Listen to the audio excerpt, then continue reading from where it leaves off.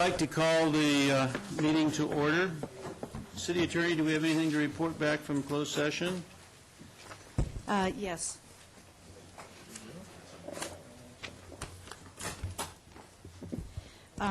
The City Council approved a settlement of the lawsuit entitled Mullins versus City of Newport Beach, Orange County Superior Court Case Number 05CC07729, and the settlement is in the amount of $125,000, which was a settlement reached during mediation, and the council approved that settlement amount.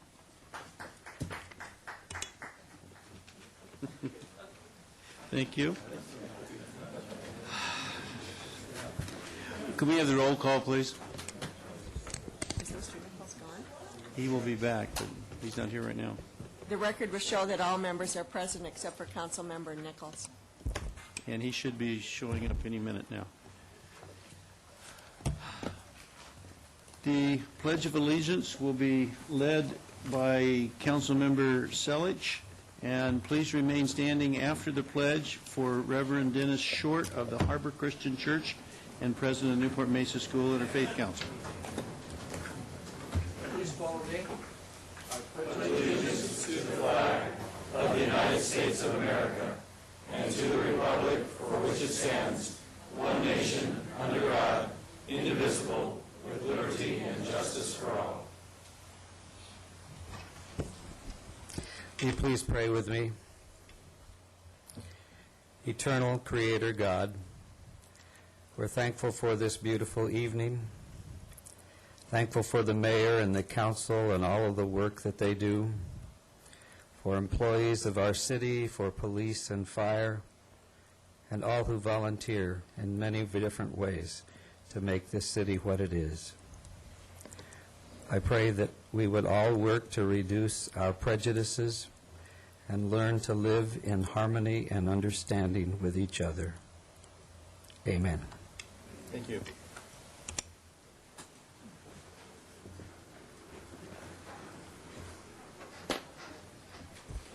Under presentations, we have three presentations which are proclamations.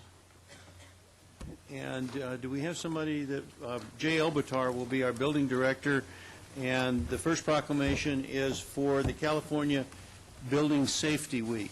I will go through, our proclamations look like this, and they tell a lot about what this next week is, and I will go through and read a few of the paragraphs related to this. The safety of the buildings we occupy daily is essential to the health, safety, and welfare of the citizens of Newport Beach. Among the world's most fundamental laws and ordinances are those which provide standards for the safe construction of buildings in which we live, work, and play. The building department is helping to ensure the public's safety and general welfare by reviewing building construction plans, issuing building permits, and inspecting buildings during and after construction to ensure that they comply with the minimum necessary health and safety regulations. It is this preventative work that contributes to the success and in keeping the occupants of the structures safe during emergencies. Cities and counties all across California are joining in to promote the building safety through the observation of the California Building Safety Week. And now, therefore, I, Don Webb, Mayor of Newport Beach, do hereby proclaim May 7th through 13th as California Building Safety Week. I paraphrased that a little bit.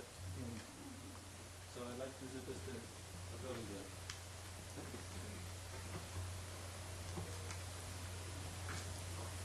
Thank you, Would you Mr. like Mayor. to say a word or two Yes, about the building?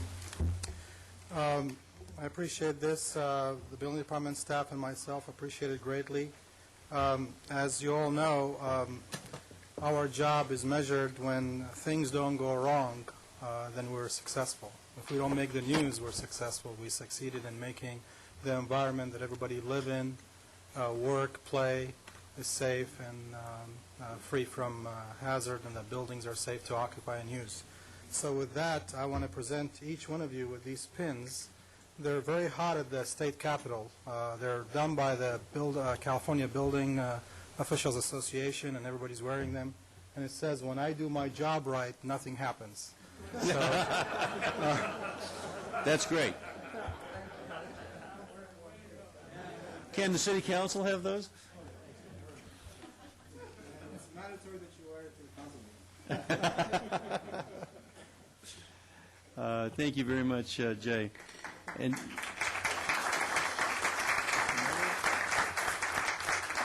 okay, how many building permits did you issue last year? What your process? And I'd just like to point out that Jay's department issued over 12,000 building permits last year. With a, well, more importantly, with a total valuation of almost $300 million, which goes to our tax rolls. Thank you very much. The next presentation we have is to the American Cancer Society for Relay for Life. Do we have some, looks like we had a great representation from Relay for Life. I'll go through this proclamation, and it's, the American Cancer Society is a nationwide community-based health organization dedicated to fulfilling the mission of eliminating cancer as a major health problem by preventing cancer, saving lives, and diminishing suffering. Since its research program began in 1946, the American Cancer Society has devoted over $2.5 billion to cancer research and has funded 38 Nobel Prize winners. Relay for Life is the signature activity of the American Cancer Society and honors cancer survivors, anyone who has ever been diagnosed with cancer, and remembers those lost in the disease.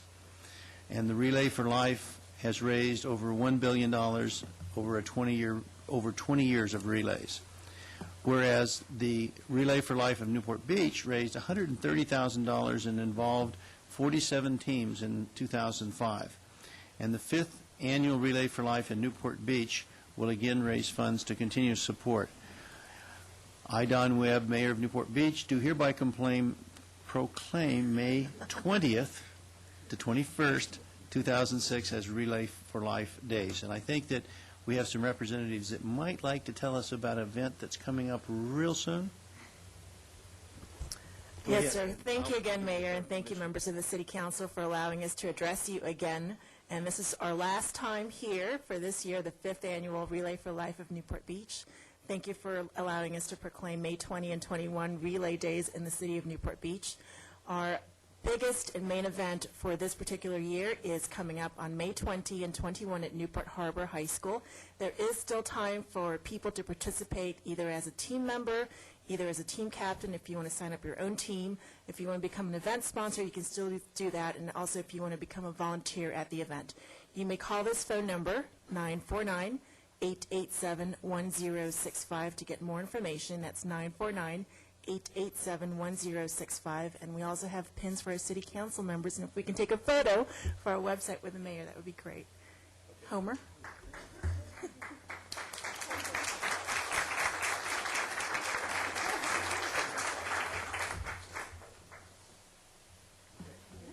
Thank you.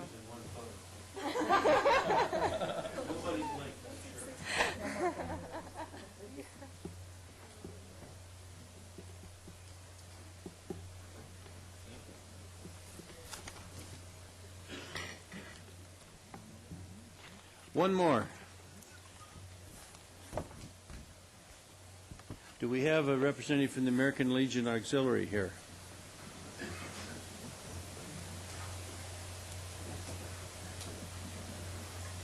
This is for Poppy Week. Nearly 1 million members of the American Legion Auxiliary, the world's largest patriotic service organization of women, are asking every elected and appointed official of the local, state, and national level to wear a poppy on the observance of Memorial Day, May 29th, 2006. The poppy honors the millions of Americans who have willingly served and who are currently serving our nation. All too many have made the ultimate sacrifice. The poppy also honors the hospitalized and disabled veterans who make the red handcrafted flowers. The poppy continues to provide a financial and therapeutic benefit to those veterans who constructed them, as well as benefiting thousands of other veterans and families by the revenues collected from the poppy distribution. In the battlefields of Belgium during World War I, poppies grew wild amid the ravages of war. The overturned soils of battle enabled the poppy seeds to be covered, allowing them to grow and forever serve as a reminder of the bloodshed of war. Now, therefore, I, Don Webb, Mayor of Newport Beach, on behalf of the entire City Council, do hereby proclaim the week of May 14th to May 21st as Poppy Week. And let me make a presentation to you. And Thank you. I'm Esther Clark from the American Legion, and this is Rachel Heidemann. She's our Miss Poppy, the second year. This is her second time. She's also an auxiliary member, and her and her family this year has helped the troops out a lot this year, and they all by themselves has raised over $2,000 worth of items that we sent over to our troops. So we're very proud of her. And we'd like her to read the Poppy story in Flanders Field if you have time for that. sure. Let me give you the Okay, proclamation okay. and get your picture taken there.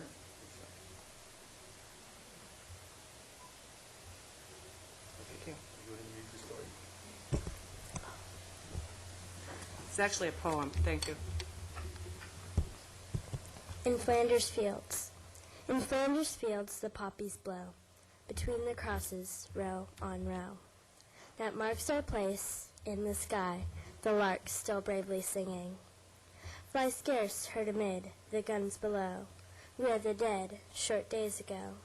We lived, felt dawn, saw sunset glow, loved, and were loved, and now we lie in Flanders Fields. Take up the quarrel with the foe. To you, from failing hands, we throw the torch. Be yours to hold it high. But if ye break faith with us who die, we shall not sleep, though poppies grow in Flanders Fields. Thank you very, very much.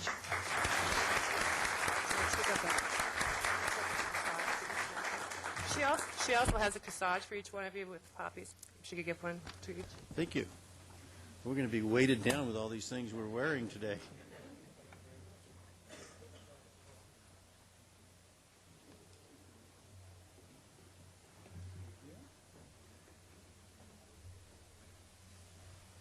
Thank you.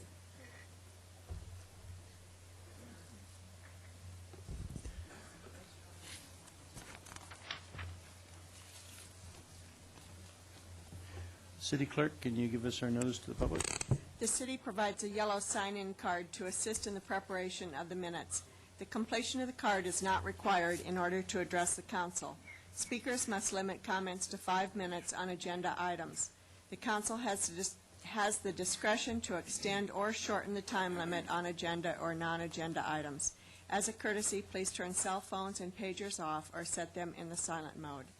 This is the time for City Council announcements or matters which council members would like placed on a future agenda for discussion, action, or report. Thank you. City Council members, do you have any announcements? Mr. Nichols? Councilmember Daigle? None, Mayor Webb. Councilmember Ridgway? Mr. Curry? Mr. Mayor, just one quick item. There's been a lot of concern of the last 10 days over accidents at the interchange of Spyglass and San Miguel. A lot of community concern expressed by that. The city manager, in conjunction with the police department, have researched the accident history there. I'm pleased to report that a decision has been reached to install permanent left turn arrows there so that there's protected left turns as you approach the interchange, which I think are going to go a great deal towards reducing the accidents at that location. And I understand we need a different kind of stoplight to accommodate that, but within a matter of weeks, that change is going to be implemented, and I commend the staff for their rapid response in that regard. Thank you. Councilmember Selich? Thank you, Mr. Mayor. I've got a couple announcements. First of all, last Saturday, we had a town hall meeting on Balboa Island. We had an overflow crowd that filled the fire station and out into the driveway. It was very well attended, probably in excess of 150 people there, I believe. And our staff members came and gave presentations, department heads from the various departments, including the police and fire chief, to the people on Balboa Island. And I want to compliment the staff on a job well done, and I've received a lot of positive comments from the people on Balboa Island from all the work that was done at that meeting. Just a couple of things that are coming up on Balboa Island.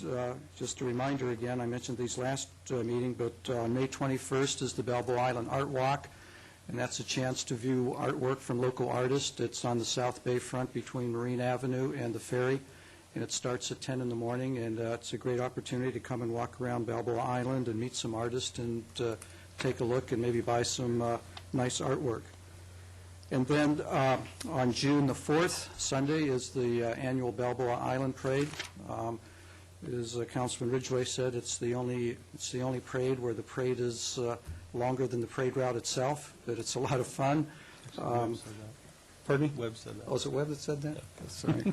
Whoever. I was listening. But it's a lot of fun, and you might even get to see some of the councilmen up here riding in the parade, and that's starts at 11 o'clock, and the bridge closes down to vehicular traffic at 10, so if you want to get there by car, get there before 10, otherwise you can walk over on the bridge. Thank you. Thank you. Councilmember Rosansky. Yes, two announcements.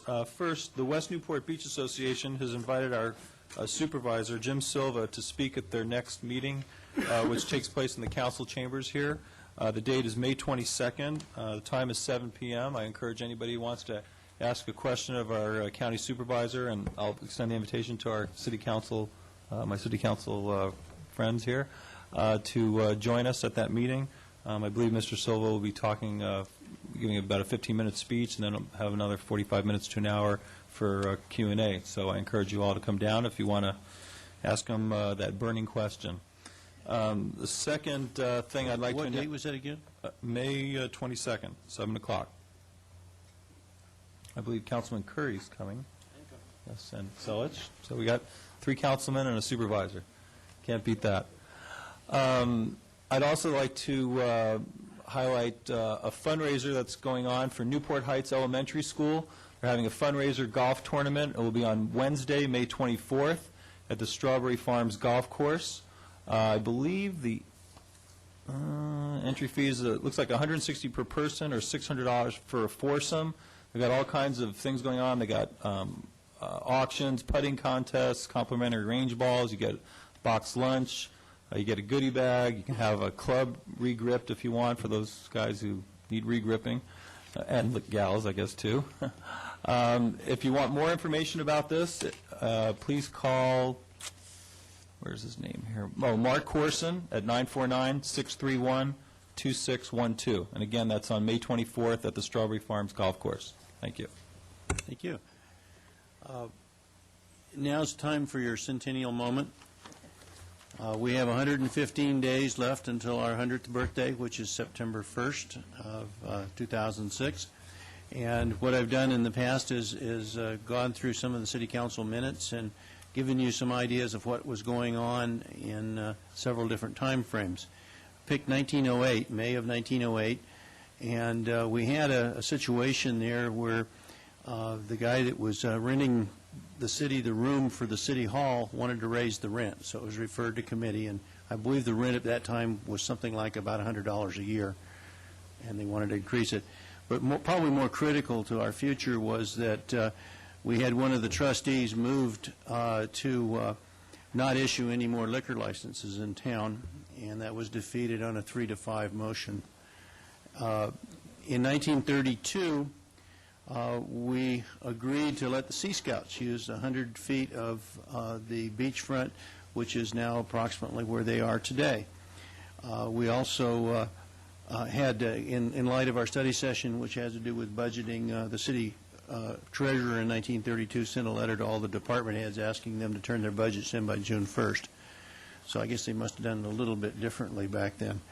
And in 1960, a letter was ordered filed because they felt that Mariners area didn't have enough people living in the area to support a library. However, I think they went ahead and built it anyway. So that's the father or mother, whatever you want to call it, library of what you see today as the John and Donna Crean Library that we just opened in April. So that's your centennial moment for this council meeting. City Clerk? You know, I wish the centennial would just go on another year, Don, so we could have another year of those things. No? Well, there might be other people that would disagree. Consent calendar. All matters listed under consent calendar, items 1 through 14 and supplemental item 20, are considered by the council to be routine and will all be enacted by one motion in the form listed below. The city council members have received detailed staff reports on each of the items recommending an action. There will be no separate discussion of these items prior to the time the council votes on the motion unless members of the council, staff, or the public request specific items to be discussed and/or removed from the consent calendar for separate action. Members of the public who wish to discuss a consent calendar item should come forward to the lectern upon invitation by the mayor, state their name and item number. If the optional sign-in card has been completed, it should be placed in the box provided at the podium. Thank you. Do anyone of the council members wish to pull something from the consent calendar, starting with Mr. Nichols? Yes, I would like to pull one item, and that's item number 10. Okay, Councilmember Daigle? No, I did express earlier concern about number 12, but during the break I was able to get my concerns addressed by our General Services Director. Thank you. Councilmember Ridgway? I believe item number 10 is going to be continued by staff. That's correct. Okay. I have nothing, thank you. Well, I'll defer to your item number 14. Good. That's I always plan on pulling it. Okay. Councilmember Curry? Mr. Mayor, just a brief correction to the minutes on page 642. Mr. Heffernan was listed, and I think I was voting here that day. And then I'd like to hold pull number 6 just for some community discussion on that item. Thank you. Councilmember Selich? I have nothing. Mayor Pro Tem Rosansky? Yes, I'd like to pull item number 12, please. And I'd like to pull item 14. Is there anybody in the audience that would like to pull an item? Why, it's the former mayor of Costa Mesa. I believe, I would just like to emphasize. Would you please introduce yourself? Sandra Guinness. Okay. I also would like item number 6. Good. Anybody else in the audience wish to pull an item? That's items 1 through 14 plus supplemental item 20.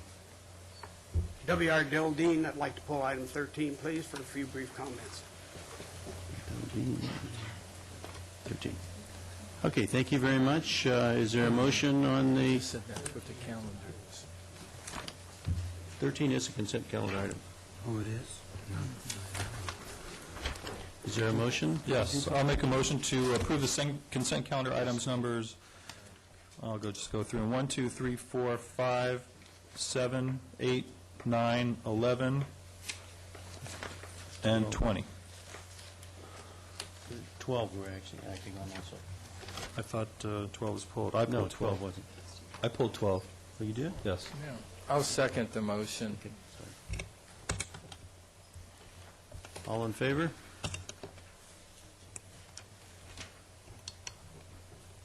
Motion carries. Thank you. Okay. Consent calendar items, this would be item 6, is Councilmember Curry. Thank you, Mr. Mayor. As you know, this council has previously heard in study session a presentation on the Measure M renewal. It's a critically important issue for our city. It increases from $14 million to $60 million the available funds for local streets and roads here in the city of Newport Beach. It will provide more than $240 million over the term of its life for water quality improvements that will be specifically helpful to what we need to do on the beaches and in the bay.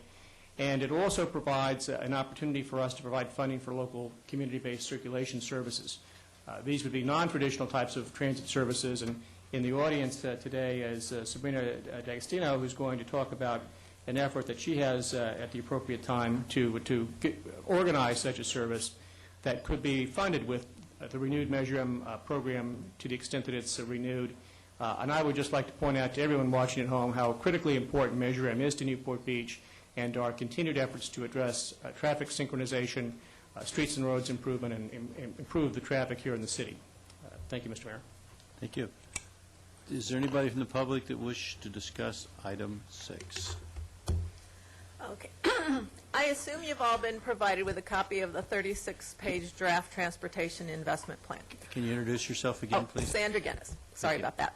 Now, the draft document describes Measure M, but it is not Measure M itself. That's an important difference. And I'm told that the actual measure will not be completed for a few more weeks. And it is with some irony that I note that the first paragraph of the draft investment plan document refers to the promise of the 1990 Measure M, broken promises from my perspective.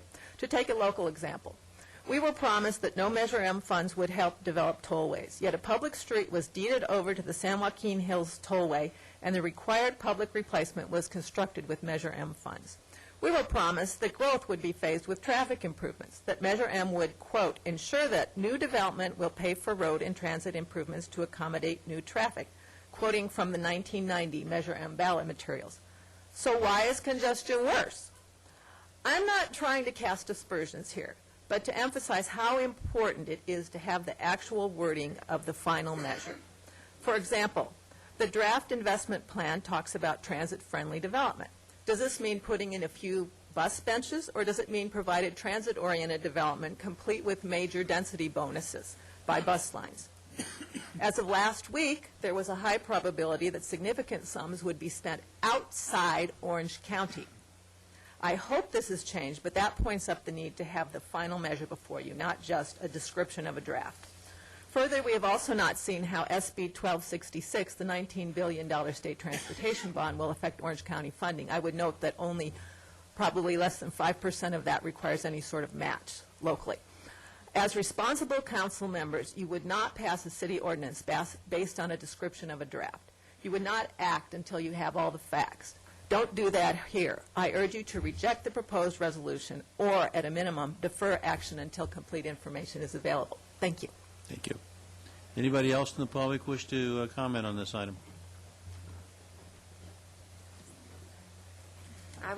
Yes, hi, my name is Dolores Otting. I live in Newport Beach, and I would like to echo what Sandy Guinness just said, and I appreciate her taking her time to come to our city to inform the residents about the draft, and I would hope that our city council would make sure that when the final document is out, we should put it on our website, since it's been before us many times.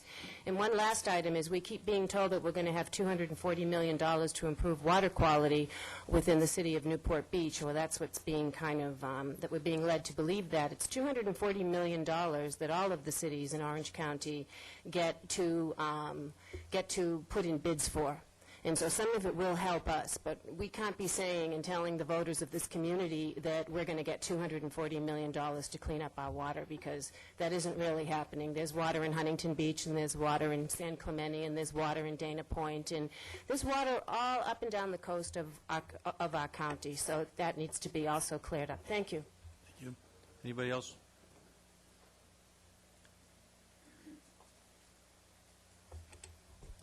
Hi, City Council members. My name is Sabrina D'Agostino. I'm with the OC Cruiser, and I also have something for you tonight. If you don't mind, some packets that we can hand out just so you can follow what I'm going to do.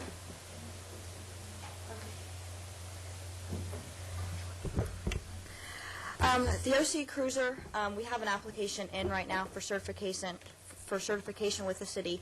We propose to be Newport Beach's beach transit system. This is the OC Cruiser. There's 4 buses. We have scheduled routes that stop at locations like Newport Pier, the Fun Zone, the corner of Riverside and PCH, which is where the bank right across from Newport Beach, Restaurant Row, Centennial Plaza and CDM, Fashion Island, just to name a few of the stops that we have planned on our route. We also have, in your packet, there is a route plan, and there's also a blown-up one here, if you'd like to see that as well. All of the buses are woodieized, what we like to call, to resemble the Newport Beach surf woodies. They'll have surfboards up top. That's the only advertising we'll be having for our sponsors. All other advertising is on the inside. We're family and kid-friendly. There's flat-screen TVs, Jimmy Buffett, the Beach Boys playing inside. If you're interested in what the interior is going to look like, plush Hawaiian fabrics, et cetera, et cetera. Everything's beach-friendly. We've spoken to the Conference and Visitors Bureau, the CDM Business Improvement District, the Balboa Business Improvement District. Everybody is very excited. There seems to be a huge need for this. Sabrina, excuse me, can you please tie this into the Measure M program, please? The tie-in is, we are a private sector. We have private funding for so long. we would need Measure M funding to double up on the buses, be able to stop at places like community centers, schools, restaurants, et cetera, to be able to make this an actual resident-used system. Our private funding can last us for essentially a year, maybe two, depending on the how many people use the bus every year, advertising revenue that comes in as well. So we would really appreciate the consideration of the council in when the Measure M funds, or if the Measure M funds become available, so we can expand and help the city with the transportation and parking problems. So you would urge us to support this resolution? That's what I'm asking for, yes. Okay. Thank you. Thank you. Is anybody else in the public that wish to comment on the Measure M items? Mr. Mayor, can I acknowledge the presence of Art Leahy from OCTA, who may want to make a couple of comments in reference to some of the previous speakers. And I would simply reference in conjunction with the previous presentation here that I know there's a lot of skepticism on our ability to sustain transit bus service here in the city, but this is a great example of private sector initiatives tailoring a product specifically for Newport Beach and the kind of service that the renewed Measure M program would allow us to offer to our citizens on a more sustained and ongoing basis. Okay, thank you. Go ahead, Art. Thank you, Mr. Mayor, members of the council, members of the public. I'm pleased to be here. I apologize for being late. I was up at the City of Anaheim Council. They met at 6 and had this very same item on the agenda. I'm pleased to report that they voted in favor of asking the voters whether they wanted to approve this sales tax. Of course, the question before the council is not whether or not the tax should be renewed. The question is, should it be placed before the voters for their consideration? To do that requires quite a steep mountain to climb. It has to be approved by a majority of the cities, representing a majority of the population. It then has to be approved by the county board and by 2/3 of the OCTA board. It has to have an investment plan, more detailed, more stringent than any tax that I think anybody in this room has ever seen before, more safeguards than ever been seen before. There are 7 or 8 safeguards that are stronger than they were 15 years ago when this tax was first approved. After all that work is completed, it then goes before the voters, where it would then have to require a 2/3 vote to go into effect. Just a few comments on some of the news of the day. The state bonding initiative, very important. That's really a down payment on the transportation requirements of California. But I would know Orange is less than 10% of the population of California. So a $19 billion transportation bond for California may produce, if it's proportional, maybe $1.9 billion. I would note for you that we as a county don't compete very well with other counties in Sacramento. These monies would be allocated by people in Sacramento. In contrast, Measure M is about $11.9 billion that must stay in Orange County. It is controlled by the voters of Orange County, by the electeds of Orange County. It's subject to an annual review by auditors who report to the board. It's subject to 10-year reviews, which would have to go to the public if there were going to be a change in it.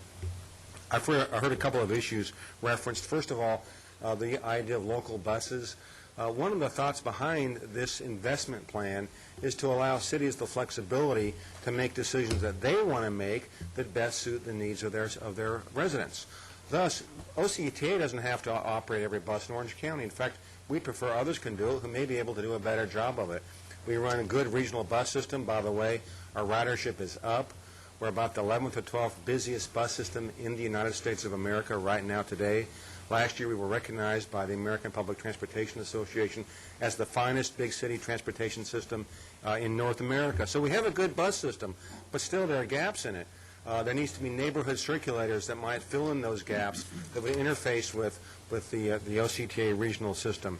On the issue of water quality, this is a transportation program. The purpose of it is to improve transportation. We all suffer in traffic every year. We all know that transportation is an economic asset. It's important for the economy that we enjoy in Orange County. It's important for the quality of life that we enjoy. However, as part of that, we also recognize that there are deposits left on our roads which are then washed into the ocean when rain hits the streets and the freeways and runs down into the rivers to the ocean. So we've allocated $240 million that would be competitively spent. Cities could join with water districts, with sanitation districts, to put together the very best projects they could, maybe with other matching funds. We would then seek to evaluate those programs. OCTA would not do a water program. We would fund others who would do it. We'd seek to find the programs that have the biggest bang for the buck. So we'd look for the water cleanup programs that had the most impact on the quality of our beaches and our ocean water. With that, I'll close. I'll just say to you that the Measure M program that was approved in 1990 is coming to an end. We've recently done major investment studies on the 405 freeway. We don't have any money to do that construction.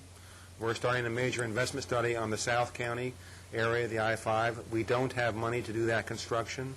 We've completed a major investment study and alternatives review on the 91 corridor. We do not have money to do those projects. The Measure M program is coming to an end. So the issue before us will be, do we want to continue to make an investment in transportation? That's the question. I'd be pleased to try to answer any questions you might have. There was a comment made earlier by one of the speakers that part of the transit money that was shown in the program would be spent outside the county.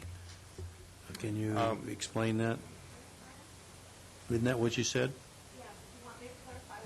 No, not necessarily, but that's what I thought you said. Well, it's an Orange County tax. It goes to the Orange County Transportation Authority. It's used to pay for the Metrolink system. It's used to pay for the Metrolink extensions that we would encourage cities to come up with ideas on, the community circulators that I've just been discussing.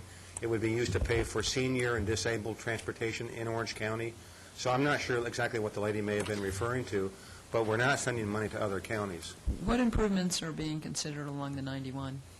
There's a variety of improvements, basically from the 57 and the 55, where they hit the 91. There are choke points there. We want to address those choke points. We would be looking at better connectors to the 241, over to the 91, over to into Riverside, a widening as much as we can along the 91 into Riverside County, dovetailing, by the way, with investments which Riverside is planning to make in Riverside. Okay, thank you. Any other council members? Does anybody else wish to comment? Mr. Nicholas? I'd like to ask a question, if I could, on that. I understand there are no bridges being talked about across the Santa Ana River, particularly south of the 405, and it's pretty choked up in that part of getting across Costa Mesa. In fact, the 405 getting across the bridge there is the toughest thing to do, either way, most of the day. Is there anything going to be done? I don't know of anything in that Measure M to address that. Not Mayor, council members, not in the Measure M program. We are working with the cities to try to confront what we ought to do with that river crossing. There's some alternatives analysis which will be underway. We'll evaluate that and then come to some conclusions about what ought to happen. As you know, there are some cities in favor and some cities strongly opposed to a new bridge, and so we're just going to have to wrestle our way through that controversy. I have another one, 55 Freeway at 19th Street, where that ends down to Coast Highway. Is anything there? I understand there's nothing in Measure M for that in the future. There's not. What's in Measure M are projects which are fairly well developed.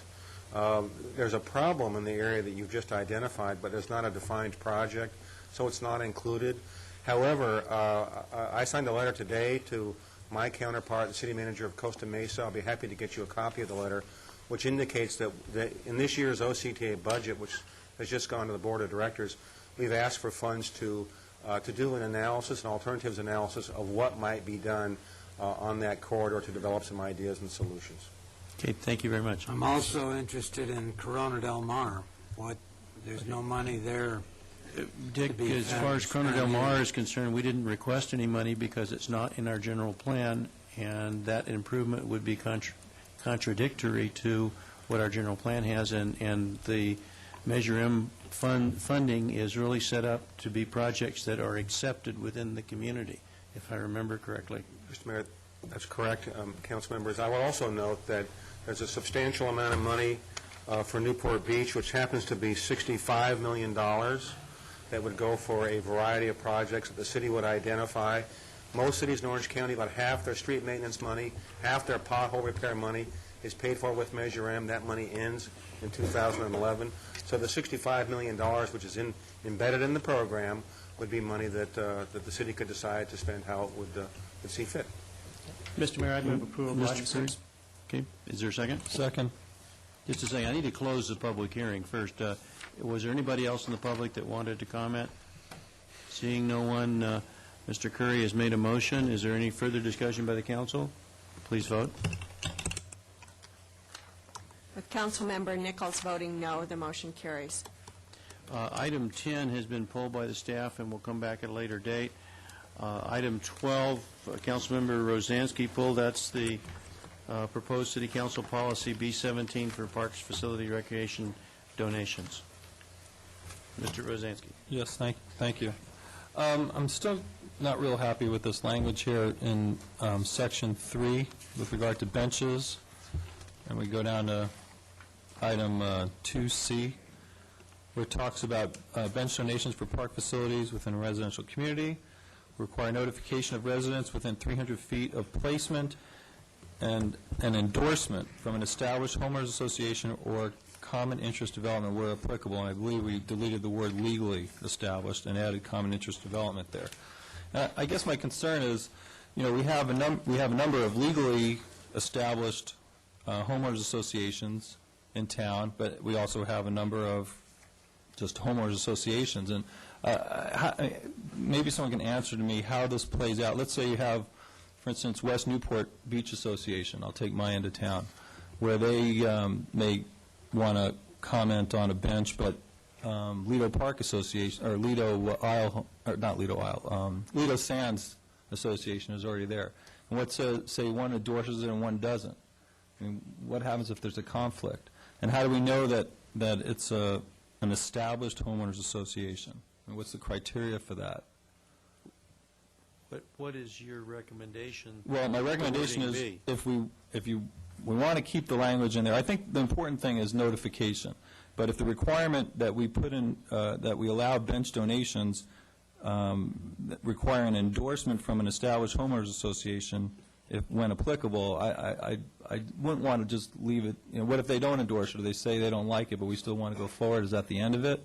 I mean, I understand the need to notify them and get input from these associations that control these areas, but, you know, I don't, if it's not a legally established association that would have a legal interest in the placement of the bench because it's within their boundaries or adjacent to their boundaries, then I would say I'd want it to be more of a notify them and allow them time to comment role, but not require an endorsement of a non-legally established association.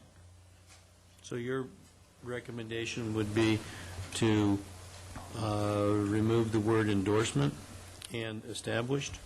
I would just, well, I'd say community will require notification of residents within 300 feet of placement, and any, or residents and any established, I'd probably put the within 300 feet of placement at the end of the sentence, and just make it notification of residents and any homeowners association or common interest development when applicable within 300 feet of placement, and remove the requirement for an endorsement from the homeowners association. Does the council have any particular problems with that? That's a motion. I'll second it. Okay. Do you understand what he said, Mark? Yep, I got it. Good. I have a Okay. question, Don. Mr. What Nichols? about the homeowner that might have property, or the property owner that has property that this is on the city property right in front of? In other words, that's an easement. They would very definitely be contacted, and I would assume if they're opposed to it, the General Services Director wouldn't install it. Is that going to be part of our policy as well? It's I not- think it makes sense. Well, if I can just interject for a second, the Parks, Beaches, and Recreation Commission has final approval of the location of those benches. So if there is a bench to be placed, if someone wants to donate a bench, and it is on the inventory, the space is on the inventory of the General Services Department, they can go to the commission to make that request. If a person is against that placement, they have that ability to talk to the commission as well. Okay, thank you. We have a motion on the floor. Is there any public comment? I all couldn't right, support council, that the please. way it's written. Council, please vote. With Councilmember Nichols voting no, the motion carries. Okay, we had a request from the public, I believe it was a Mr. Dildine, is that correct? For our dean on item 13, which is an amendment to City Council Policy F14. Good evening, W.R. Dildine, presiding Balboa. I really enjoyed watching your work session on this. It really enlightened me from areas involved that I'm involved with at the state level. When I got the staff report, though, I did have some concerns, and it had to do with the definition of service contracts. And I called City Hall this morning, and thank you to whoever answered the phone in the city clerk's office. They referred me to the city attorney's office, and I got the person I needed to talk to, and we probably talked for a good half hour, and I thought it was very enlightening. One comment I have is I support the document as is. The thing that troubles me and is going back and is reviewing the city charter is Councilmember Ridgway's comments about public works. Now, if that was not addressed in your charter, there is similar provisions for informal bidding ordinances, granting authority, increase in limits every 5 years that really benefit the taxpayers. 7, I believe it is, out of the 107 charter cities have adopted it. In talking with the city attorney, the only way we could do it here would be to rescind that particular item. I really feel that hopefully by 208 or so, with some of the things that I feel are coming up, free advertising, deleting newspaper advertising, it's not effective, it's a waste of money, construction industry feels, that we could get together and work out something that would benefit the taxpayers and save the city some money and get work done in a more efficient manner. Thank you very much, but I do endorse what you have here with the laws on the book, 200%. Thank you very much. Is there anybody else in the public that would like to comment on this? Seeing none, I close the hearing. Motion to approve item number 13. Could you please vote? Motion carries. Okay, I pulled item 14. It has to do with the formation of a committee to study appropriate ways to honor the fallen from the 1st Marine Battalion, 1st Marine Division at Camp Pendleton. And I did so because I think that I'd like to recommend to the council that we reduce the size of this committee a little bit. And my suggestion would be that we have, as stated, one council member, that there be 2 members from the 1-1 committee, 1 member from the Parks and Recreation Commission, 1 member from the Arts Commission, 1 staff member, and I'd like to add 1 member from the American Legion post. Post 291. Mr. Mayor, I introduced this last week, and I'd be most supportive of those recommendations, and that's... Well, is that a motion? Yes. Okay, I'll second the motion. Is there anybody in the audience who would like to comment on this?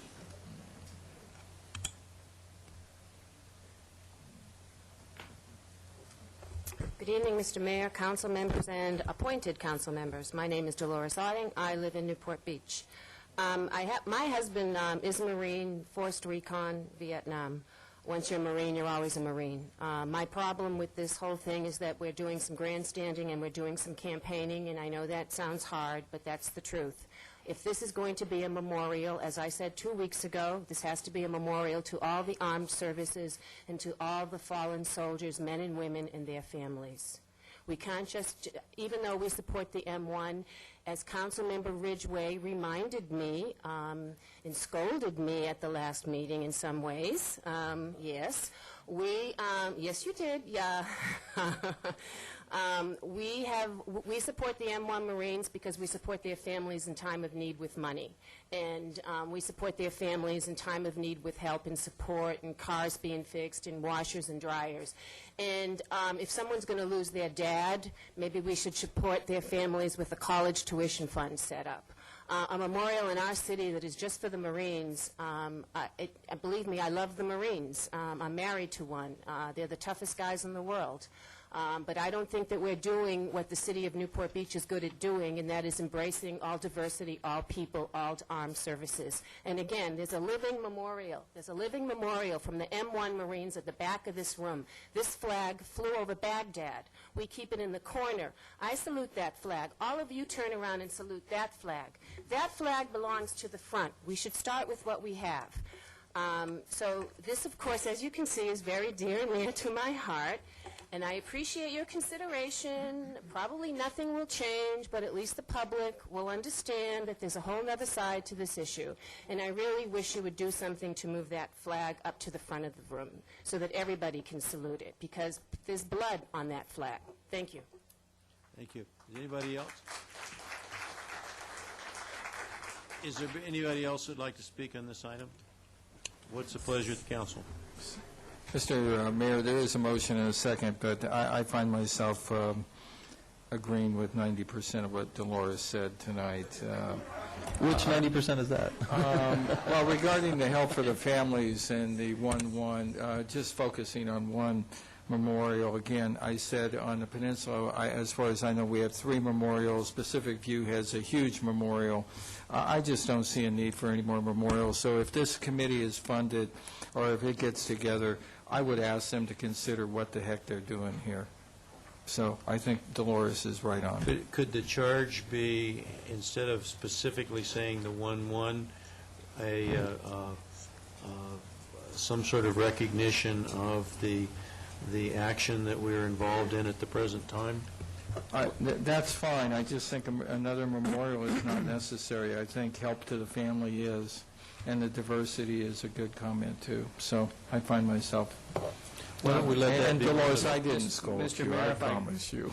If I could, Mr. Curry? as it relates to the 1-1, not the M1, I know the 1-1 committee has considered this issue, and they have wholeheartedly supported it. I don't in any way mean to distract or detract from any of the support that the city has given the troops in the field, their families, on an ongoing basis, and certainly that's going to continue.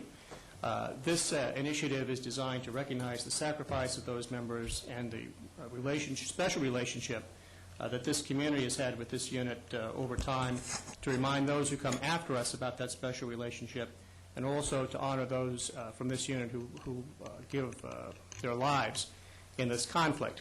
I think, frankly, we need more memorials, not less, in the city, and I think this is a perfectly appropriate one, and I'm proud to be in support of it. Thank you. Anybody else? Mr. Nichols? Yeah, I believe that maybe we ought to consider whether it should be for one specialized group or a broader, and I prefer a broader context here. Will the maker of the motion consider an amendment that would allow the charge of this committee to review that overall concept and come back to us with a recommendation? I would, Mr. Mayor. I think it's fully appropriate for us to honor the 1-1, but I think the committee can come back and recommend how that can be best put in context for the community. I'll second that. Thank you. Is there any other things council wants to do? Please vote. Motion carries. The next item on our agenda is, not yet, public hearings. The next 2 public hearings should be rather short and rapid items, and then we will get into what most of you are here for. The first item is item number 15, which is the Pendragon North America Automotive site. Who's going to give the report on that? Patty Temple, Planning Director, will. Yeah. In absence of a report, I know we have a lot of folks here. I don't have any objections to the project. I don't know if any of my colleagues do. Okay. I thought the report was certainly very explanatory. I mean, I'd make a motion for approval. One moment, though, does the applicant have any concerns with any conditions of approval? Are you okay with everything? Cool while you're ahead. I would like I'll to second your motion. Wait, hold on for just a second. Patty, do you have a comment? The applicant did not object to any of the Planning Commission's suggestions for conditions. I believe that they're here, but I don't know that they necessarily want to speak, Okay. unless you have questions of them. I bet they just want an approval. Let's see I if there's think any so. public comments on it, and then we will make a determination. Does anybody in the public wish to comment on this? Seeing no one, I would like to wish them the best of luck with their business. can we have a motion? Oh, excuse me. And I seconded it. I'd still like to make a comment. Mr. Vote, if I could. Nichols, please. You have an Exhibit B and an Exhibit C in the back on page 34 and 35, and we're rezoning the subject site, I understand, Patty, from APF to RSC, which is appropriate. I forgot what the heck the APF is right now. Retail, service, commercial. The other one was professional. It's just generally, it's our office category. Right.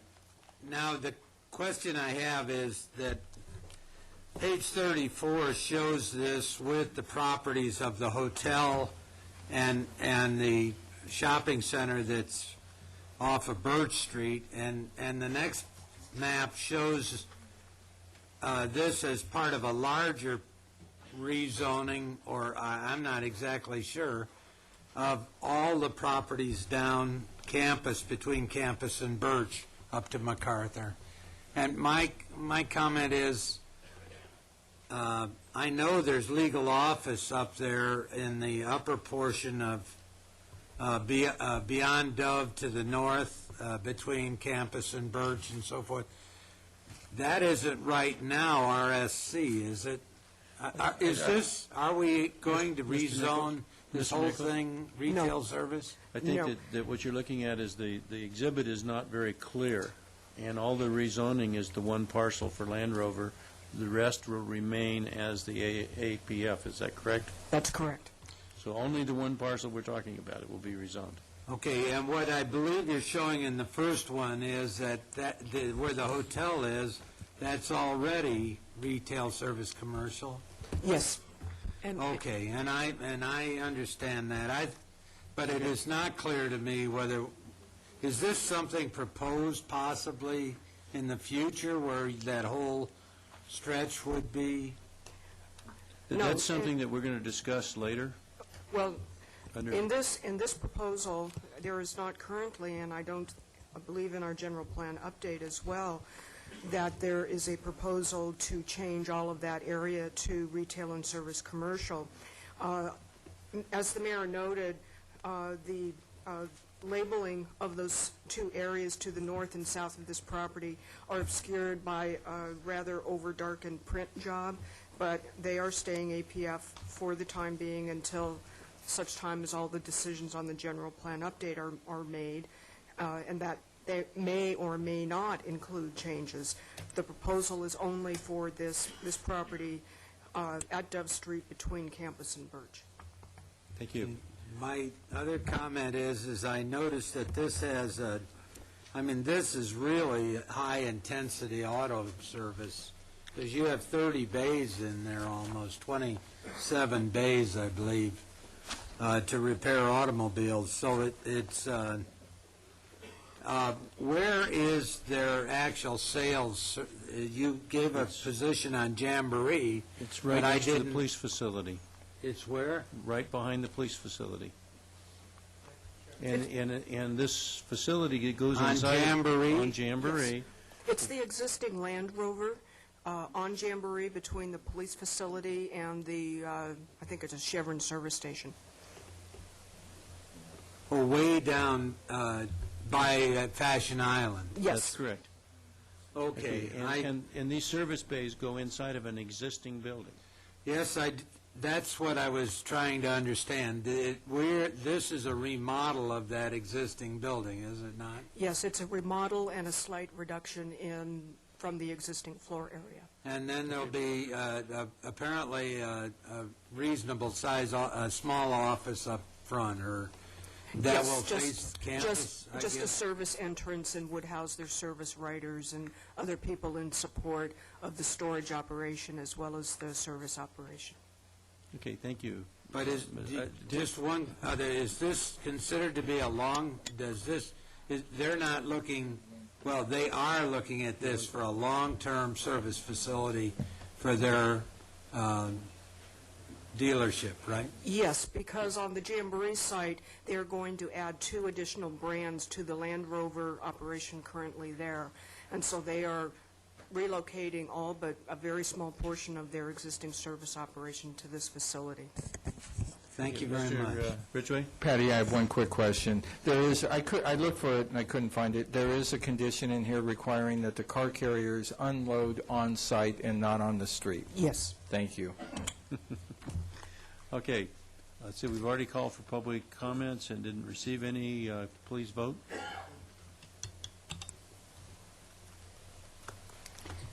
Motion carries. Thank you. The next item is our Community Development Block Grant Fiscal Year 2006-7. It's a one-year action plan. I think the staff report is very clear. Does the council have any questions related to any of these grants that are being handed out? I do have one, and that is... You just have one question? Yeah, I think so. I don't think it's a on-and-on question. Our community block grants particularly seem to be on a negative. In other words, they start out big and are tailing off very rapidly towards zero, and that appears to be the case with many of them. Do we plan, or is there some thought on the city's part of just dropping this? Because we have all kinds of liabilities for what's the, I mean, I don't think it's to our benefit to maintain these block grants. Mr. Ridgway? Mr. Mayor, thank you. No, we can't drop this. This is part of these funds, a large portion of these funds, if you read this, pays off our Section 108 loan where we borrowed money to redo Balboa Village. It's a significant portion, so this is a very important grant to us in the long term. Well, that part we could keep, but No, you can't pick and choose. My question is we're signed up for a mass housing program and everything else, and that doesn't seem to follow. Although I understand if the federal government disbands the program, then that loan will be forgiven. Correct. Is that correct? That is correct. That's right. And I believe that we are required to distribute, was it 20%? 15%. 15% of the monies we receive to these various grants. Is that That's correct? not a requirement. It's a maximum. Oh, it's a You maximum. don't need to Okay. use any of the block grant for public service grants, sub-grants. Okay. So we are distributing the maximum amount that we can and recognizing that it is decreasing, and as it gets below $5,000, we end up consolidating so that we can give it to fewer people, if that's correct. Correct. Is there a motion on this item? I'll make a motion for approval. Okay, and would anybody in the public like to comment on this? Seeing no one? Need a second. Second? Please vote. I challenge you to tell me you understood everything. With Councilmember Nichols abstaining, the motion carries. Thank you. The next item on our agenda is the general plan update, land use and circulation elements, implementation program, and draft environmental impact report. I understand that most of the people out in the audience are here to discuss the Santa Ana Heights Horse Trail, either pro or con. And for your information, one of the earlier items on the agenda that we passed was to adopt a policy that clarified any changes that the city might make, and either additions or deletions to the city's either general plan or the specific area plan of Santa Ana Heights. And that policy would be that before we take any action one way or the other would be that we get written comments back from the county, because our annexation agreement indicated that we were to keep the general plan and the specific area plan for Santa Ana Heights as it was, unless the county and the PAC were given an opportunity to comment and changes were made through those two organizations. So as this particular item relates to the circulation element, in doing our general plan, one of the things that our staff did was to try to put together various different elements and try to bring forward items that are currently in either our existing general plan or in our various different zoning codes. As a result of that, we added one drawing to the general plan circulation element which shows trails, both equestrian and pedestrian trails within the city. And so that technically speaking, we are amending, or not amending, but we are adding to our general plan, if it is approved by the City Council, an element that would include equestrian trails. And we will need to send a letter to the county and see if they approve one way or the other of this particular addition. So tonight and in our various different deliberations related to the circulation element and the other land uses within the area, we're not going to be making a determination one way or the other whether the trail stays or the trail goes. We are going to be waiting to have some input from the county as to what their thoughts on it being in our general plan are. If we were to not include it in the general plan, it would still be in our city-adopted specific area plan,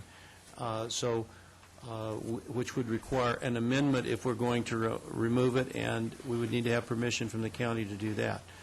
Now, I've rattled on a little bit. Is there anybody else in the council that would like to comment on this before we actually go into the hearing? Yeah, I'll try to put it in plain English and not engineering ease. Engineering ease.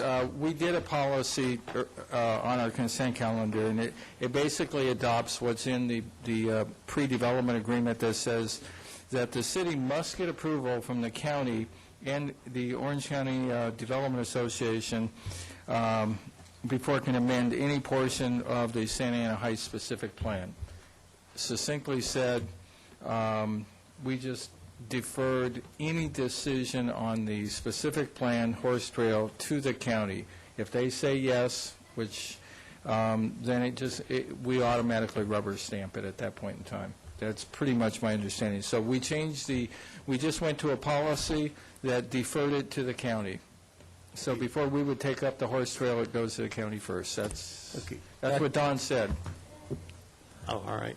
Well, Mr. Rosansky. I just beg to differ with one of your comments. I don't think we're going to rubber stamp anything. I think it'll come back here for debate if that's the way it goes.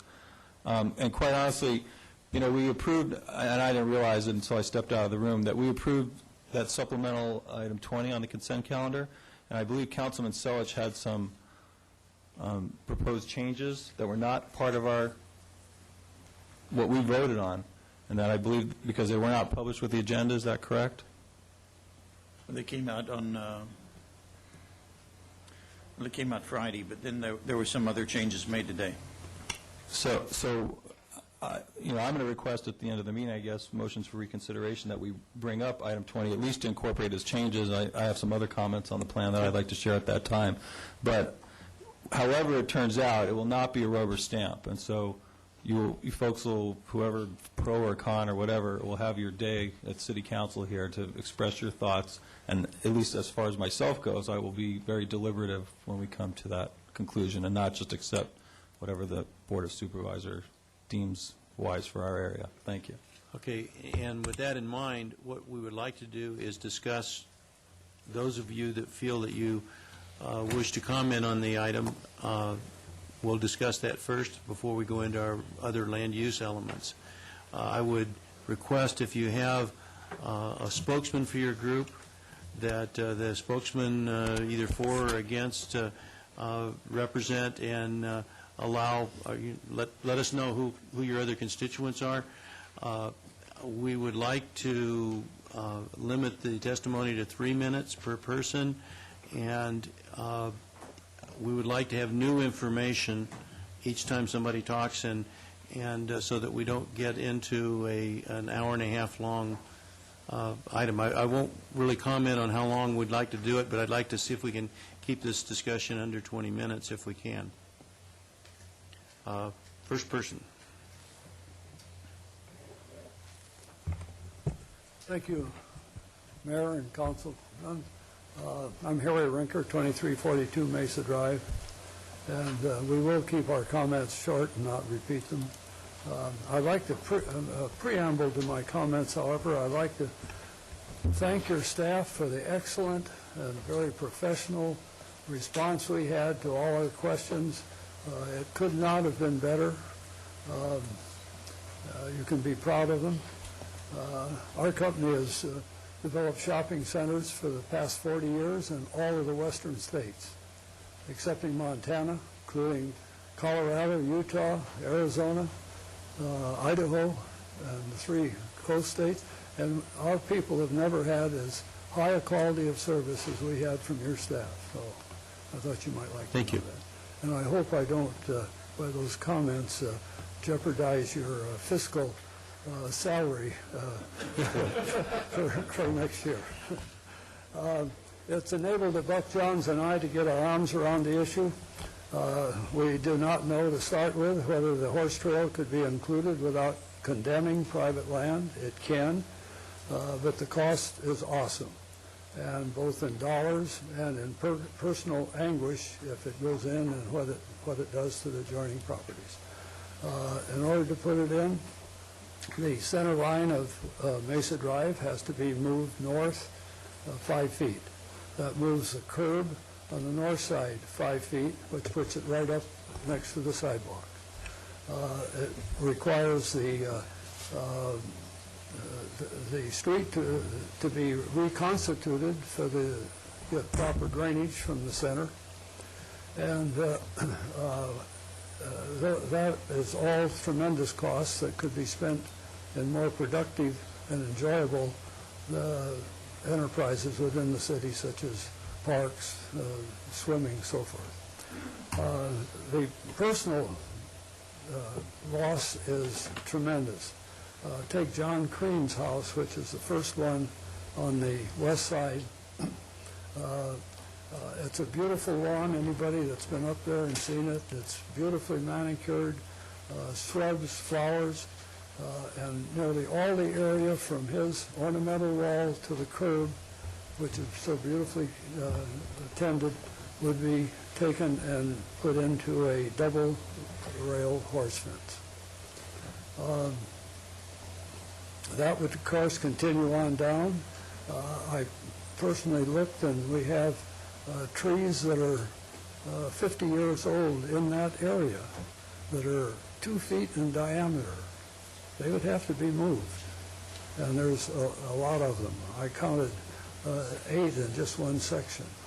Mr. Reeker, your 3 minutes is up. How much longer do you need to have to close? Can I have another minute or two? Well, tonight we're going to have quite a few people, so that I'll give you about 15 seconds. How's Let me that? conclude with 2 statements then. Sure.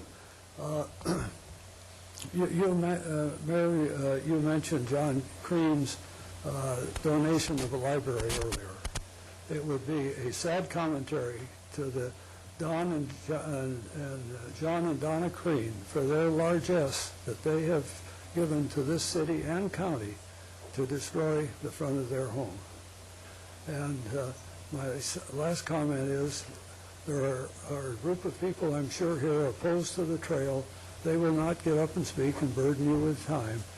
May I have your permission to ask them to raise their hands? Yes. Those of you that are opposed to the trail, please raise your hand.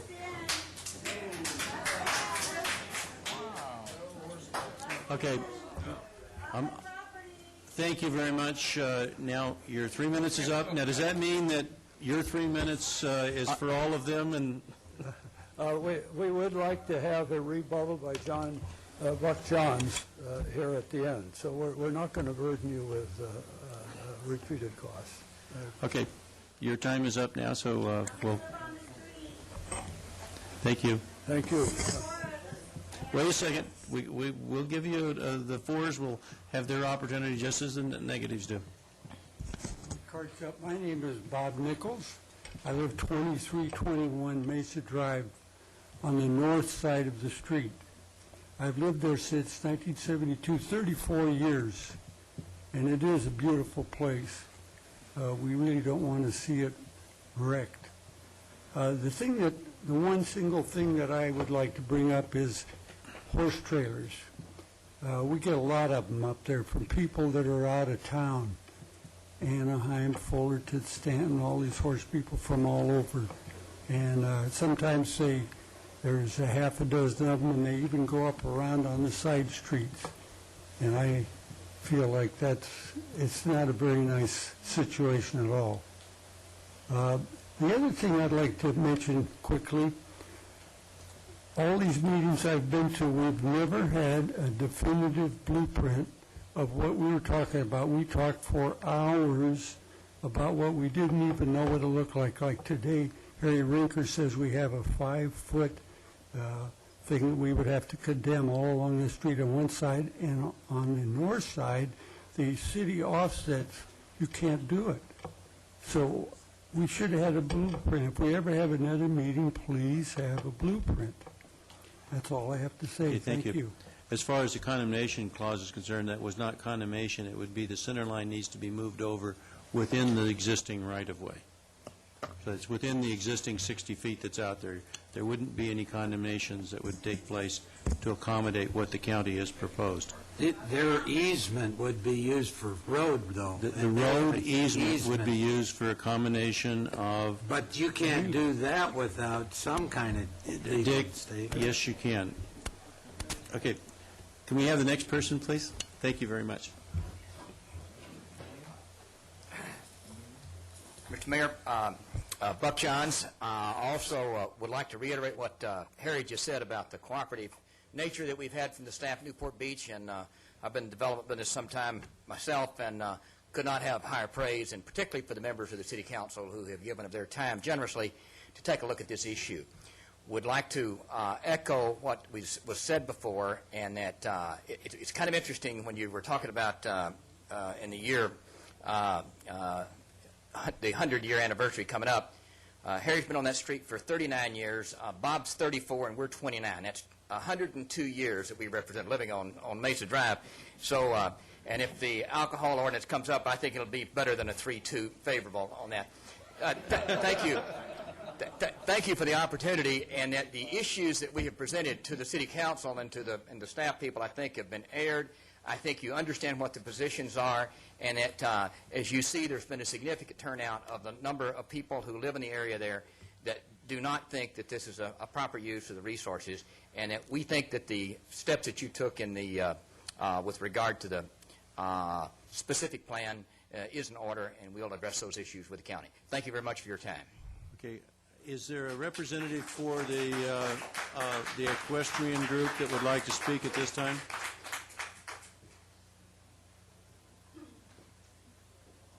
Hi, everyone. My name is Jane Jones. It's spelled Jayne, and then Jones. And I live at 20122 Cypress Street in Newport Beach.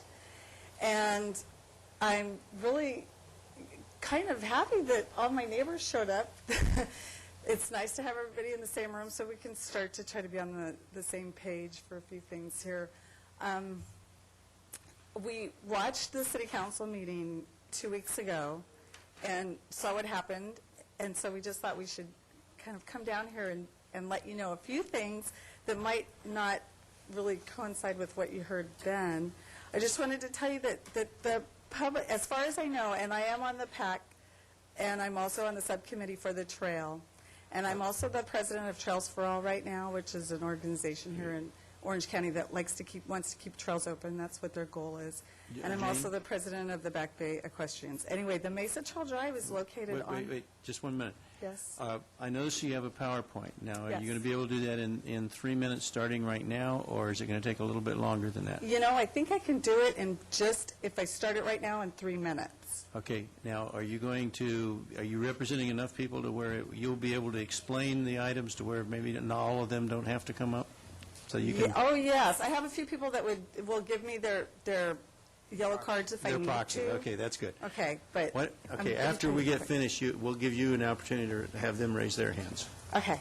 And I just wanted to kind of let you know a little bit more. But now, first of all, this trail is actually on the riding and hiking trails for the county master plan, and that's what it just shows you overall of the county.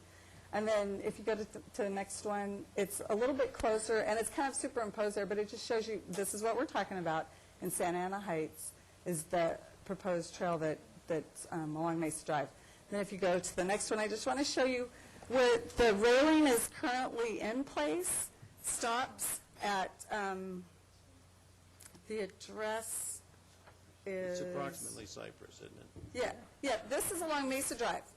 Okay, and it stops at about, oh, shoot.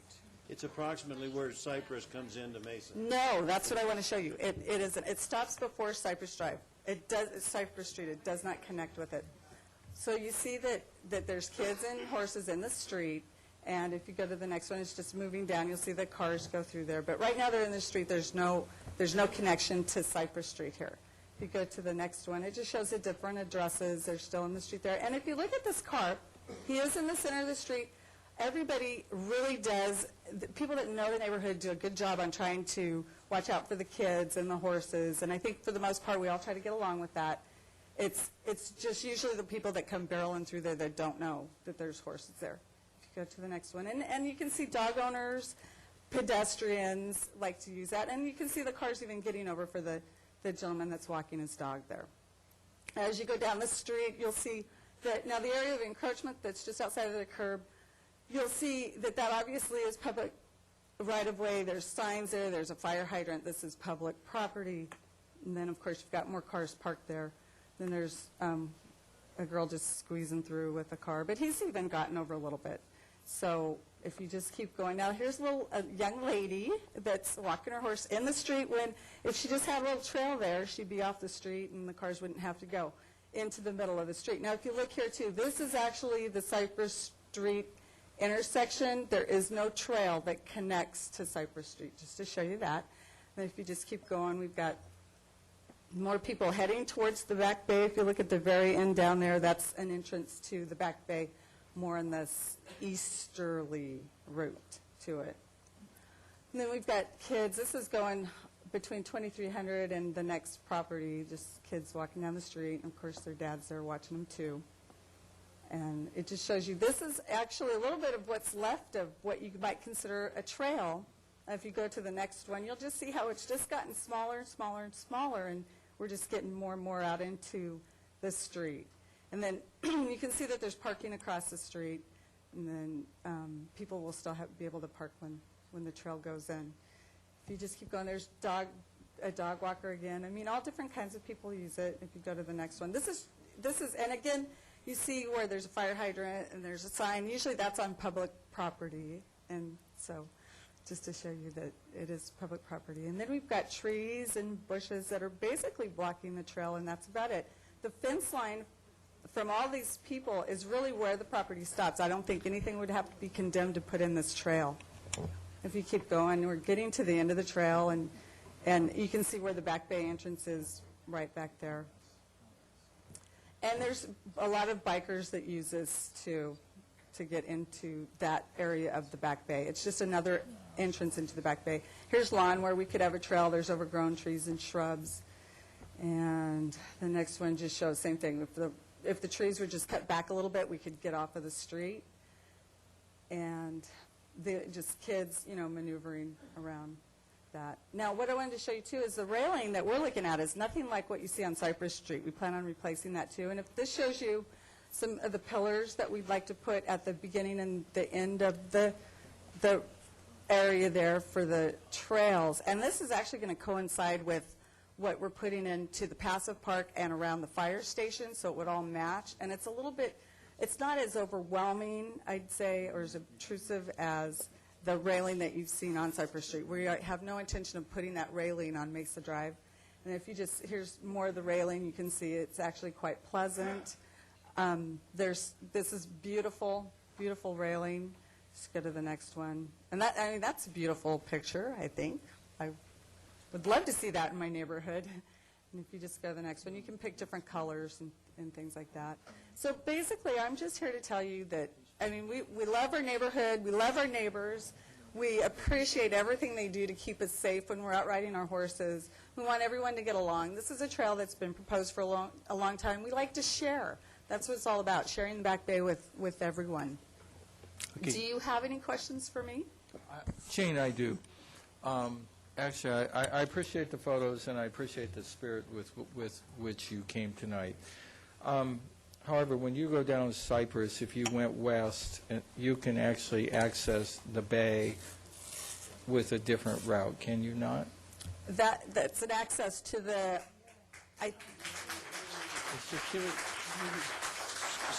Excuse me, we're not going to get anywhere tonight if we end up having demonstrations, so please hold your applause. We're just trying to get facts. I just want to, if you go west, and I don't think you have to go far, I went up there, but you can access the bay by going west on Mesa from Cypress.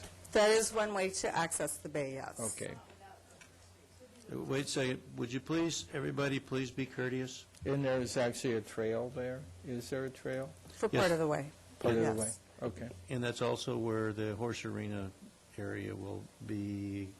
Well, that's going- down off of Mesa Drive. Right, that's the way the horses would go through there and out Yeah. to the bay. It's sort of like the Delhi entrance to the back Yeah. bay versus the San Diego Right. Creek entrance. So wouldn't you want to go by your little rink on the way to the back bay? If you're going in that direction, yes. Well, I mean, they're just, horses like to see horses, don't they? But you have to remember, this is a trail for everyone. This is for hikers, bikers, and equestrians. I mean, would you expect all the dog walkers to only go down that way, too?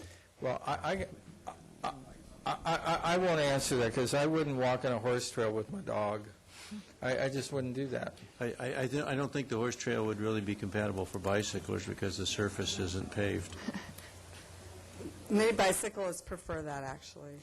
Well, okay. Jane, you might be pleased to know that on an earlier item in the consent calendar, we did approve the consultant work for the environmental on the horse ring, Yes. not to be confused with rink. Okay, Yes. now, I'd like to give you the opportunity to have people that They don't you skate. have represented today that would like to see the trail. Can you have them raise their hands? Or stand?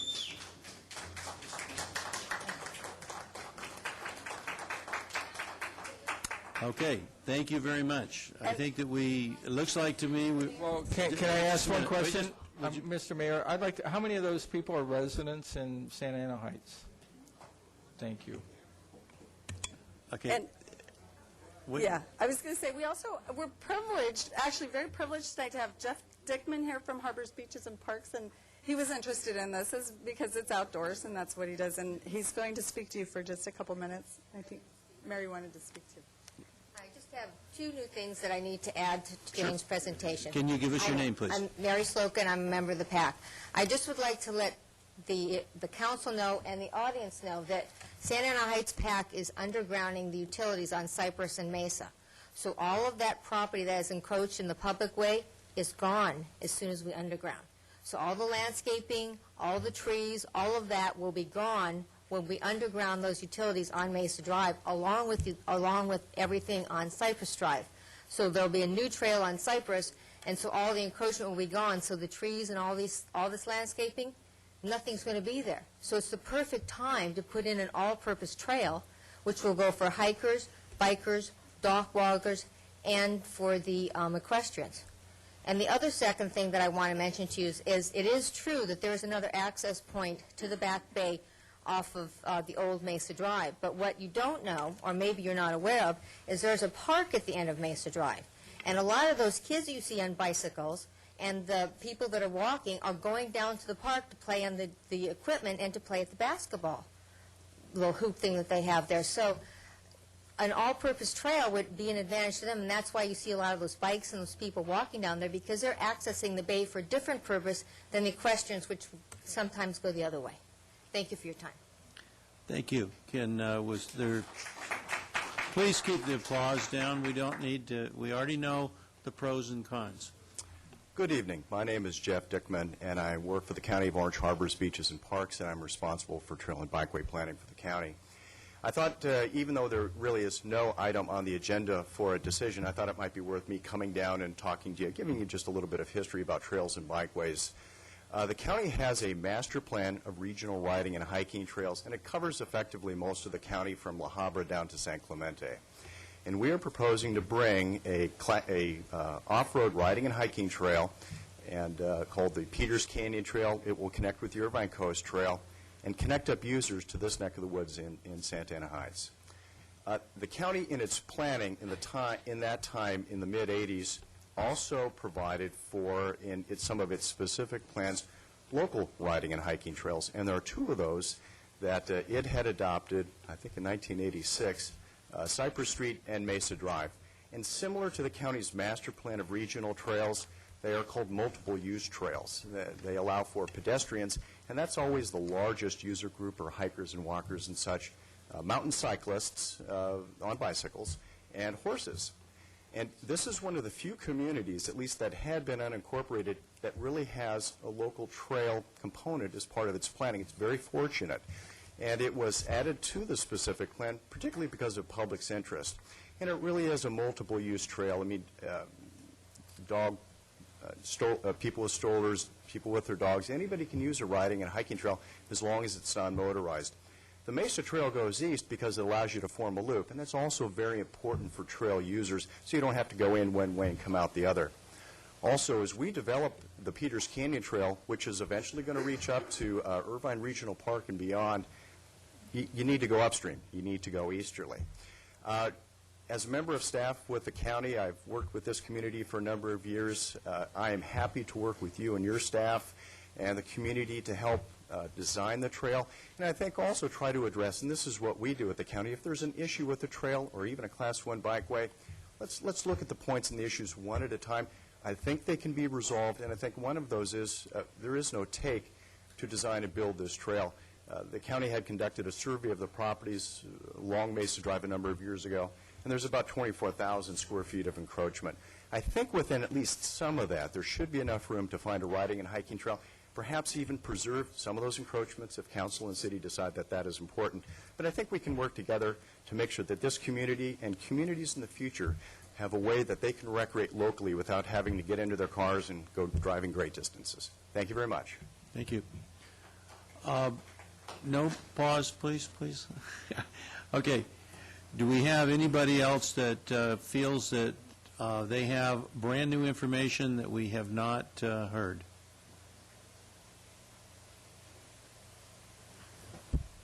Good evening. My name is Jenna Jarvis. I'm 10 years old and have lived on Mesa Drive my whole life. I love my neighborhood, but I think it could be safer. I really think we need this trail on Mesa Drive. For one thing, the only way I can get to the back bay on my bike is by Mesa Drive, and I don't feel safe with all the traffic going by so fast and so close. It's even scarier on my horse when this trail wouldn't just be safer for horses and bikes, it will be safer for everybody. I thank you, and my horse thanks you. Thank you very much, Jenna. Anybody else feel that they, okay.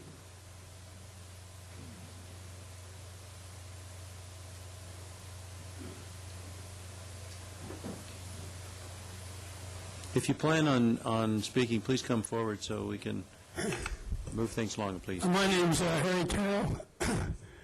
I live 20475 Upper Bay Drive. And ever since I've been 26 years living there, we live in the Upper Bay, and the Back Bay is down by the Aquatic Center. Okay. The whole area is Upper Bay, and you keep referring to this as the Back Bay. I don't understand it. Okay, thank you. That was a centennial moment for Don. Hi, my name is Sheila Ferguson, and You I'm can a pull that trail mic user. down a little bit. There you go. I'm a jogger, a walker, and a rider. Also, I'd kind of like to know if Harry even gets out to walk, so why he even cares whether there's a trail there. My opinion is that the city should allow us to reinstate the trail that's already been there, fine the people for the encroachment, and won't cost the city anything. We've been fighting for this use continually for like 15 years. The easement that you guys want us to use, Carla Brockman, she closed it off. It took us a year to get it open. What if she closes it again? We'll be back in the street.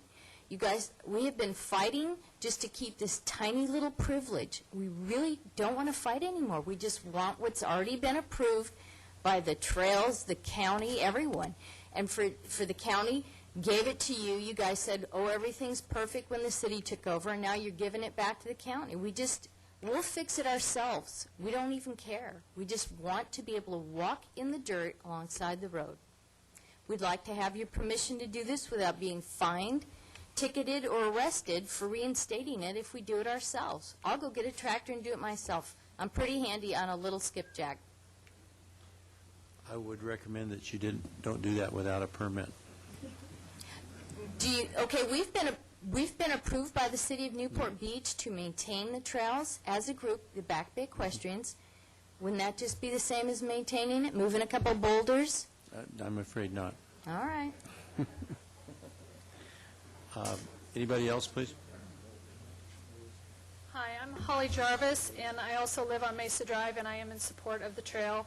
I had a lot more to say, but many people touched on it. But I just want, for those of you who aren't familiar, they've talked about there is a little piece of trail that actually exists right there, but we cannot get from Cypress to that trail. But there's so much emphasis on it being an equestrian trail, and before my daughter was even riding, we would ride our bikes down to that park, and if you're on that street, you cannot believe how fast some people blow by. I appreciate that some people who live in the neighborhood are kinder and gentler in their driving, but really it's a multi-use trail that is necessary for the neighborhood, and I feel for the people whose landscaping, who I think and agree looks nice, but it is on public right-of-way. And my property, when they put the trail across the street from my house, guess what? My landscaping got moved. It didn't come up for a popular vote as to whether we wanted to have it done or not. It's something that is necessary for the neighborhood, for the safety of everybody. And the comment about you wouldn't want to walk your dog on the horse trail, right now the little piece of horse trail that we have that goes down on that little portion of Mesa Drive is maybe 6 feet wide. I mean, it's barely a trail, and dog walkers and pedestrians use that trail constantly. So we're talking about a little bit larger trail with openings where people can step out if a horse comes by. So I think to believe that only horses are going to use it or it's only an equestrian issue is really not correct for the neighborhood. And with all due respect for the people who have lived here for many years, this has been up numerous times. I've been there 15 years. I've been to many, many meetings about this trail. It's part of the specific use plan. There have been PAC meetings on it. This is the first time I've seen most of those people ever. So to come at the last minute and say, hey, let's go to the county and ask them to take it off the specific plan, I don't think is fair to the neighborhood. So thank you. Thank you.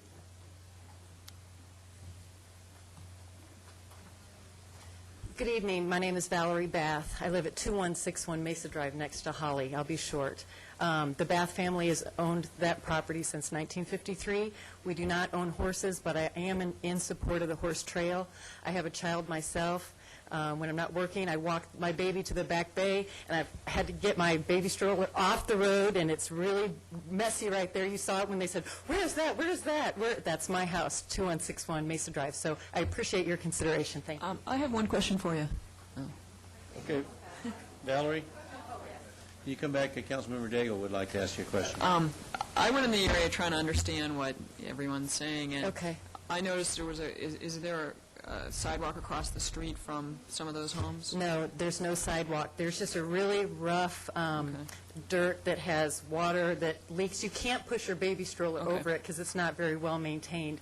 There's really nowhere on that to walk. There's no sidewalk or anything. So can our Public Works Director comment on the condition of that walkway? Well, there actually isn't a walkway there now. It's unimproved in that segment that she is talking about. So essentially the street is unfinished. Okay. Do we have any plans in the future to improve that? I would think if the city has control of the redevelopment agency at some point, that would be included on a list of projects. Okay, thank you. Thank you. Anybody else wish to comment?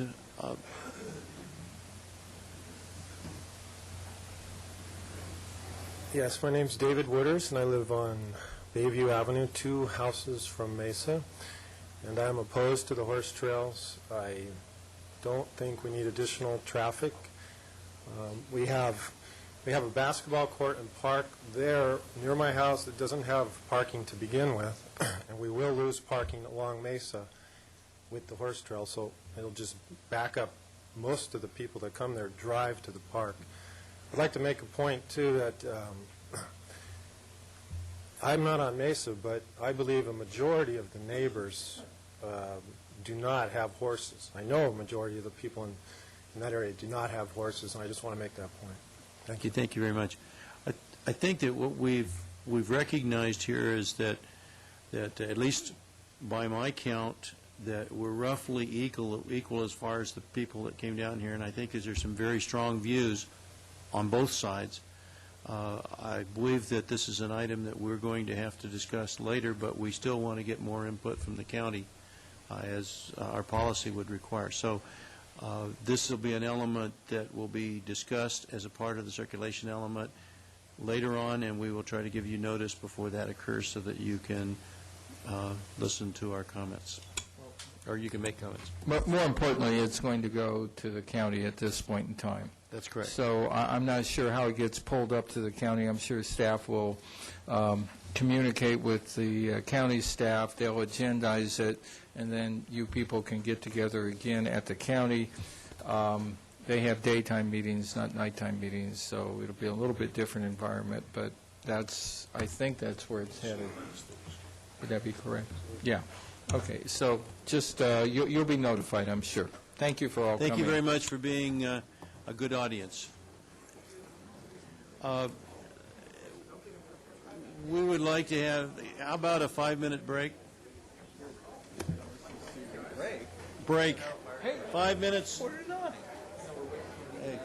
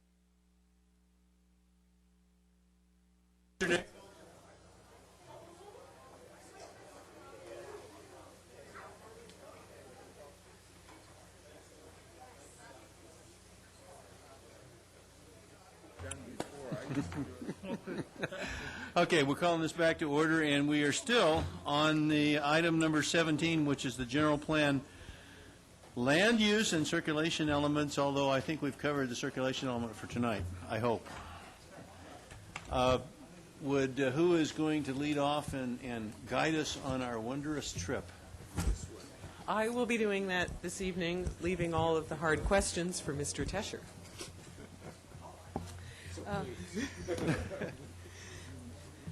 The Planning Commission last Thursday considered 3 sub-areas, the airport area, Mariners Mile, and Old Newport Boulevard. And so we will be presenting the Commission's recommendations and also some new thinking in some of those areas that staff has for the Council to consider this evening. And then we've also received some additional information on Newport Center that the Planning Commission did not have, so we'll have some new suggestions for you to consider there. I would like to point out that on your desk is an easier-to-use version of Table ES-1A. I attached it to the staff report, but some headings were lost when we converted from landscape to portrait. So if you want to refer to the plan-to-plan comparison on trips, I suggest using this one.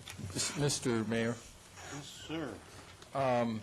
Perhaps I'd like to ask a question of staff. The reason for this is I have been informed on the airport area I will have to recuse myself since I have a conflict of interest. So I would like to know what sequence we're going to follow. If it's airport first, then I can just step down until that's over with. I was going to start with airport unless the council wants to change that. Let's start with the airport and get rid of Mr. Ridgway. Okay, thank you. I will. Oh, excuse me, I didn't. Yeah. Don't be so happy. Mr. Ridgway has been excused, but don't you leave because you have to come back. Okay, airport area. Okay. At the last city council hearing, the council asked us to return with some options for the airport area that would be this term that we're now using, trip neutral, and that means that the proposed general plan would result at build-out in the same or fewer trips as we would get from build-out of the existing general plan. And as staff was trying to work on these trip-neutral alternatives, we really came to recognize that part of the difficulty in getting there for the airport area is the provision that we have in the draft plan that some number of units would be what we have called infill or additive. And especially we're looking on the east side of MacArthur Boulevard, where, for example, in Cole Center, Newport, there are a number of amenities and some vacant sites where it might be a good location for a residential village, but if residential were developed there, it probably would not result in the removal of any office development, so all of the trips would be added rather than being balanced out, whereas on the west side of MacArthur Boulevard, we're assuming that new residential development would replace existing development. If we were to have additive units over there, could you comment on the viability of creating a neighborhood as consistent with the Roma guidelines and what that might consist of? Well, if you're referring to Cole Center, Newport, I think that we would need to take another look at some of the policies in the draft element and the planning concept that Roma Design Group had developed for us.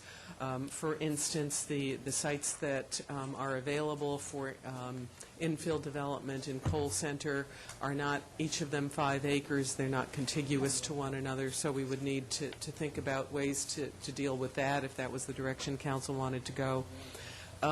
There may not be an opportunity to provide a new 1-acre park site. However, it may be that the council wants to consider counting some of the existing open space, the lakes, the amenities that are already there towards that if they're made available to the public. And this is true with, I think, everything we'll be discussing on the airport area tonight. We will have to revisit the language of the policies after the council gives us the direction on number and density and location of residential development. Sharon, before we go any further with the land use element, can you, or maybe Woody, discuss why we're adding more residential units to the city? I mean, do we have to do that, or because we have to meet some numbers or criteria that are established maybe outside the city, or is it just we think it's a good idea because it's a good idea? Or Some of each. Or some other reason. So maybe you can expand on why, if we do add units, why we're doing that.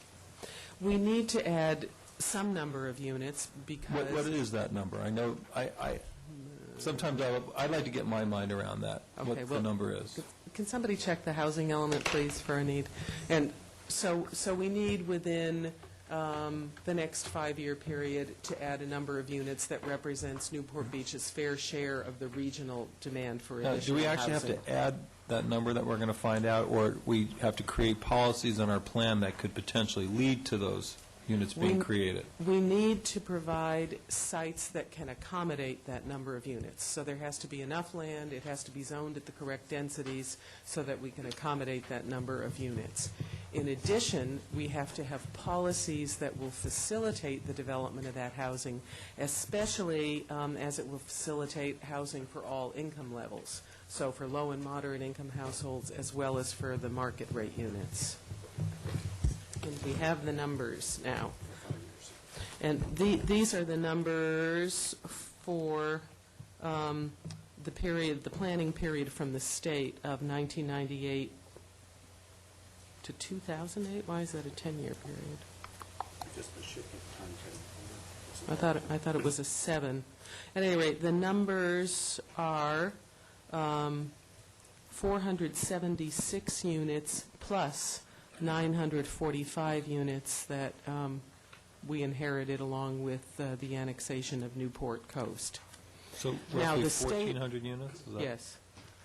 And the state is, will be redoing these housing need numbers, as will the regional governments, within the next couple years. So we will be getting a new allocation, and whether it will be this number or this number plus some additional, depending on the demand that is seen statewide, we don't know at this point. Does the But number ever every go 5 down? years, there will be another allocation. Does the number ever go down, or it only goes up? I have seen it go down in some communities. How Wait, this Jacob. number, is there any city in the state that does this? Can you wait just a minute until Mr. Rosansky finishes? Do we have, well, the units can be spread out over town or all clumped in one area? Is that? Correct. And the units that we're adding in the Banning Ranch, I mean, we have 1,375 units that would virtually fulfill that goal. Do those units count, even though that's technically not in the city, but in our sphere of influence?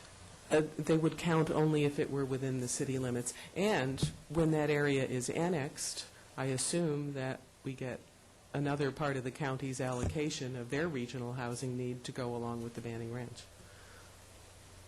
What if it's annexed before the area is built, though? I think that the county in the annexation negotiations would still expect us to take some portion of the county's regional housing need. Mm-hmm. Now, that was not the only reason that GPAC had for recommending additional housing. Okay, what were the other reasons? Part of the reason was to provide more workforce housing, to improve our jobs housing balance, so we would have housing for people who work in the city so that they could live close by. I think that... When you say workforce housing, so have we developed policies in this land use element that are going to create opportunities so that, I mean, when you say workforce, I'm assuming you're talking about blue-collar and lower-end white-collar people, is that, or are you talking about just the guys that work at PIMCO that make $1 million a year? Or the guys that work in the planning department. Okay. We'll throw those city government people in as well. Right. I mean, they're making $60,000 to $100,000 a year. Would that be accurate? I mean, these people are going to be able, do we have policies built into our plans with these additional residential units that are going to allow for people in those price ranges to afford these homes? I mean, In the are we housing- truly building workforce housing? In the housing element, we do. Okay, Mr. Nichols, you had a question? I'm sorry, I cut you off. I had a couple. One, we're removing all kinds of trailer courts. How does this fit with this? Do we get added on, all these houses, all of a sudden? No, that does not change the regional housing needs assessment. Okay, so if they go to apartments at a higher level of income than trailer courts, then they don't go from low-income housing that satisfied our needs to no-income housing that doesn't satisfy our needs. Because those projects, that kind of housing is not restricted as to the income of the occupants or what they pay for that housing. The only time the state becomes concerned about lack of affordable housing, and then we need to address that in our housing element, is when you have housing that was developed specifically for lower income households, and it was income restricted and rent restricted, and those restrictions are expiring or the financing is changing, and then we need to address the loss of those units, but not if they just happen to be affordable. Okay, but what you're saying then is only the new ones that we build that are supposed to be affordable, that's the only ones that they check on as being affordable. Those are the only ones that count against meeting our regional housing need. Okay, now, we argued, I guess, at the planning division level between 15% and 20%, so this number's floating, right? Yes, and that recommendation of the commission will come to you when you consider the housing element. Okay, do we know any city anywhere in the state of California that has met their housing need assessment at 15%, the lower number that we picked? I don't. We have data not necessarily on the performance, but we did provide the city with data on the percentage requirements of communities throughout the state of California. I would say, and I don't have that data here in front of me, we can provide that information to the council, but it was a fairly comprehensive survey statewide of cities throughout the state and their percentage. And generally, and I'll say generally, it was between 15 and 20%, depending upon the municipality. That's their requirement, right? But I'm That's- saying their performance, nobody has any data on. Well, there is data. The data occurs each time the housing element is updated, and the data then is submitted to the state for their review and consideration of the updated element. It's done by a community every time it updates its element. So the only feasible way of really determining the performance would be to review the housing elements of each city in the state. And why I say that is there because that's a required component, a chapter of every housing update. You have to report on how well you have performed during the last period of time. And I'm not sure I've ever seen statewide tabulation of the results of those studies. Okay, now, I believe this is a discussion of the housing element. Does this, how are we tying this into the land use that's up here tonight? Well, I think Councilmember Rosansky started by asking why the number of new units in this general plan. And actually, I have just one more follow-up question. The general plan is written. How many new units have we provided for? I'm sorry, in total? I mean, if we have to provide 1,400, how many, are we at 14 or lower, or 2,400, or where are we at? Is this new units or units above the existing general plan? I guess new units, yeah. I would. The difference between the existing general plan and the draft general plan is 2,000 units. So we're. Yeah, we've eliminated some of those in our last meeting, haven't we? Yes. And so we really now are not at 2,000. That's we're right. something less than This is that. compared to what we analyzed in But the EIR. the 1,400, do we have to put 1,400 new units over and above the existing general plan, or existing as built? Existing on the ground. Above existing Okay, units. so that's a different number then. So how many more units, residential units, are we providing for in town over and above existing? Approximately 12,000. 12,000 Is that units? right? Yes, between existing 2005 and the draft general plan, approximately 12,000 with the higher numbers. So we're required by the RENA numbers or whatever to put in 1,400, and we're doing 12,000. And again, remind you, the difference is that is for, based upon an assessment of the ultimate theoretical land use capacity, which, again, is over a 20 to 25-year period of time. So, and the housing element is in five-year increments. Okay, divide 20,000 by 5. We're putting in 4,000 over the next 5 years. 12,000 divided by 5. Or, So. I'm sorry, 2,400 units, and we only need to provide 1,400. and again, Assuming that logic, but... And again, remind you, as we look back to the existing general plan, we always find that there is a differential between the capacity and what is really built during that period of time, too, because your current general plan, if you provide me the table for a moment, today, going back to the last time the general plan is updated, provides for somewhere over 7,000 additional residential units today that were never constructed as of date, as of this date. But even so, we're only 1,400 behind, even though we could have built 7,000. So we didn't need to build 7,000 to meet our numbers. To meet the number, absolutely. Very good. Thank you. Okay, let's continue with land use element. Another question Just for say, you. Councilmember Daigle? As part of the public record, Alan Beek provided testimony about the jobs housing imbalance. You know, we're jobs rich, need more housing. Do you know what the jobs housing balance is in Newport Beach? Oh, yeah, it's somewhere. Can you look that up and give that That's to in the housing us? element. We'll look that up. Can you look that up and give it to you? Yeah. Okay. And I just had one more response to Councilmember Rosansky.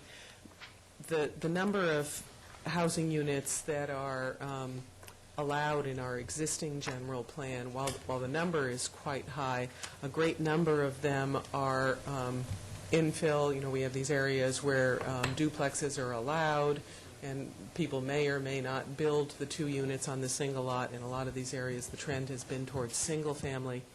And we had a difficult time with the State Department of Housing and Community Development last time having our housing elements certified, because you're required to show that you have sites to accommodate this housing in your RENA numbers.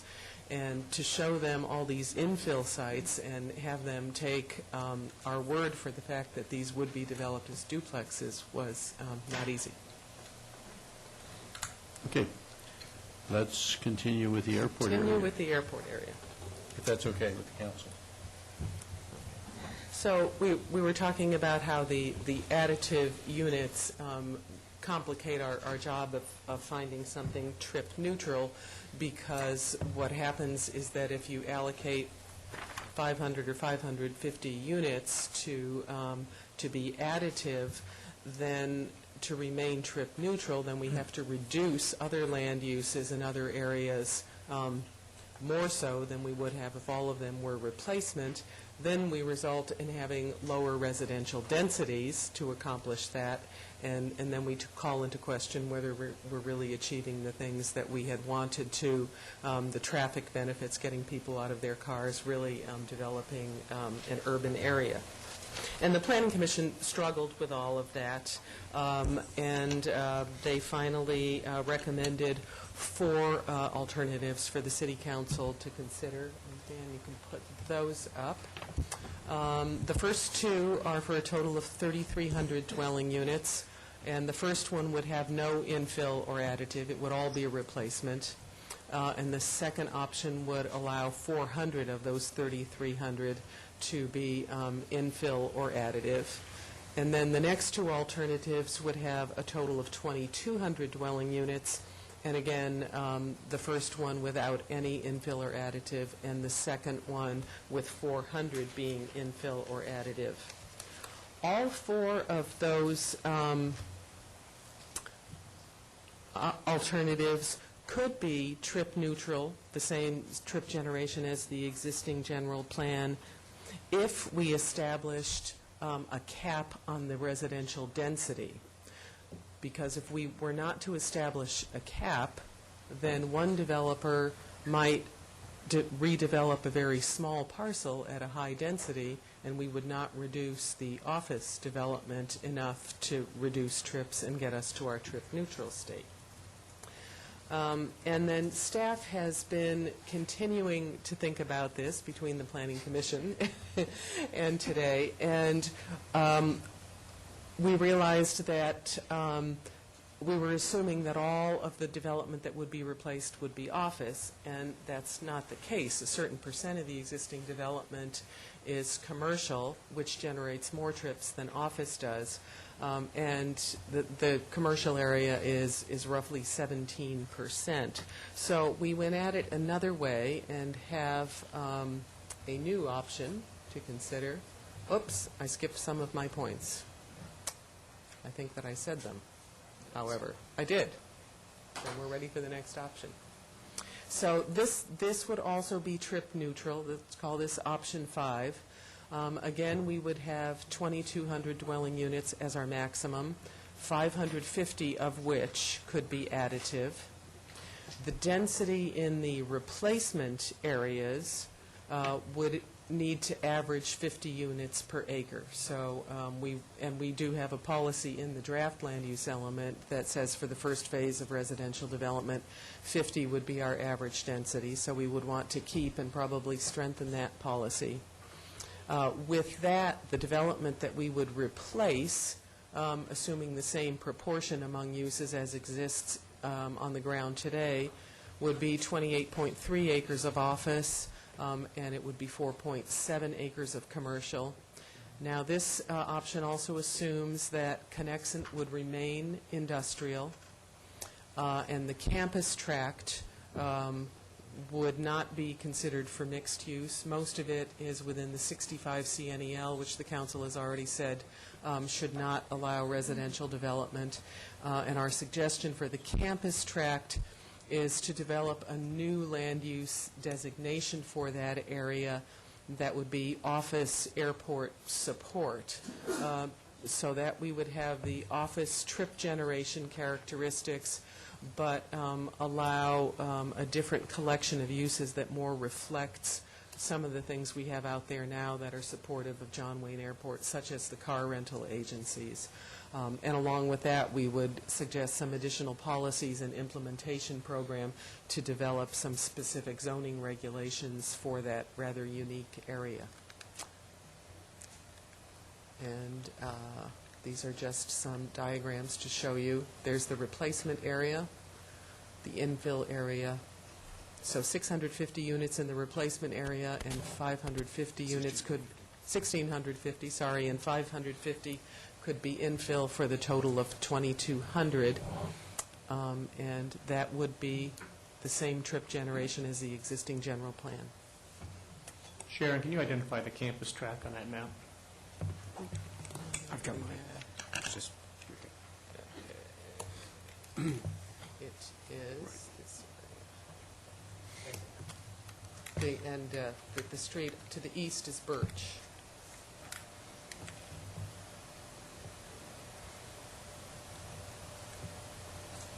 So that was all I had to offer on the airport area at this time. Okay, so you're giving us 5 options to choose from, and you would like us to make a recommendation on one of those 5 right now? Yes. Actually, I think we're recommending the 5th one. We think that one's the best of all. Councilman Selich, do you have any feedback? Yeah, I like the 5th option that the staff came up with. I think that it recognizes the dynamics between the replacement and the infill or the additive units, which I think is important to get the dynamics that we want under the Roma plan out there. I think it preserves the minimum density that we're trying to achieve, the 50 units to the acre, which is really key to the creating the urban village concept that we're trying to create out there. And it gives us enough synergy, if you will, with the 2,200 units that we'll be able to develop an infrastructure plan to get enough fees to do all of the intersection improvements we need to do out there in the airport area. So I feel that this option is certainly the most preferable option. I would agree with you, and furthermore, it's trip neutral. Okay, any other comments from the council? Does anybody have an objection to option 5? Seeing none, I'd like to ask the public for comments on that.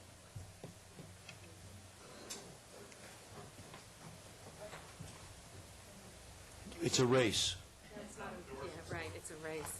Hi, good evening. My name is Dolores Otting. So I'm confused.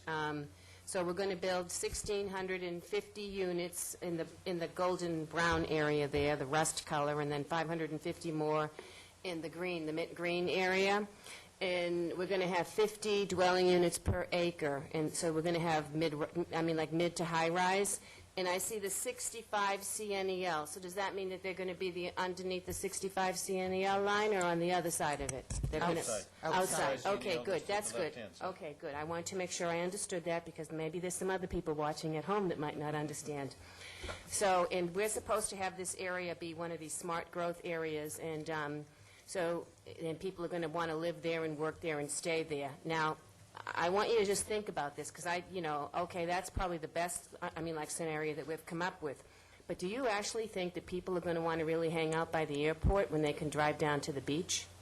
I mean, come on, let's be real about it. When they could go to Newport Coast and sit and have a cup of coffee at Starbucks and look at the ocean, and they know that exists. So I think we're being a little naive to feel that this will be one of those, I'm going to live here and stay here and work here and walk here. I think they'd be crazy people. I mean, I don't want to do that. So it has good intention, but I really think that you're fooling yourself and fooling the public if you think that you're building a smart growth area here. It isn't going to work that way. People aren't that stupid that are going to have to spend mega bucks to live in a high-rise by the airport. Okay, Sharon, I have a question. When you talk about replacement area, 1,650 units, at 50 units per acre within the red areas, there still would be office in those areas. Oh, yes, because we would only be replacing... It's a third of the area, the Okay, maximum. so a third of the area would end up being residential, and the other two-thirds area is going to be essentially what they have today, except that they could build maybe a little bit more dense office. That's right. Okay. And, we don't think that everyone who might live there would also work there. People are still going to have jobs elsewhere, but when they go to those jobs, they will be traveling the opposite direction of the people who work in the airport area, and so that reverse flow will help the performance of our intersections in the area. And I agree with Mrs. Otting that people who live there aren't going to cage themselves in and never go anywhere else, but I assume that when they're going to the beach or to Newport Coast, it's during their leisure time, and we're not at the peak hours of travel when our intersections are burdened already. I think there was one other person that wished to give a public comment. Thank you, Mr. Mayor. Philip Betancourt, 110 Newport Center Drive, on behalf of Brookfield Homes. We addressed you last time, and I would like to answer just a couple of the questions that were raised. Recall that we're in the Newport Place planned community, which has an existing slurs or CC&Rs restriction on residential use, although we have been circulating an amendment. Ms. Wood asked us the results, and our neutral law firm holds property owner approvals for residential as an option for more than two-thirds of the existing property owners. Secondly, and I raised the question last time about our discomfort at the 10-acre parcel minimum, because it does require parcel consolidation. Councilmember Ridgway asked about the numbers which we confirmed. In the whole of the planned community, there is only one property owner who has 10 acres or more, and there are only 6 property owners that have parcels of 5 acres or more, which would suggest for us to take advantage of the opportunities in this plan. There would have to be parcel consolidation, and perhaps that's a good thing. We're just trying to be sure that if this was approved, we were not put at a disadvantage, that the playing field is level. We did meet with the property owners in our quote-unquote Roma node today. We had more than 90% of the property owners in our, I think, 19-acre parcel, so that we could bring them up to date, showing them that the studies that we had done on Roma, what they would mean in the area, and what we thought we could potentially pass with consolidation. remember, we're outside the 65 CNEL area. We have an FAA clearance. We have an Airport Land Use Commission clearance. We're sitting on the sidelines, hopefully, until matters are settled, that we can go forward, but we think that there's a solid case for residential use right now. Finally, I think I would not comment on what the level of unit approval ought to be. I'm a pro-housing, pro-family person. That's how I make my living. But I think we would like to look at it in the context of the environmental document, because in the case of this particular property and the Brookfield-Fletcher-Jones intentions, our plans are relatively more modest than some others. And Mr. Bartlett has told the Planning Commission, as I think he may have told you, Brookfield's not in the high-rise business, so ours would be in a more modest density, and we look forward to the next steps in the process. We thank you, Mr. Mayor. Thank you. Anybody else wish to comment? I'd like to ask Phil a question. Phil, where is the Brookfield versus... I'm sorry. I apologize, Count. It's at Spruce and I didn't bring them up. It's at Spruce and Quail Streets on the property that is now occupied by the storage area for Fletcher Jones motor cars. Okay, so it's really in just that red portion? I mean, it's... But is it further toward the... It's L-shaped. Okay. Yes. Okay. So, but that is totally outside of 65? Yes, and we have, we're the only property owner up in the whole of the region that has an environmental clearance. We did independent noise studies to demonstrate that we were clear of that. And as we told the Planning Commission, if you think that we're not ready for residential development, we are within walking distance in your house slippers of 24-hour medical care and Starbucks coffee and a hot bakery up there. So we like it. We're ready. Thank you. Thank you. Mr. Mayor, members of the City Council, Carol McDermott speaking on behalf of the coal company, and we would just like to very much acknowledge this new alternative and indicate our commitment to working with staff to implement modest changes in the policies. We believe that our property in and of its entirety exceeds the acreage limits, and our individual parcels can be connected, as I indicated previously, to the Planning Commission by excellent pedestrian walkways. We have good open space within our development that can meet part of that criteria, and we would be very anxious to begin the implementation of this plan as shown. And we just would like to thank the staff and the consultants. I know this team has really been working on all of the calculations that have come to this recommendation, and we'd be very happy to work with them further and would look forward to being able to implement this plan in the quality fashion that I know that everyone is hoping for. So any questions, we'd be glad to answer them, but we appreciate your consideration of this alternative. Thank you. Carol, you're down in the point there, right? I mean, with the coal... No, we're in the green area. Yeah, now in... All of it. The whole of it. So you're talking about all of the coal property? That's right, yes. Okay. Next question. Okay, is anybody else from the public? All right, I think that we've covered that issue, and we were recommending option 5? Yes. Okay. What's the next item on our element? Councilmember Ridgway can rejoin us. Well, no, Mariners Mile will be our next area.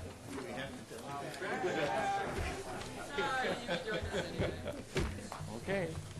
I'd like to say goodbye to the Newport Harbor students that were here, and because a number of them were part of the Centennial Play, and you did a great job on that Centennial Play. Thank you.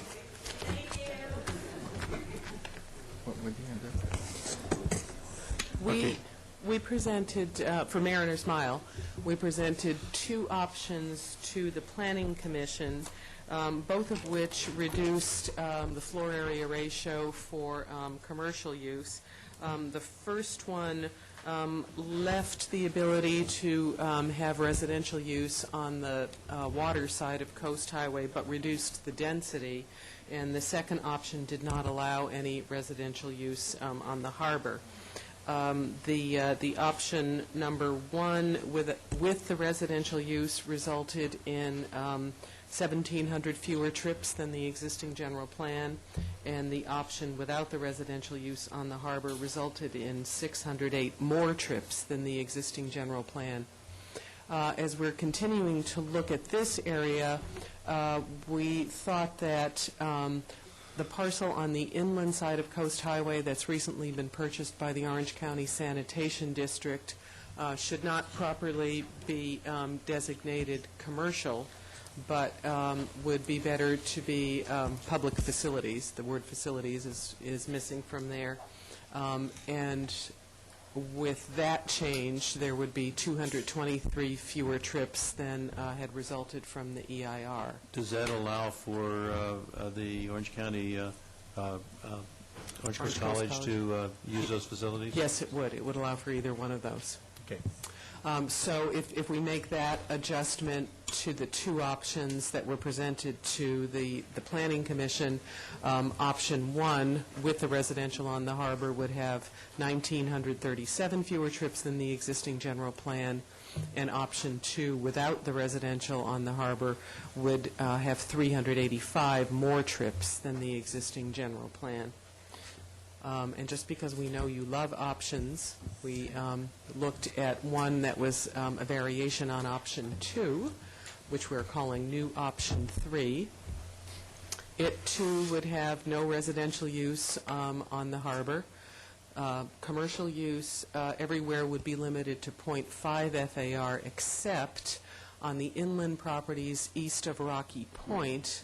The basic floor area ratio would be 0.3, and a development could go to 0.5 only if lots were consolidated. And the thinking for that was that if we look at the recent Mariners Gateway project, they were able to achieve just under 0.5 FAR, but that was with a large project where they could do underground parking. If somebody were developing an individual one of those small lots, they probably would not be able to get to the 0.5 FAR anyway. So, and we've long had a goal to encourage lot consolidation in this area. So we thought that that would be a good idea. And if we assumed that half of the properties were to take advantage of the consolidation, that would reduce the trips by 1,692 from what we showed in the EIR. And then the overall result of this new option would be 1,307 fewer trips than the existing general plan.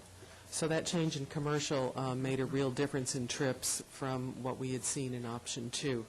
The Planning Commission had recommended option 1, the option that includes residential on the harbor, but they wanted the City Council to see both of the options because they felt that the question of residential use on the harbor was such a significant policy for the city that it ought to come to the Council. If you were to take and combine the FAR reductions on the commercial use from Rocky Point easterly with option 1, you would have even a greater number of trip reductions. You would. By how much approximately? Instead of being 1692 plus. Go back to option. So 1937 is what you had to option 1 before. 1692 that it saves you. Plus 1937. Mm-hmm. So you have 3,500? 35, roughly 3,500. 3,500 to 3,600 trips. That only affects the easterly portion of Coast Highway. Yes. From Rocky Point East. From Rocky Point East. Inland. Well, to the last change. To Dover. Yeah. Yes. Okay. Okay, yeah, that's what I meant. So that's 3,500 ADT? Okay. Okay, so we could get residential uses, 12 units per acre on the bay side. You could get 0.5 FAR throughout the area, really westerly of Rocky Point. 0.3 FAR, 0.3, easterly of Rocky Point on the inland parcels. And you have then you pull out the sanitation district and crew base expansion. That's correct. Okay, 3,500. Oh. Okay. Council, what's your discussion or thoughts on this? Although 2 weeks ago I argued for this fewer trips as possible, I'm going to find myself arguing for accepting a few more than where I think you're going to go, Don, because I'm still not a believer in putting residential in on the harbor side of Coast Highway. We have problems with the mix of residential uses on the other side of the bay with the commercial development that we already have. I'm not convinced that we need to add more residential units into Mariners Mile, and certainly not on the harbor side. And so, although I think we may get an even bigger trip reduction with where you were going just a minute ago, I would be more in favor or more inclined to go with the third alternative here. I guess I'm a little bit confused related to your residential in the harbor area, so that you feel that the Cannery Village isn't working. Does this mean that you also would not look at mixed uses in the McFadden Square area?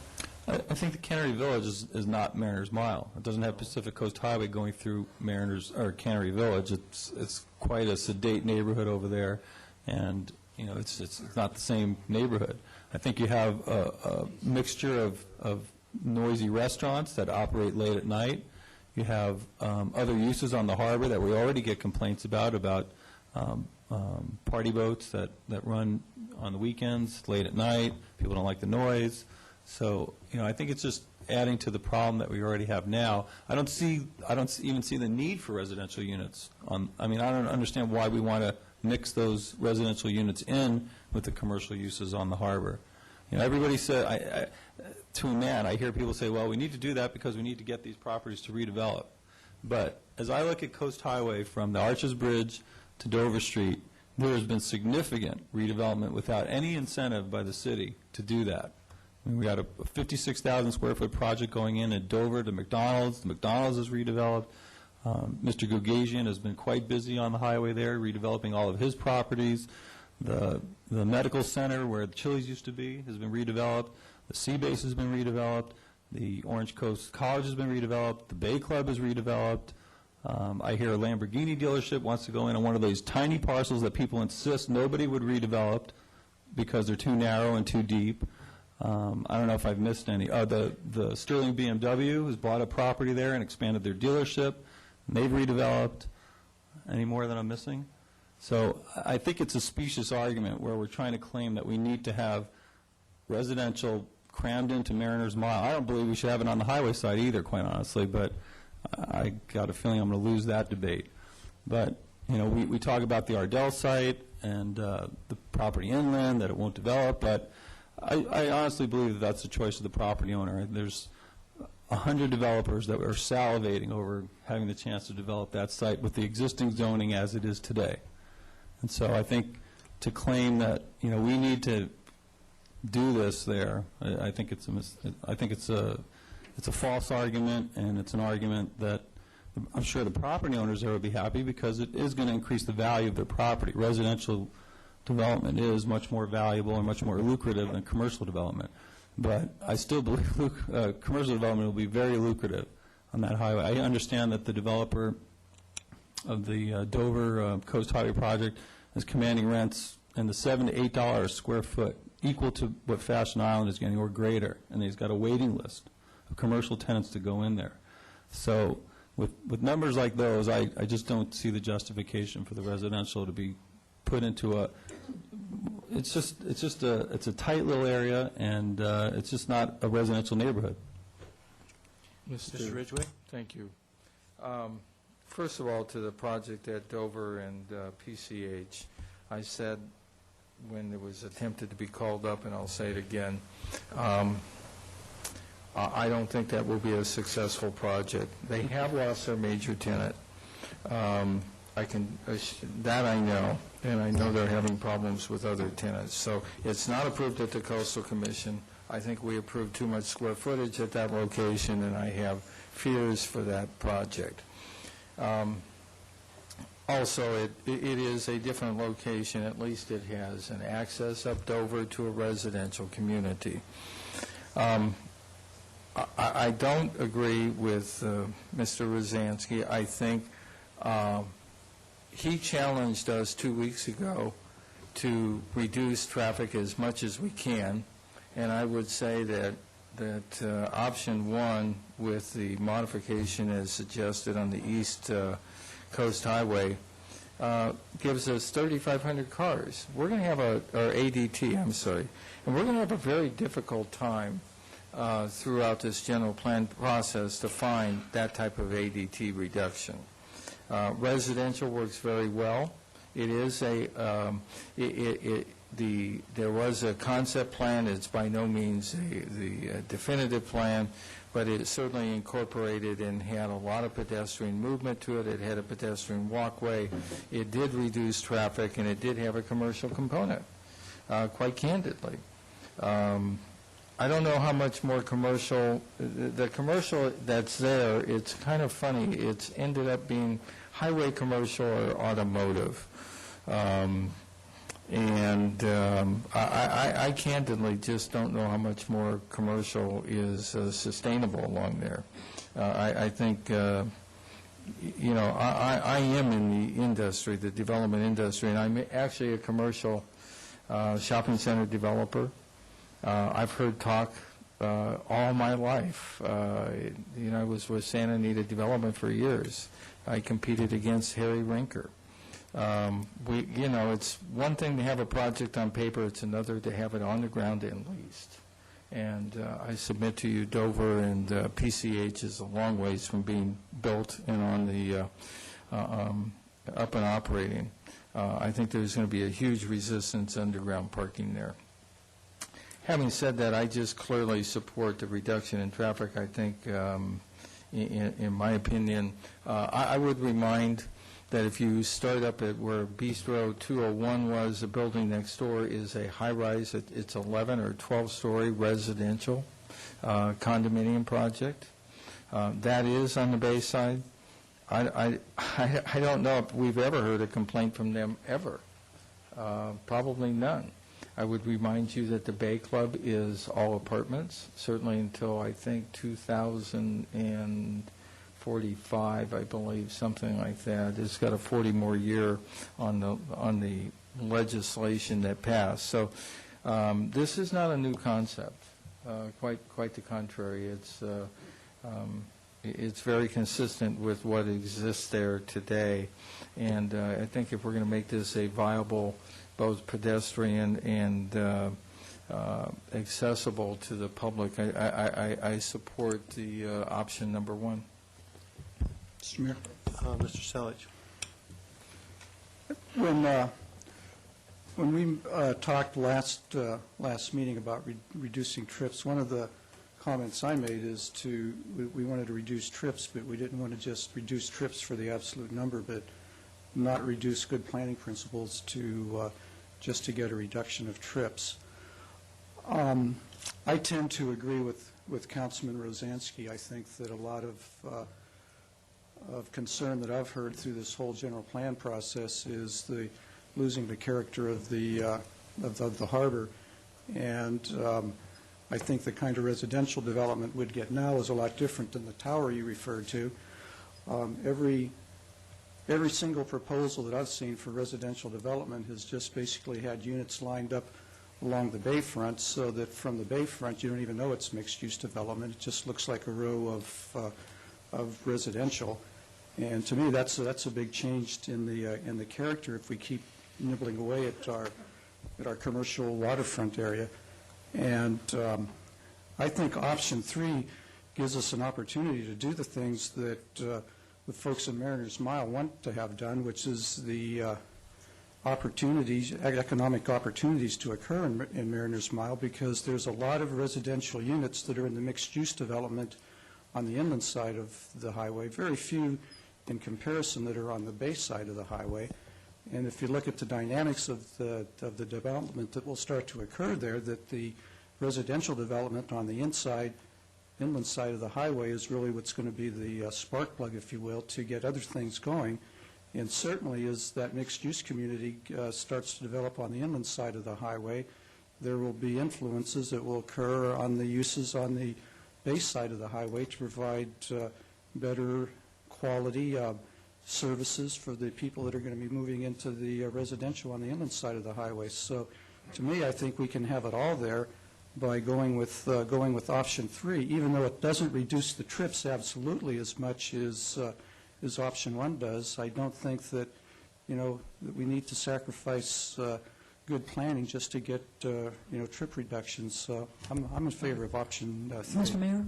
Councilmember Daigle? Throughout this process, I've shared Councilman Rosansky's viewpoint of not having the residential on the harbor side, and I continue to share that position. And I know last couple of weeks ago when we talked about trip neutral, it seemed as if we were headed just towards the ultimate bean counting exercise, and there are other aspects to urban planning.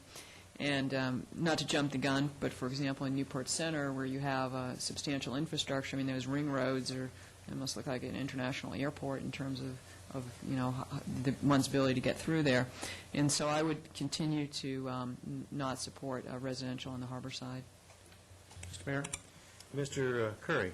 I was pleased to join with my colleagues, Mr. Rosansky and Mr. Selich, last week in a very zealous effort to reduce trips. And frankly, I think this is an opportunity for us to continue in that regard. I don't at all see it as a sacrifice of good planning principles. I think the mixed-use development in this location provides for the underlying economics that enable us to negotiate appropriate view corridors, allows us to have a vibrant nightlife, allows us to have a vibrant street life, and really allows us to redevelop this area in a way that is both proper and effective, and is particularly impressive in light of the trip reduction results that we get. So particularly given your comments, Mr. Mayor, in terms of how option 1 can be amended, I would be wholeheartedly in support of that alternative.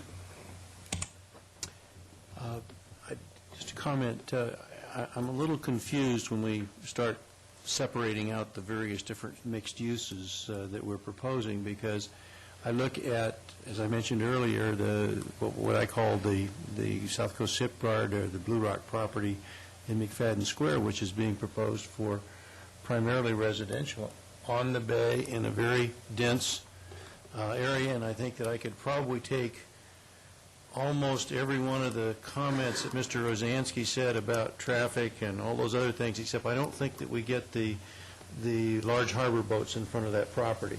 But you have all of the other things that he mentions. I think that the businessmen in Mariners Mile have, for years, as long as I can remember, wanted to create a Mariners Mile village aspect. And you can't do that unless you get a little bit of residential involved there. And so I personally feel that there is existing residential on the bay, and that the relatively small amounts that we're going to get with the proposals that we have will tie in and work very well with the inland areas. And I'm just really concerned that if we're going to take Mariners Mile out of the mixed use area, then why would we want to consider mixed use almost any place else around the bay? So I would hope that the council can look at that. Before we make a vote on this, we're going to get input from a lot of the property owners that are here. But Mr. Rosansky? Yeah, Sharon, how many residential dwelling units are we talking about on the harbor side if we were to adopt the plan as Don was talking about? 12 per acre is 4 acres. And how many are we talking about on the inland side? Because I think Plan 3 allows, you're saying you want mixed use in the Mariners Mile. Well, there will be mixed use because there are already residences on the harbor side, as you point out, or Todd pointed out, and there will be significant additional uses on the inland side. Right. So I think you're achieving your goal of a mixed-use community. It's just eliminating them on the harbor side, where I think potentially they could be a significant problem. Steve, what are these new mixed uses you're talking about on the inland side? You're talking about in the bowl there. In the bowl, right. Okay, you're talking about high-rise residential developing all through there? No. You're not going to have high-rise anyway. Well, not high-rise, but 2 to 3 story high. Yes. They're talking about residences to the back, more to the bluff, and on the coast highway, it'll be commercial. So basically beyond the 1 block back would be all residential, 3-story high relative. Maybe not even that far back, but there'll be storefronts on Coast Highway, but maybe 50 feet back, a home would start. depending on how they designed it, I How would you don't handle know. the parking for that kind of complex? Ask them. All I'm of not the so much in big favor of picture residential anyway. details that will have to be worked out in putting together each individual development, and that's not the type of thing that we are going to get involved with as far as the design. The 0.5 floor area ratio is one that probably can be supported without significant parking structures. The 12 dwelling units per acre probably can also fit within that very nicely. Why would it not be just as wise to let it go across Coast Highway and let them figure that out on an economic basis than have us dictate, well, right here, that's got to be commercial or... Well, that's what we're really doing, is we're setting up a zone that would run on both sides of Coast Highway in those areas, and we would allow mixed use under option 1 to be on both sides of the highway. Under option 3, as proposed, you'd have mixed use only on the inland side. And reserve the harbor side for the commercial uses and the harbor-type uses that exist now. Option 1 is mixed use, allowable both sides. Option 3 is mixed use, allowed only on the inland side. Commercial has to be on the bay side. That's correct. Thank you. Do you have the answer to that? Mr. Mayor and Mr. Rosansky, the number of housing units we've calculated, if you apply the 12 units per acre with a policy maximum of 50% of the area, would be a total of 94 units on the harbor side. And on the ocean, the land Along side? the harbor side. Or what about the Harbor land side? I know, but how many on the land side? Another table. There would be a higher density on the land side, right? Yes. What It was would a higher density on the inland What's the side. density that we have come up with for the inland side? Inland side was 22 units per acre, 20 units per acre. Is that the number? It's limited to the rear portion of the properties. Yeah, we are remembering 26. 26? 26 units per acre on the inland side, limited to the rear half of the property? Yes.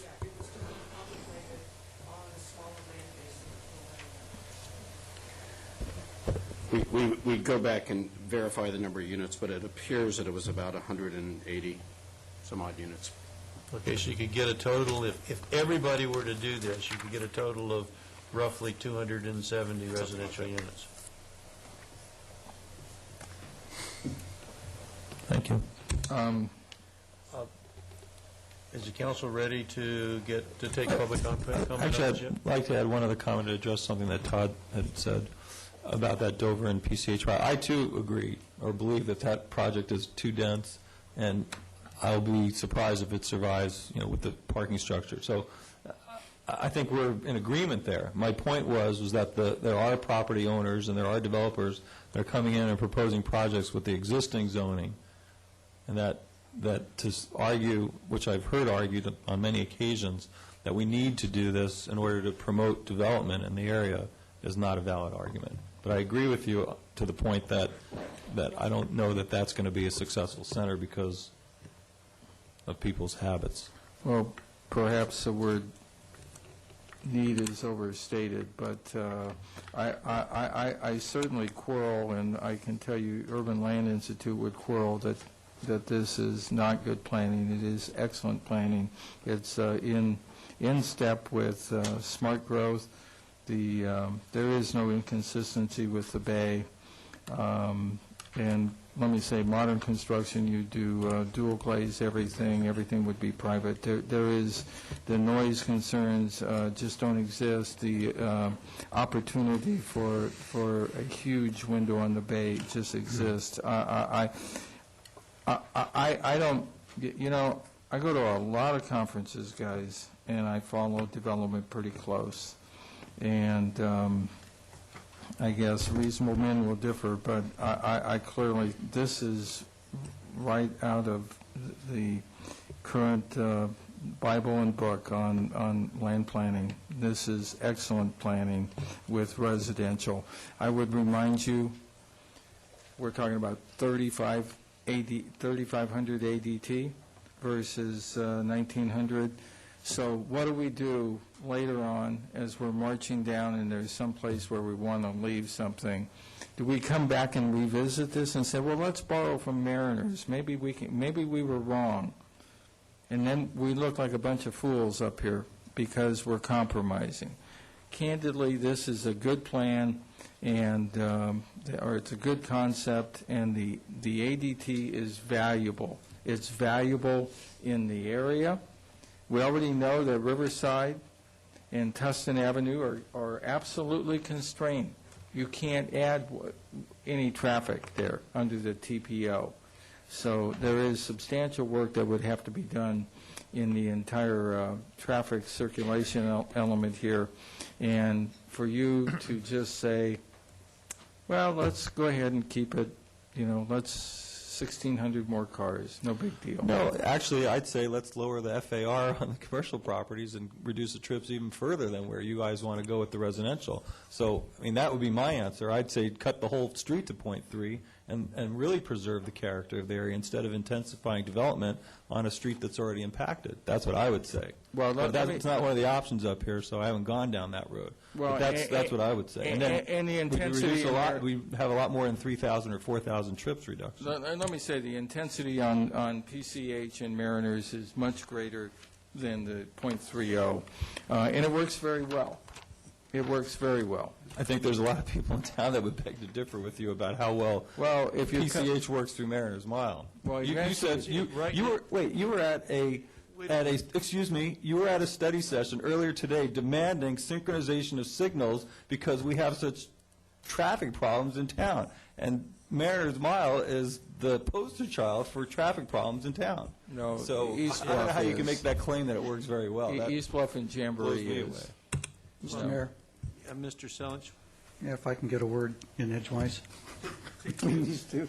Well, I'd like to get some public input on Well, this. I think it's important to make a comment here. I think either option 1 or option 3 is good mixed-use planning from a mixed-use planning standpoint. And as Councilman Ridgway was talking, all of the ULI things and everything on mixed-use development. I think the difference between the two is how much value you put on maintaining the character of the harbor front. And I think that option 3 gives us a better opportunity to do that, because invariably what we're going to have is where the residential units are going to go, it's going to be a horizontal lining up of residential units on the harbor front, and from the harbor side of the property, you're not going to have any idea that it's a mixed-use development. And The plan that was shown showed ground floor commercial, water and street.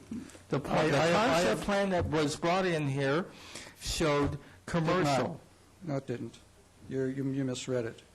But, I haven't seen any plans that go and do the vertical housing on the mixed use. They're all lining the residential units up. I think the plan that you saw had residential units lined up. It had a corridor going down the middle, and it had a little bit of commercial on the waterfront right where the corridor came to the water. I looked at the plan last week. I know exactly what it looks like. And so you're wrong on that. And that's all that I've seen so far. I haven't seen any other type of mixed-use development proposed on the waterfront. Anybody else wish to comment before I open this up to the public?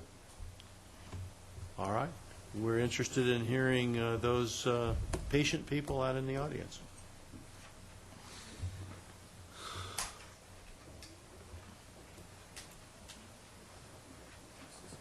Good evening, Mr. Mayor, members of the council. I'm Keenan Smith, and I'm an architect and urban planner. And for those faces that are not familiar, I was the co-author of the Mariners Mile Design Framework.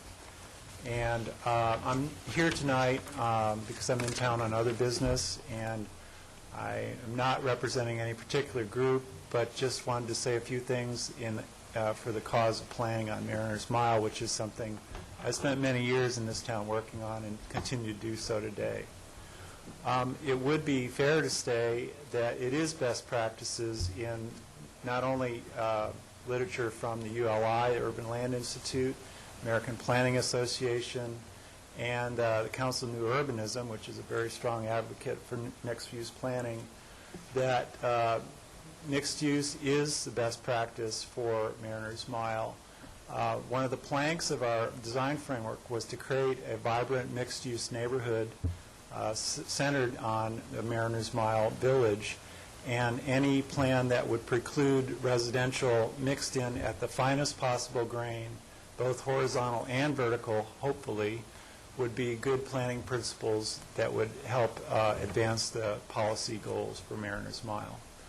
I'm in town for a couple of days, so hoping to catch up with many of you, and if you have any question, I'd be glad to answer that. Thank you. I have a question for you. Yes. Do you believe, though, in terms of creating this village, that what you really need is a certain density? I mean, you need a critical mass of housing. If you have, 12 units to the acre, is that really going to result in a village? I think that what I will say is, and I've also taught on the faculties in urban planning and design at USC and at University of Texas currently, that residential is the critical ingredient for mixed use, that introducing residential at every possible scale and every possible instance, regardless of density, and obviously the higher the density, the better, would lead to a more successful mixed-use result. But at 12 units per acre, is that really what the experts have in mind? In the absence of parcels that have no residential, more residential is better than none. That's what we would say. I'd like to ask you a question. Sure. Do you favor this idea of commercial first floor, residential second floor, especially along busy roads? Well, as someone that's involved in creating mixed-use communities all over the country every day, I'd say yes. Because and you found that to work? It works in many places very well, and all the literature that we can point to does point to success. I'd love to take you down into Corona del Mar and walk streets. And for many, many years, there have been residential above the commercial, and they end up to be houses where the bartenders live because they're close to the bar or something like that. And that's a trip taken off the road, Dick. Actually, that's right. That's what you're trying to do. There's that, and there's also the need, the other aspect I didn't mention that's very important is that you have not only residential wherever you can and as dense as you can, but different kinds of residential, a variety of residential. So you can't really ignore or dismiss the need for a bartender to live above his bar or a shopkeeper to live above his shop. Well, I don't dismiss that. It's the question of whether he has to put a mattress up against the windows in order to keep it soundproof. That's how they're living, and this does not seem to be something that nobody's building it anymore. Nobody's using it that way. They're going back to trying to put guitar studios or Mr. Mayor, just a second. Dick, I think that you're right. This probably happens in a lot of the older buildings that have not originally been constructed. This would be new construction, and the techniques that would be used in the new construction are going to provide for that type of protection and the amenities that are currently available to modern housing. So I think that trying to compare what was constructed 30 or 40 years ago with what could be constructed today in a mixed-use atmosphere is probably not quite a good comparison. Mr. Selich, you had a comment. Yes, sir. Yeah. When you do a mixed-use development, you don't put the residential everywhere. And if we want to, if you look at Mariners Mile as a whole, and not just the inland side or the bay side, and if one of our goals is to preserve the character, the maritime character of our waterfront, and we're allowing all the residential to occur around it, and we're just restricting it from the waterfront area, how does that violate any of the principles you just espoused here? I just don't see where it violates any of those, because at some point, if you have a character issue and you want to take a certain segment of this whole area and preserve it, and you're allowing the residential to occur everywhere else, what are we violating in what you just said? No, I think that it's a matter of planning and design at the site plan level, and that you could still have marine-oriented uses, commercial uses on the water side, and introduce an appropriate level of residential either above or beside or mixed in horizontally or vertical. It's a matter of design, I think. Well, you could do that, but you could also adhere to all your principles and say that you have a certain area that you want to preserve a certain character and keep residential out, and you could still meet every one of the principles that you stated. You could do it the way that you just stated, but you could also restrict an area and not have it, and you would still be meeting all those design principles. You don't have to let it everywhere. You should encourage it everywhere, and all the literature seems to indicate. Well, I disagree. Well, Mr. Mayor, if I could just yeah. say, Mr. Curry. You're next. Mr. Curry. Thank you, Mr. Mayor. I started the day in Montreal, and I had the opportunity to observe some very good mixed-use development right on the waterfront on the St. Lawrence Seaway, including some adaptive reuse. And so just to reiterate the point I think you're trying to make is that mixed use, as dense as the traffic patterns will allow it, really is the most progressive, the most forward-thinking, and the most current thinking in terms of urban planning today. Is that your That's position? basically my point. Thank you. Mr. Mayor. Just a second. Ms. Daigle had requested comments first. I appreciate your viewpoint. We have had other viewpoints, though. You know, for example, we're trying to redevelop the airport business area, and we had a firm, Roma, and they did the Embarcadero and other They're friends of projects. mine. They are great guys. And you know, some of the things that they had told us is, you know, you want to have certain densities, you know, to create livability. So one of our concerns is really not just to have residential everywhere, but also to have livability. So we're really concerned about having that in our developments. Of course you are. Thank you. Well, again, I guess that gets me back to the Bay Club, which is almost immediately adjacent to this property. It's all residential. When Mr. Selich says maintain the marine character of this area, well, it doesn't really exist except for one project, and that's the Newport, whatever it's called, the Newport Nautical Center right there, and it has a small boatyard which is so undersized that it's useless, and they admit to that. They don't know what to do with it, but if you walk along there, it's basically it's a visitor-serving restaurant row. And there is really, I quibble with, I mean, Mr. Selich has made his point and rather intractable, but I submit to you there is no real marine character along that row. It is basically visitor-serving restaurants, and it always has been. It's been that way when Roseanne was there. Roseanne was just a small manufacturing company, and then it became an office building. I mean, the opportunities to maintain that type of character that he suggests evaporated a long time ago, quite candidly. And we're trying to make this a much more viable area for our citizens, and at the same time, you know, create value and reduce traffic trips. Keenan, I certainly appreciate everything you said. I know we've disagreed, certainly on the landscape plan, but you and I have been working on the Coast Community College property, and you're doing a magnificent job there. So I think there are some terrific components that can be incorporated here. I certainly appreciate your comments. It sounds like, you know, at least I'm going to stand my ground that 1,900 extra ADT reduced is valuable, much more valuable than my council members are giving it credit for. Okay, let's see if there's any more comments from the public. Thank you, Keenan, for coming. You need to develop a little bit more of a southern accent, though, so we can tell you're really from Texas.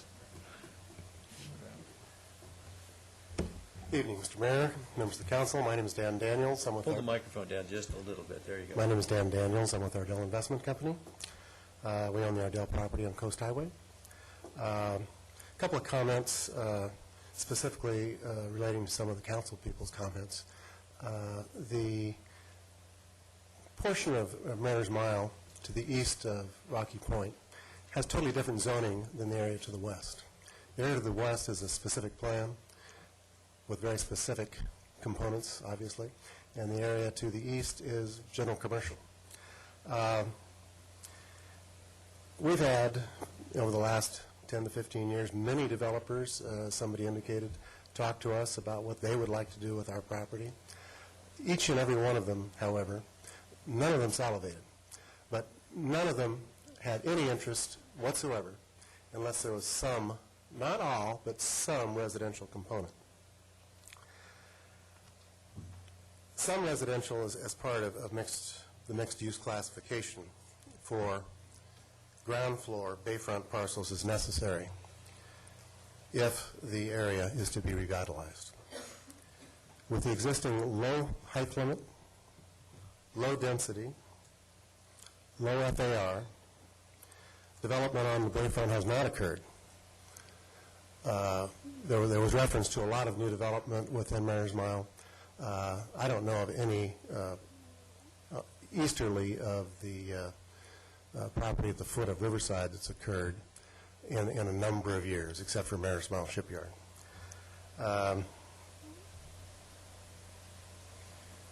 We don't believe development has occurred, and we don't believe it will occur unless mixed use, some mixed use residential is allowed. Mayor's Mile won't change, it'll stay the same. Residential, as we view it, is necessary to pay for the bayfront walkway that is desired, for the visual access window to the bay, and the creation of commercial uses that will be pedestrian-friendly and a place for public gathering. The type of interest we've had from people who are in the business has indicated the commercial uses there don't make it by themselves. With respect to the general plan draft, the land use element, section LU 6-19-8, which is written with regard to view corridors, we believe adequately addresses what should happen with view corridors within Mayor's Mile. The chairman of the Planning Commission last Thursday night, we believe, suggested an unreasonable amount of open space and view corridors within Mayor's Mile. His fellow council or commission members did not agree with him, and therefore that didn't come before you tonight. Purely as an example of what could happen on our parcel, just because it's one of the parcels in Mayor's Mile that is of some size, we did hire an architect who did a concept plan for the property that you've all seen. We believe that illustrated not any particular project, because this is way too early. This is a general plan we're talking about. We're not talking about a specific use plan of any type. But it did show a concept plan for mixed use, including some residential on the site. And we believe it had a significant amount of visual access to the bayfront. Typically, the type of visual access and public open space that the Planning Commission chairman suggested would only be acquired by the public through purchase at the extent he was talking about. In the case of our property and Mayor's Mile in general, and there is a group within Mayor's Mile that's been very interested for a number of years that worked with Keenan in putting together the vision plan. We do have a vision for revitalization of Mayor's Mile. We really don't want to leave the property as it is today. And whether, in your opinion, there's an immediate market for that property for commercial use, I don't agree with that opinion. We believe that the well-planned development with some residential would be the beginning of revitalization in Mayor's Mile. Thank you very much. Are there any questions of Mr. Daniels? Thank you, Dan. I would just, a number of those people who approached Mr. Daniels in the past, I met with both as mayor and mayor pro tem. I would just confirm strongly that every person, to a man, to a developer, and there were people from New York, out of state, in state, clearly clearly requested a need for some residential component on that property. Got some acoustic problems here somewhere. Okay. Was that me? I was beating my fist. Okay. Is there anybody else who would like to comment? Good.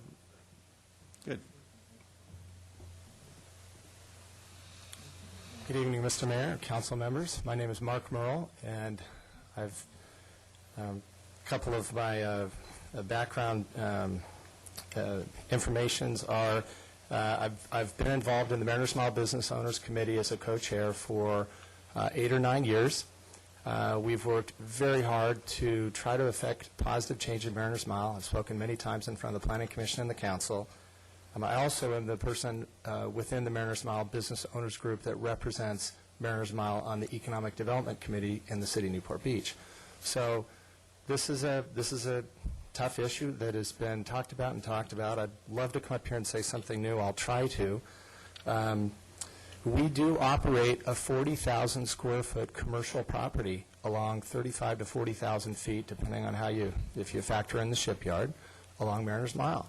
And so we have daily, weekly experience with the type of tenants that are coming into Mariners Mile. And we enjoy high occupancy. We take good care of the tenants.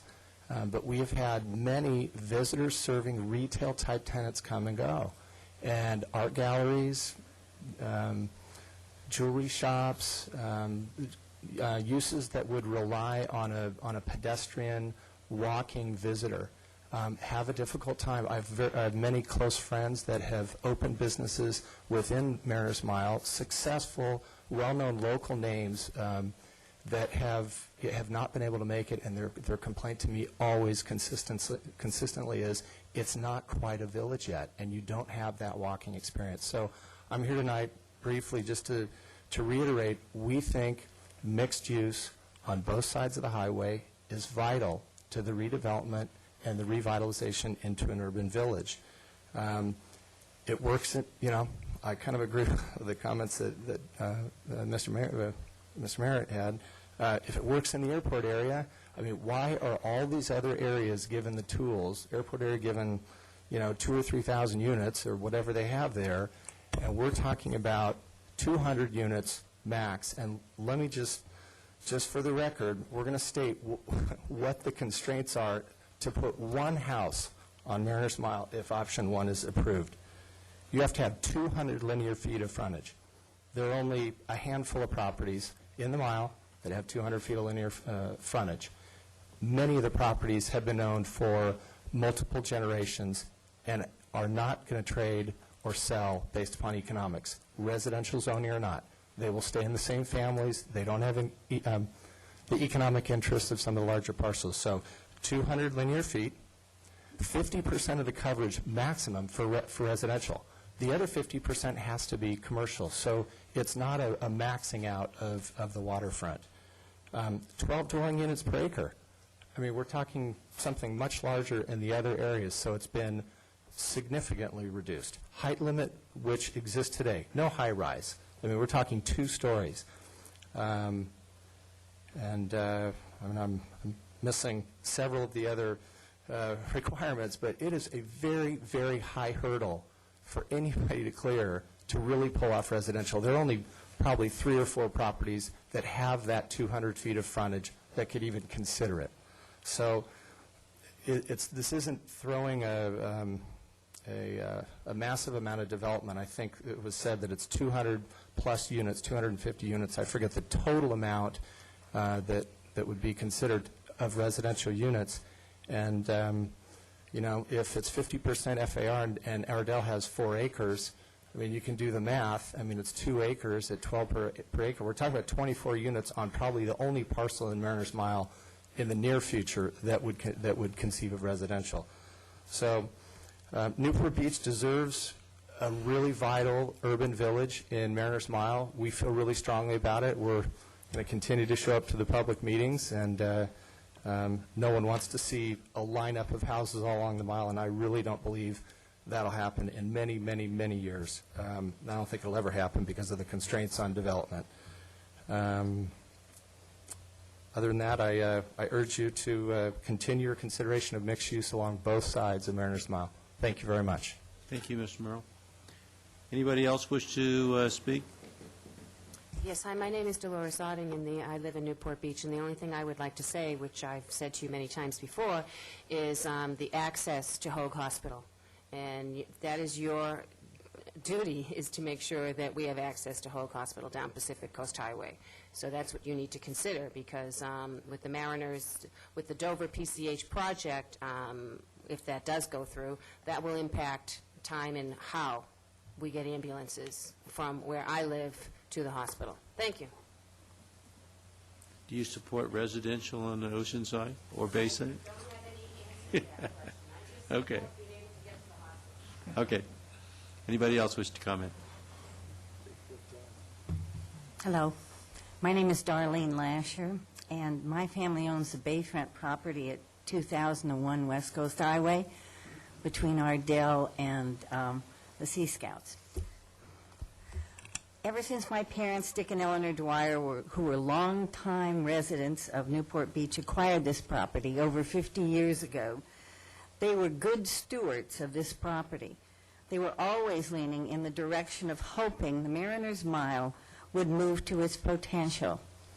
In light of that, my sister and I support those who have just spoken, encouraging you to include housing in the mixed-use plan for the bayfront property in Mariners Mile. I think it's an essential thing for moving this whole area into a higher use. Thank you. Thank you very much, Ms. Lasher. Mr. Mayor, members of the City Council, Carol McDermott. I'd like to comment on several things that have occurred over the last few hearings, and I'm sorry for the differences of opinion that exist on the dais, but I would like to remind the Council, if I might, of several things. First of all, the visioning process that was undertaken for the general plan update process included, and I don't have to remind you, but multiple workshops, multiple outreach efforts, multiple hearings, multiple sessions, and I've attended all of them. And the understanding that Mariners Mile needs revitalization was consistent throughout. And that was understood. It's been stated in numerous documents that have been made available to the public. And that is emphasizing, I believe, the fact that none of these other things that they've tried over the years have really worked. The specific plan is adopted for the westerly portion of Mariners Mile, and there is no specific plan on the easterly because of the difference in the kinds of uses. One of the reasons that there is commercial at Dover and PCH is because they would have loved to have had residential, but it would have taken a general plan amendment and a vote of the people at a time that that would have been infeasible. And as a result, they consolidated the parcels, they've created a center that they believe will be successful, and I guess we'll all wait to see. But they didn't have the opportunity, given the timing of their commitments, to be able to wait and look and see whether residential would ever work there. So I think it's a very different circumstance to compare that to here. The other things that I think are interesting is that we appreciate very much the fact that there are a lot of other policies being applied to Mariners Mile, including the relocation of the post office. That particular site has not been discussed in all of this, but the vitality that that represents could be very important, both in terms of reducing traffic, perhaps, because of the traffic that the post office generates, and also because that's a wonderful site that could create more of this village atmosphere that I think everyone's looking for. But the revitalization on the water side is what most people are going to see on an immediate basis. And so the existing zoning, the existing standards, the existing restrictions, which would not permit residential, are what have precluded that kind of revitalization in the past. And as we worked with mixed-use issues with GPAC, we worked with the Commission, we came to the Council, and basically you told us that if we went back to the General Plan Advisory Committee and got a vote that supported residential on the water, that this Council, in fact, would support that. And that's what we did. And then the staff and the consultants went forward, and they've done the studies. They've concluded that you can reduce traffic even further by allowing residential on the water side, and we concur with that. Then, in acknowledgement of the desire to make sure that there is open space along the Mariners Mile section. We did a study. We hired an architect. We looked at one concept, not the only concept, not the ultimate concept, but a concept that looked at how can you put commercial along the roadway, which was a desired objective, put some residential on the water, wrap the retail around the edge of the open space. It gives a gathering place, a sense of arrival, a reason to go to the walkway that this project would fund. The Ardell site would then be the first property that would implement the long-held vision of the walkway along Mariners Mile. And that would be the beginning of a real pedestrian orientation to the water. But the residential doesn't preclude that. In fact, it makes that feasible. So we would speak to the fact that one of the comments was that there was no benefit to the community for having residential on the water. And I would ask that you consider that if the residential makes possible a great distance of the walkway, and it makes possible a public gathering space that leads people to the water that doesn't exist at the moment, then there is a significant community benefit. And I would ask you to consider that in adopting the option that would allow some residential with very extensive restrictions on the water side that would get us to where we want to go. Thank you very much. Thank you, Mr. Dern. Anybody else wish to comment?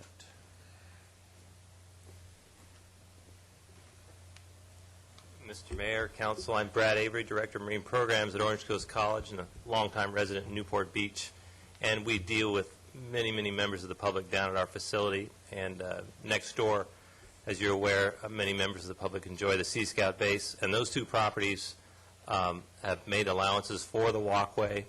And so we've got that end of Mariners Mile in the middle there happening, and the restaurants are at the other end. And I see the Ardell property as a vital link to making the walkway happen.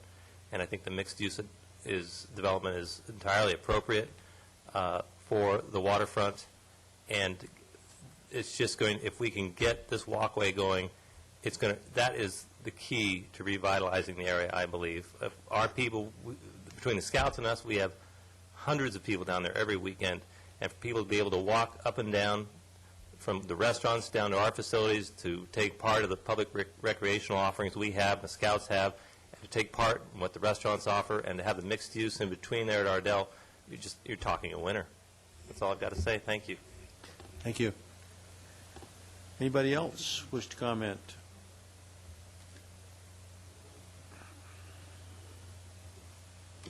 It can't be a park, Jan. Not with natural plant material. I'm sorry, but I was watching at home, so I had to come. My name is Jan Vanderspoot. I live in Newport Heights. I'm also a member of the GPAC committee. And I would like to speak in opposition to residential on the harbor side. The GPAC committee twice voted against residential on the harbor side. And twice the city staff came back and said, why don't you reconsider? And finally, they got the GPAC committee to agree to something. But I submit to you that there's just too much. There's just too much density. The residential is too much. 200 residential units is too much. And the people in this area want less traffic. They don't want to see all this residential in Mariners Mile because it will cause too much traffic. So I'd ask for you to vote against number one, alternative number one. I would go for alternative number 3, except to reduce the residential on the inland side. Wait a second. I'm confused because alternate one with the modification gives us the greatest reduction in traffic, 3,500 trips. I would go beyond that, and I would reduce the residential on the harbor side, and I'd try to reduce the traffic even more than if you you have reduce already. the residential on the harbor side, you add commercial back in, that's more trips. And so Well, you haven't commercial- reduced it so that the residential element on the bay side is what allows us to get the greatest reduction in traffic. Depending Well, I on the think that you FAR found of the that commercial. At 12 units per acre is what we've said. But it depends on the FAR of the commercial. I mean, there's other ways to reduce trips if that's the goal. Right, and if we believe the comments that were said here tonight, if we leave it exactly the way it is, nothing's going to happen, and we won't have any more trips, because nothing will be built, according to our learned speakers here. So, I think that's what's happened in the past, you and know, that's true. if I may step on your comments for just 1 second. I did attend, I should have mentioned this earlier, and Jan was there too. I did attend a meeting of the Newport Heights Homeowners Association. I'd say there's probably, I don't know, at least 100, maybe 150 residents that came there through the evening. And they were virtually all opposed to any further intensification of development on the Mariners Mile as affecting their neighborhood because of the cut-through traffic that goes up Cliff Drive and through their neighborhoods because they don't want to go up Coast Highway to Newport Boulevard. I didn't hear anybody speaking in support of intensification of development on Mariners Mile. And these are the same people that you represent, Don. So take that into consideration when you're voting here tonight. That these are what our residents are asking for. Well, I'm not making it up. I guess that what you say, intensification of use, what you're really saying is that none of the property owners can exercise their rights to develop their property anywhere near what the general plan says. So you're saying that all I'm saying is that if you want to limit the traffic, we sent a letter to Costa Mesa because they want to redevelop their west side. They put a residential overlay there, and our argument there was that, and they are making the same claim that we are, that they are reducing trips by doing a residential overlay over the west side. And Sharon, would you share with us what our argument was? Well, don't even share with us. I'll just share it with us. I know what the argument was. Our argument was that by putting in the residential overlay, that they were going to actually increase the number of actual trips that were going to occur out of that area because residential development is the hot ticket these days. And because there's developers chomping at the bit to buy up those industrial properties and to put in, high density or even medium density residential development. And so although there was the capacity to build more industrial space or more office space or more commercial space in that area, the way the market is, I guess, it just doesn't happen. And so by converting those properties and allowing these residential type uses, then you actually increase the amount of traffic. Am I correct? Is that basically our argument? I agree with that 100%. Not you, Jan. I'm asking the city staff there. I know you would agree if I wanted to just put a park there. So. I know that we were concerned about their traffic study and whether it had properly considered whether or not there would be a bridge at 19th Street. We asked them to study some intersections in Newport Beach that could be impacted, as well as the ones in Costa Mesa. Can anybody else have any questions of Dr. Vandersloot? I'd ask you to support Councilmember Rosansky on that issue. Thank you. Even though it's 1,000 more trips. Mr. Mayor. I believe that those are probably ephemeral trips that won't happen, and all the traffic projections are based on the 19th Street Bridge, which also won't happen. So basically, you're using a little sleight of hand with the traffic. But I think that it is a given that if you put more residential in Mariners Mile, you're going to get more traffic in one of the most heavily impacted sections of the city. Mr. Mayor. Jan, question for you. Wait, does somebody have any more questions for Jan? Yeah. If we weren't to put residential on the harbor side, would you support our general plan update? If I did, would I support the whole general plan update? I think watching it on TV tonight and seeing how you reduced the development in the airport area, that I think you're on the right track. Thank you. I'm not sure I'm ready to support the general plan update at this time, but I think you're going in the right direction. I don't know if you're going to actually achieve it, but if you allow residential on the harbor side, I can tell you that, and all that residential on the inland side, that there's going to be a fight on your hands in the Newport Heights community and the people surrounding Mariners Mile, because they know what's going to happen if you put dense residential in there. Thank you. Thank you. Mr. Mayor. Mr. Ridgway. I feel like I'm in Alice in Wonderland here tonight. This is the strangest conversation that I've ever heard. Jan gets up there and supports less traffic. Residential accomplishes that. And it's empirical data. It's not ephemeral concepts. It's actual. Mr. Rosansky compares residential to industrial. Industrial has historically always been a low-traffic generator, but I can tell you the west side is packed with cars. But at least from a land use perspective, it's apples and oranges. What exists on the Ardell site and what is in the general plan is general commercial, or RSC or RMC. It generates much more traffic than what we're trying to accomplish here. I am just totally baffled by this entire discussion. And it is good land use planning. I don't know, I feel like I just don't understand it. We're talking about 3,500 cars less than that which exists today on the books. The books actually have, is that correct, 35? So if we just allow it to stay as is. Existing general plan. It's below existing general plan. It's below existing general plan by 3,500 cars, based upon the types of use that are being proposed here. I just don't get it. But you know what? I feel like, I've given it the best I can. Don, we've met. I tell you what, they were right, and I'm going to say it. We will be back here. You guys will be back here. I won't be here. But the ocean side or the bay side of Mariners Mile will not develop without a revitalization plan that has residential in it, period. It hasn't. Nothing has happened over there. It is stagnant. It has been stagnant. And there's an opportunity here. And what are we talking about? 12 units per acre, and there is a commercial component to it. And we're talking about 3,500 cars. I'm baffled. I think that, as far as I'm concerned, if there's any place around the harbor area, in the business districts where we're considering mixed use, that I think Mariners Mile is desire to create a village, and this will help that. It will give you an opportunity to have some residential units that are extremely favorable and are going to be, yes, the developer is going to be able to make a little more money off of them.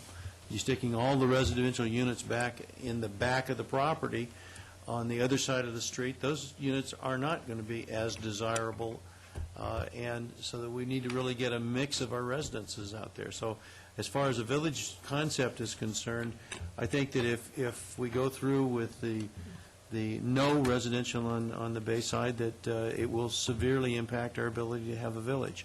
I believe Mr. Selich had a comment next. Well, Mr. Mayor, just to say, I think the testimony has been compelling about both the benefit of the economics of this to provide for the Bayside Walkway and also to provide for the redevelopment of this area as it ought to be done. So in the spirit of sort of moving us along, I would propose that we support option 1 as amended by your original comments that result in a 3,500 trip reduction. And we'll give Dick the opportunity to be the deciding vote, it looks like. Okay. I will second that. And I'll make an alternative motion to adopt option 3. And I'll second that. And I think this whole concept of creating an urban village, I just see more people holding up in those units and driving their cars out. It's not as if they're going to walk to Radio Shack and buy a set of headsets, headphones. I don't see it happening. I guess I can't envision an urban village out by the airport area either then, huh? Well, I think you can if you have 15 dwelling units per acre and 10-acre parcel minimums. You're talking about a critical mass of people, open space, pedestrian pathways, and adequate parking. So I think it has all the elements for an urban village. And we spent a lot of time to develop that.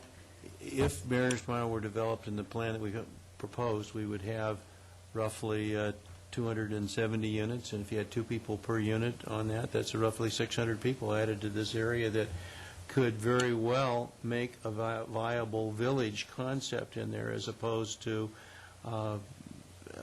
the having to have a commercial development that people are going to have to drive and come from all other destinations around the city to make it viable, which right now it does not have the same vitality that it did 30 years ago when it was really a real strong restaurant row.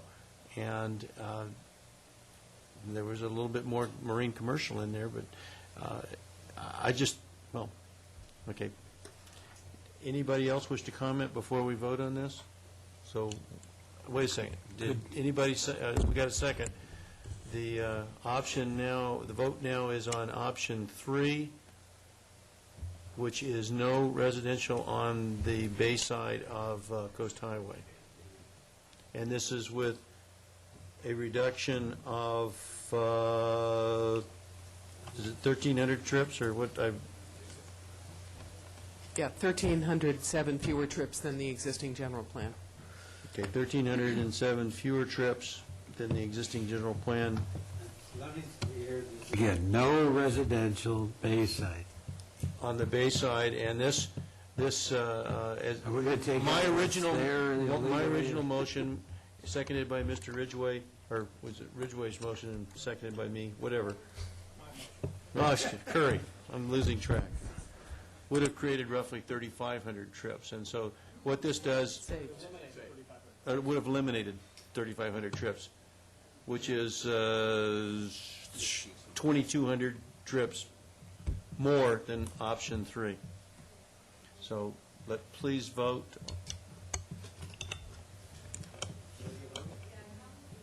We're voting on option 3. No, Oh, option this is 3. option 3. Start over. Option 3. Start over. This is ridiculous. Do you want to? Okay, who hasn't voted? We got to Everybody's have, voted. now this is no residential. No residential on the bay side, which Okay, gives us that's higher all trips. as far as I can see. Yeah, it's higher trips, okay. With Councilmember Curry, Webb, Ridgway, and Nichols voting no, the motion fails.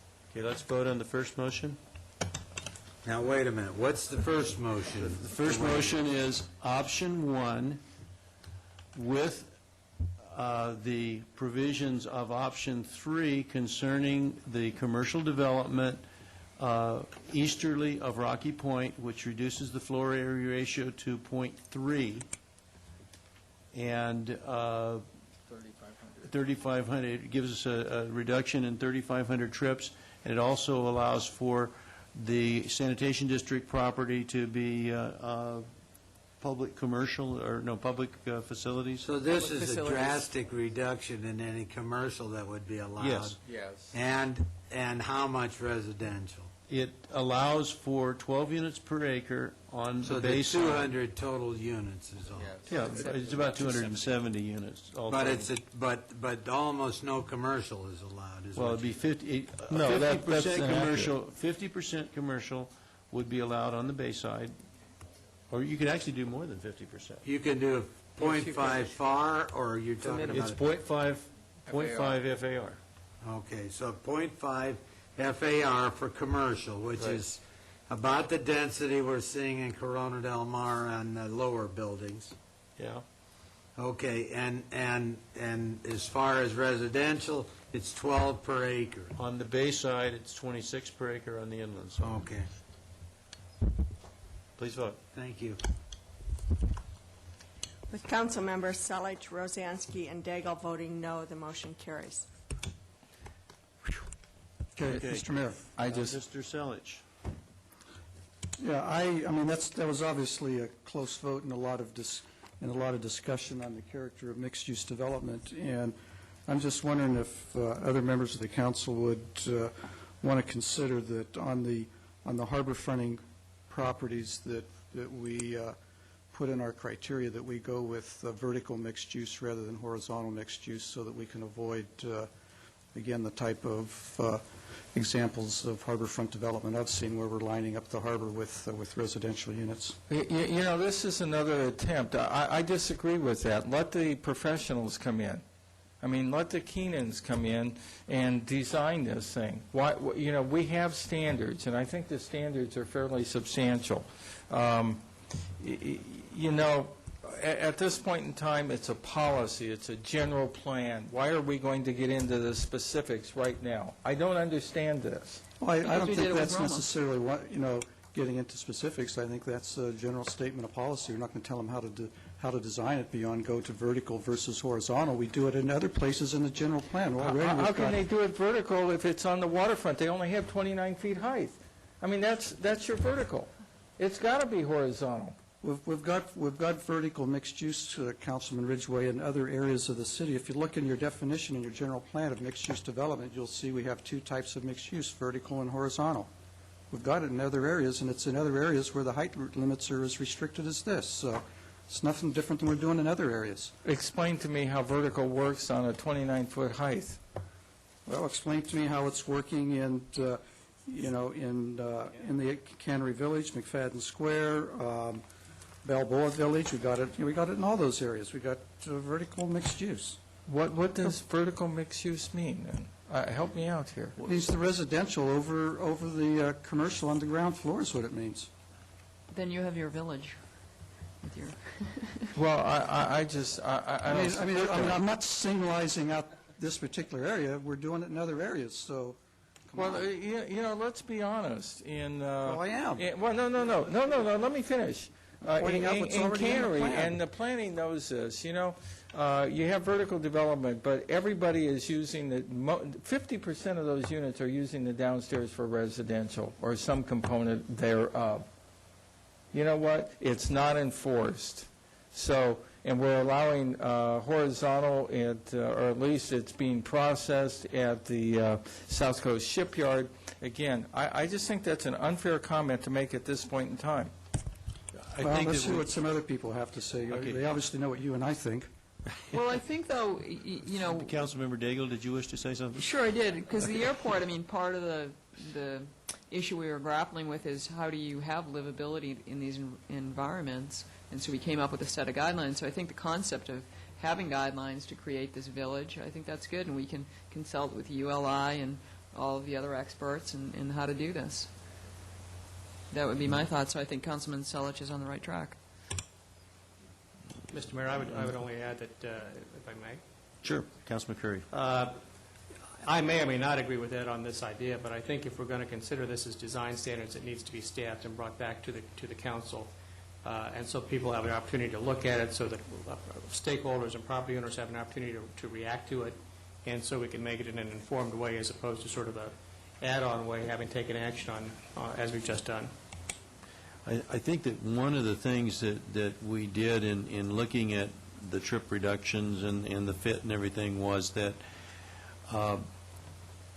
we reduced the density on the Bayside residential from the 26 down to the 12, really based on being able to have residential two stories. And if we were to require only commercial on the bottom floor, I think that we would need to tack in a higher density for residential, which takes us totally away from what we were trying to accomplish. So I really don't feel that we should require that. If we were to require it, I don't think it should be 100% commercial on the bottom floor. It should be some other percentage, like maybe 25% commercial and 75% residential on the bottom floor, something to that effect. Anybody else wish to comment on this? Well, I think Councilmember Daigle had the right idea. I'm not opposed to standards. That's not what I'm saying. But I think it needs to be staff-driven at this point in time, studied and brought back. We just can't make a decision tonight. I do know what is not working. And I know, I guess in the airport area, you basically just did critical mass, and there's not a requirement for all commercial on the ground floor. It needs to be staff-driven. I'm not opposed to standards. That's not what I was saying. But I think I agree with you, Mr. Webb, that we did, in fact, lower the density of the residential. It's not fair now. You basically create another situation where you're lowering the density by this suggested standard. So let's have staff look at it, perhaps bring it back to us with some information. I don't have a problem with that.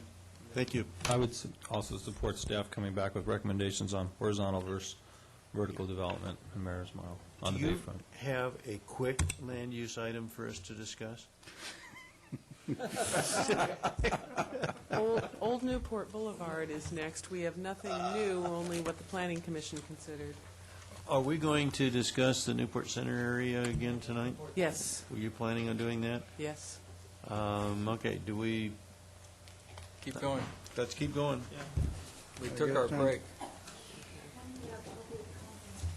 Oh, excuse me, back up. Well, we already had public comments on Mariner's Mile. At the very end of this entire thing. You're going to hang in here with us? I'm going to hang. I love it. We like having you here. Okay. Next, Okay, please. for Old Newport Boulevard, as I said, the only slide we have is the map, if you need to refer to that. The Planning Commission considered the three options that are described in the staff report. Essentially, the first option eliminates the residential mixed use and designates the entire area for medical office, which would be 115 trips more than the existing general plan. The second option would designate the entire area for general office, which does permit medical as well as other office uses. That would have 3,024 fewer trips than the existing general plan. And then the third option was an alternative on the mixed use, which would allow mixed use on the east side of Old Newport Boulevard with a combination of general and medical office on the first floor. And we would want to control that mix between general and medical so that it's 30%, 70%, and with that, this is the one that's the most trip neutral. It would have 39 trips more than the existing general plan. Planning Commission recommended options 1 and 3 for further consideration. The only one they eliminated was the totally general office designation. Okay, so go through 1 again. 1 is, it designates the entire area for medical office. It eliminates the mixed use. Okay, no mixed use, all medical office. Yes. And that increases the trips by what? 115 above the existing general plan. Okay, and 3 was Mixed use on the east side of Old Newport Boulevard in Area B there, with the non-residential being a mix of general and medical office. General office at 30% and medical at 70%. The west side of Old Newport Boulevard would be office with that same ratio, 30-70. Does that, how much And medical do we have there today? It sounds like you wouldn't be able to put any more medical in there. It might be. They might have more than 30% now. Mhm. No, it's, But that 70% was reaching, oh, medical, excuse me, 70% medical, I'm sorry. 70% and that one was only 39 more trips than the existing general plan, so essentially the same. Let me ask a question. If you make it, what was option 1? What would be the All medical. All medical. But what would be the general plan designation? Commercial office medical. Okay, can you put other uses in commercial office medical There- with a use permit? There are some ancillary uses. Does that include? Can you put in residential? No. No. Can you put in drafting or design, that kind of thing? Other Professional professional office. offices? What, if you Why put in, can't you call it medical office or something, I mean, office? Why did they not choose option 2? What was their logic for that? That's the one that reduces the trips. Oh. That was a general office category. I think they elected not to because of the reality of what's been being built in the area. There's a tendency to go to the medical office, and the reality, medical office generates more trips on a square footage basis than the general office category, and it was just a sense of reality. I think it's been. But medical is permitted in the general office. It is, category? but it's assumed to be a smaller percentage of the total office in reality. In other words, in terms of the trip generation. No, I understand trip generation. I understand trip generation. I'm just saying that if we designated the whole area general office, that's not going to stop anybody from building medical office space there if they chose to. That's right, if they can provide the parking, and since the parking requirement is higher for medical office, then the floor area ratio that they could actually build would be slightly lower for medical. But that's not any different than option 1 where you're saying you can have medical office. Well, option 1 would And actually, limit what are it to the two? medical office. So you can only have medical office. Right. And they generate more trips than general That's office. right. but So how do we get more trip? Oh, right, so we have more option trips. 3 is what now, just general office? It's, No, option 2. Option 3 is the only one that retains some of the mixed use. What's option 2? Just Option 2 general is office? general office. But it So allows they could- medical use. It allows medical. And we get 3,000 fewer trips Yes. under How that many? plan. Yeah. Well, personally, there was a big push to put medical office space on Old Newport Boulevard, and a significant amount of it has been converted to that. But I think with the changes that we're seeing now in West Newport that we voted on last week, with regard to converting significant areas there to medical office space, plus the acquisition by Hoag Hospital of the Technology Center property, which is 400,000 square feet existing, and I believe their plans are to reduce it to around 300,000. I believe it takes a lot of the heat off of providing medical office space in that general vicinity of the hospital. So contrary to what the Planning Commission suggested, I would go to option 2, because it leaves it open for people who want to build general office space there, and but still leaves the possibility for anybody who wants to build medical office space on a lower FAR to get the parking. Plus, we get the benefit of the 3,000 fewer trips. What is the floor area ratio for these? 0.5. 0.5, and I neglected to mention that for all three options, we were recommending that the floor area ratio be reduced from 0.75, which we studied in the EIR, to 0.5. Okay, so we're looking at it, that's where we get the trip reduction, is the reduction in the floor area ratio. Yes, part of it. Yeah. But isn't it also true that if you're doing medical office and you're providing it a higher parking ratio, even though you're allowed 0.5, you're probably not going to achieve it because of... Exactly. You're going to be using more land area for parking. Yes. Yeah, but didn't they You get can't like... plan it.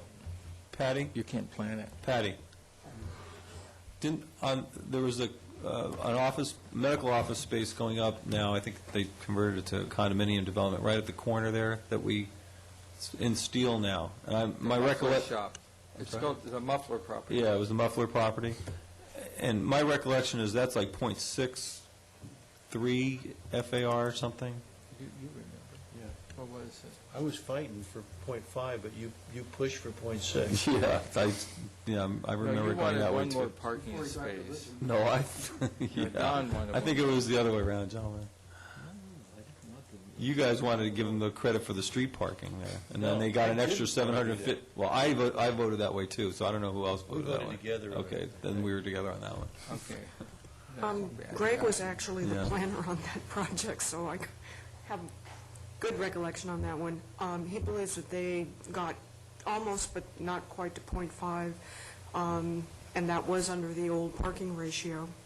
And we did, I think, give them credit for 1 or 2 parking spaces in the street. We waived it.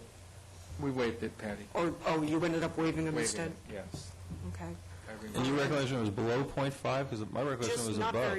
not very much. Yeah. It was way over the building bulk ratio, Okay. which is Then- not the same as the... Then drop the FAR to 0.4, if we can't, under 5 per thousand, then we get even bigger savings. I mean, if we're giving them 0.5 and they're not going to build 0.5, what's the point of building that into our general Well, plan? the whole issue here is traffic, I thought. I mean, we've wandered so far from our main goal. If we go to option 2, we reduce by 3,000 feet, we get our cake and eat it too. You can have general office or medical. Why wouldn't you do that? I agree. I said, what about option 2? I support option 2. Okay, I make a motion for option 2. Second. Just a moment, a question. What is you were talking about mixed use. Is that option 3? Yes. Option 3 would allow mixed use on the on this side of the street. And the reason that the GPAC had suggested mixed use, and the Planning Commission asked this question again, is they thought that it would be a good transition to the residential neighborhood to the east. Like, all of that property backs up, all of this is residential property here. No, it doesn't back up to a bluff. All of those are residential units, and there's a separation. These medical office guys are going to be looking into the rear, the downstairs window of that residential property. Well, not really. That guy built in a hole. So, okay. So 1 or 2, and 2 in particular is either medical or regular office. But 2 is general office, and general office would allow medical office if they can provide the parking ratio. Yeah, and if they can't, we're going to give them a variance on it, huh? Well, it all depends on the council that's sitting in. Not if I could help it, Dick. Okay. Next time, maybe you'll vote with me on that. You voted to give them the waiver on the medical office building on If Old I Newport remember Boulevard. correctly, it was a 5-2, but that's beside the point. That's besides. Okay, we have, is there anybody that would like, in the audience, would like to comment on this?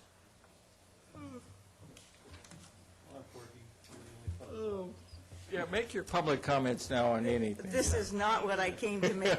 My name is Corky Rawlings, Barbara Rawlings, a property owner on Old Newport Road. Probably read about it First in I've there. heard of any of this, but what else is Where? new?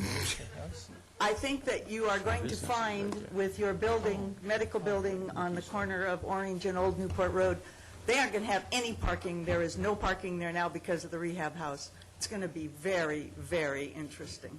So, anyway, parking's going to be a problem. And I have a correction. Greg's memory wasn't so great. Being connected to our network here is really cool. It was 0.65. Exactly what I thought it was. So we have a medical office that built to .65 there.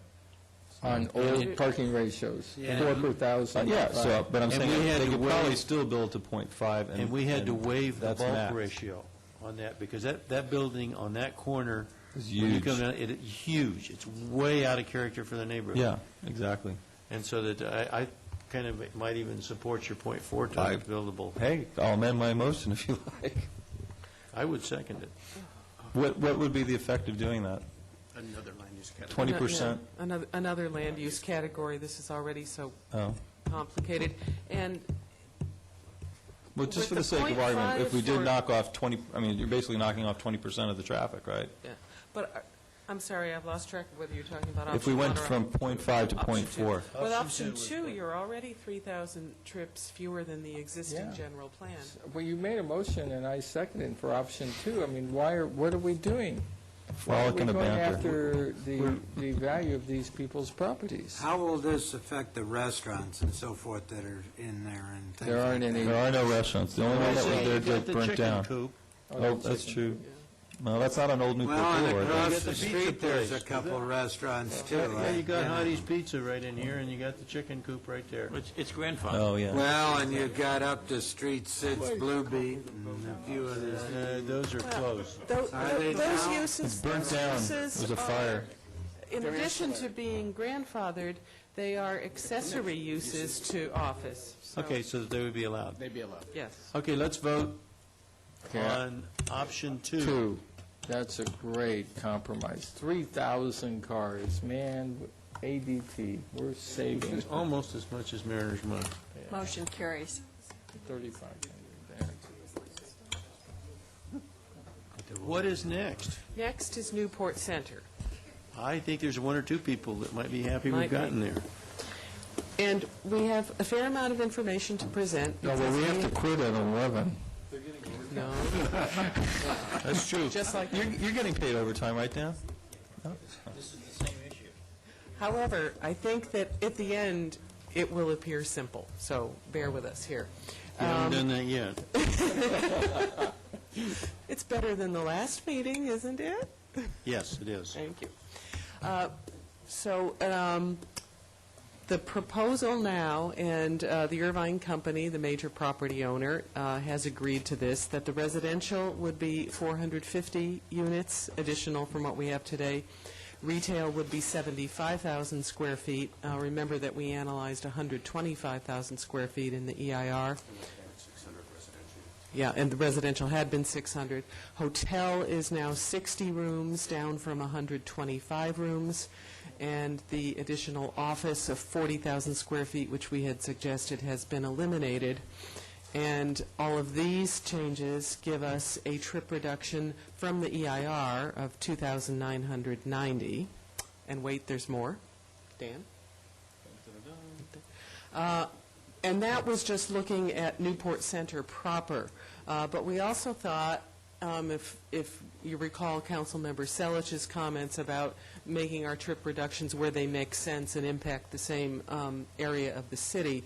So we looked more broadly at what we called a Newport Center traffic impact area. And the Irvine Company, as we mentioned at the last hearing, has agreed to reduce some of the entitlement that they have in the existing general plan for residential development in Bonita Canyon, Newport or North, and the Freeway Reservation site, and then commercial entitlement at the Bayside Center, the Bluff Center, East Bluff Village Center, Harborview Center, and Newport North Center. And with all of those reductions, we would have a trip reduction from the EIR of an additional 4,101 trips. No, that's from the EIR. Now, the Irvine Company has also agreed to some other reductions in their entitlement in other areas that we will be happy to accept, but did not include in this table because they're in different areas in the city, and we didn't think that they would have an impact in the Newport Center area.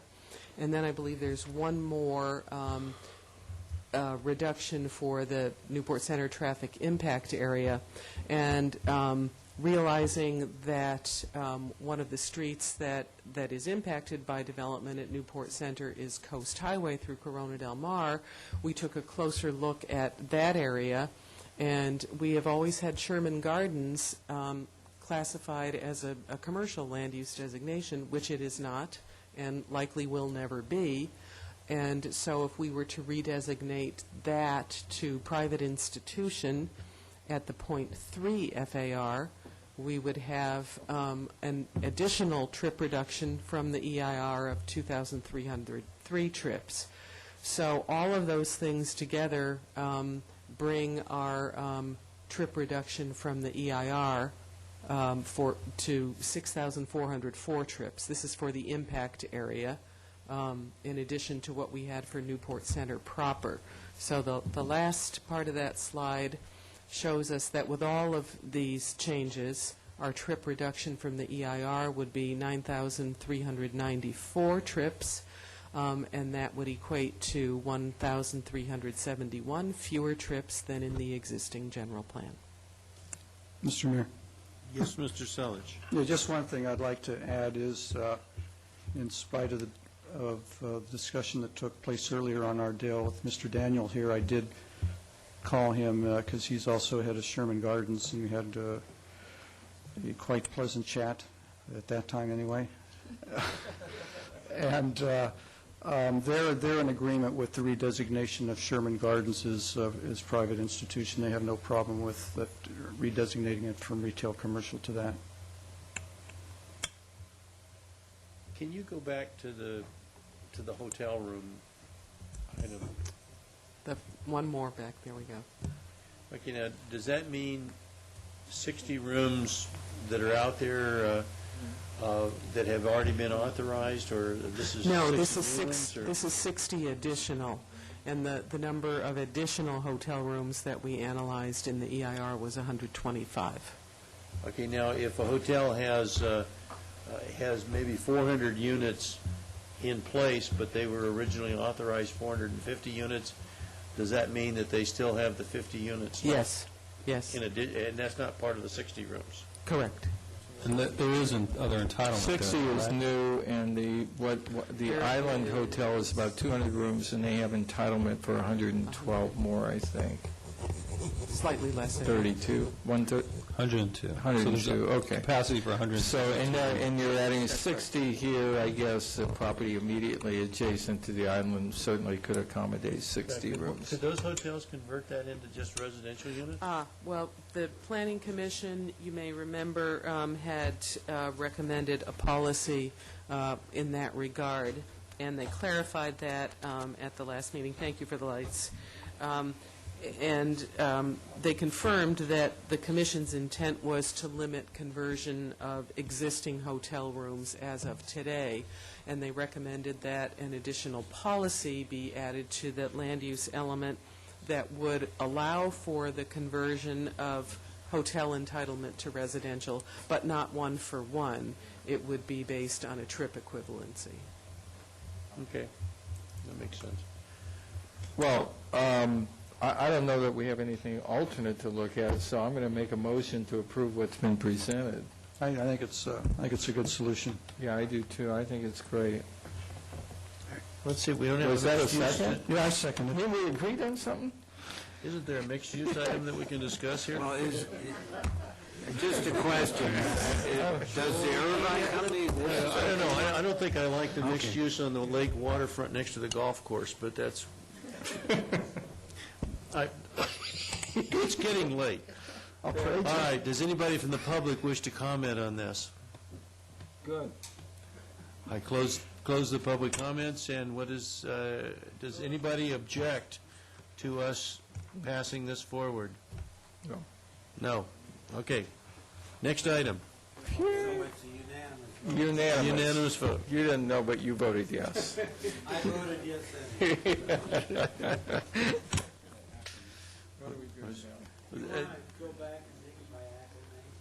No, we're just fine. What is the next item on your list, Sharon? That is it, unless you wish to have a long and detailed conversation about the circulation element. We already discussed the circulation element first, and I made a point that we weren't discussing it again, I thought. Mr. Mayor, I'd just like to thank the staff. They really have worked hard, particularly the last few days, to get all this stuff for us so we could move on to these issues. It was a drastic improvement from trying to do it on the fly. We thought so, too. Okay, that's the... There's my general plan. Okay. Public comments is now open. No, Doris, you've talked enough. We've got to let somebody else have a chance first. Hi, my name is Barbara Rawlings, also known as Quirky. I just want to share an adventure that I had with all of you. I have followed all the city council meetings. By the way, it's much more fun to be at home watching. I can go, what? In the privacy of my own home. It's very difficult to sit here. But I have followed the Back Bay View Park, the approval of it, and I approve of it also. I read Jan Vandersloot's letter in the Daily Pilot on Sunday. I don't know if any of you did, complimenting you on the completion of the park and all of that. So I thought, I'm going to go see the park. So I drove up down the Back Bay View Park. I drove Coast Highway, turned left on Jamboree, and into the dunes. And I said to the guys at the gate, I'd like to go to the view park. What park? I said, on the corner there is a view park, and I don't know how to get to it. Do you know how to get to it? No, he asked the guy in the other booth. No, he didn't know how to get to it. Maybe you can go into the senior citizen building and get to it from there. So I said, thank you very much, made my U-turn, went back, went into the senior citizen building, went to the back of the parking lot, parked in a back slot. A very nice lady. Before I parked, I drove where it's a dead end. And as I was backing out to park, a very nice lady said, that road doesn't go anywhere. And I said, I understand that. Do you have any idea how to get to the park?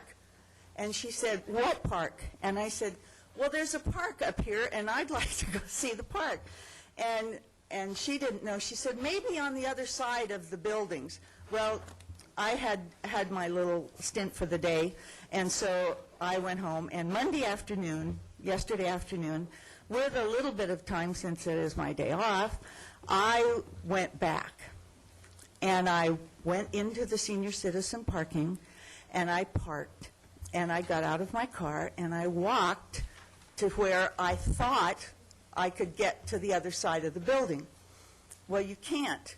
And so I thought, well, I will go through the building, through this corridor, to get to the other side of the building. And the door is locked. And as I turned around to walk away, I was greeted at about 4 feet. What are you trying to do? And I said, I'm trying to find a way to get to the park. He was abrupt, not rude. And he explained to me, was I parked in the parking lot? Yes, I was. I'm sorry, you cannot park in this parking lot. This is for residents only. I said, okay, I was just trying to find the park. And he calmed down a little bit, and he said, I think you can find it from the bike trail. And so I said, okay, where do you suggest I park? Well, park on Back Bay Road, and you can park on Back Bay Road on half of it for 2 hours, and I wasn't going to be there that long. So I parked on Back Bay Road. I saw the sign for the bike trail. I followed the bike trail almost to the entrance of the dunes, and lo and behold, here is this very nice podium placard that describes this park, which is a preserved wetland. And the second sentence, which I read carefully, access is strictly limited to personnel conducting maintenance or biological monitoring. I went, well, that's friendly. So I continued to read, and I'm thinking, I don't understand. I will tell you that the last sentence says, please respect this resource and enjoy it from the trails provided. And I did find a trail, and I did walk up the trail. It's a pretty good hike. And I want to know who is going to use the park as a view. It makes a very nice corner. Bicyclists do not stop there. 4 of them whizzed by me on the bike trail, didn't take the trail. You can't park anywhere to observe the park. I approve of the park. It's nice. I just wanted to share my adventure with you. Thank you. Thank you. Well, Corky, I know we're not supposed to respond. We did look at parking, and I guess it's Ed Selich's district, and I'm going to show him where we looked at it, and maybe we had an attempt to put in like 6 or 7 cars. It's more of it's Jan Vandersloot's memorial to. Okay. Thank you for being so patient. Absolutely useless. I can tell you Next, people, let's get this meeting Good over evening, with, Mr. please. Mayor. My name is Dolores Otting, and I appreciate Corky's story because a lot of people ask me how you get there. And there is no way to get there.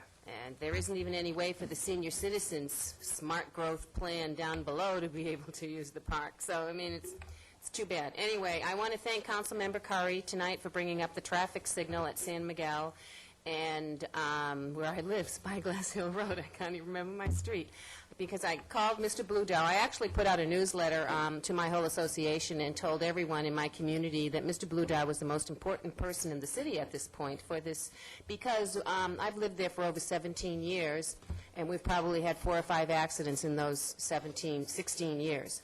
Since the city put up the traffic signal, we've had close to half a dozen accidents, and so I had called Mr. Bluedow and told everyone in my neighborhood to call you too. But that was over the weekend, so I guess maybe they didn't have time, because I was curious as to what we were going to do about it.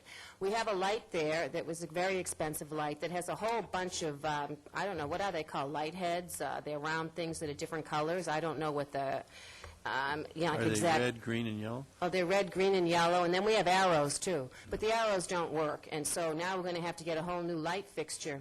And it doesn't, you know, you don't have a lot of faith sometimes when you put up a traffic signal. And but anyway, so I'm glad we're going to fix it. But in the meantime, even today, people try to beat the light, and people are making a left. So it's a very, very, very dangerous intersection. We had nothing. We had a 4-way stop sign and had no problems in 16 years. But anyway, we always seem to lately have a motorcycle policeman that sits in San Miguel Park with a radar gun.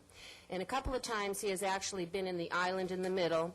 And so you might suggest to the police department somebody that maybe he stay in the island in the middle instead, because honestly he will prevent, you know, like a death until we do change this light. Another thing, Mr. Mayor, is could you please have some, besides your centennial moments, there are people that are trying to collect money in the city to build a monument at the piers for the 100-year birthday of our city. And no one's pushing that. And you really need to start to do that, because we also have another group that's going to be collecting money. So not that I'm trying to tell you what to do, but I do anyway. So, and that's a very important issue because we're running out of time on that. And lastly, for everybody in the public at home, The next 10 days, call your city council members, and any kind of thing that you want as a capital improvement project in the city, you need to do it now. You need to call them, because this is going to be your last chance, because at the study session today, that's what was discussed. And I would hope that somebody would go forward with at least putting a proposal to put a full-blown aquatic center up at Coyote Canyon landfill. Of course, the Spheres Committee must do some of this kind of stuff, but we don't know what the Spheres Committee does because we're not told. So thank you for your time. We smoke a lot of cigars. Huh? Steve does. Let's see, what was that? Thank you. Any other public comments? Thank you very much. Thanks, Dolores. I felt like I was just at home. Okay, we have, shall we skip the oral reports from council members? Yeah, let's skip. Okay, that item M has been skipped. Planning Commission agenda, do we have any questions on the agenda? Is there anything that we really need to know about in the Planning Commission? Okay. Well, we're getting to it. Item 19. Current business, Santa Ana Heights Fire Station.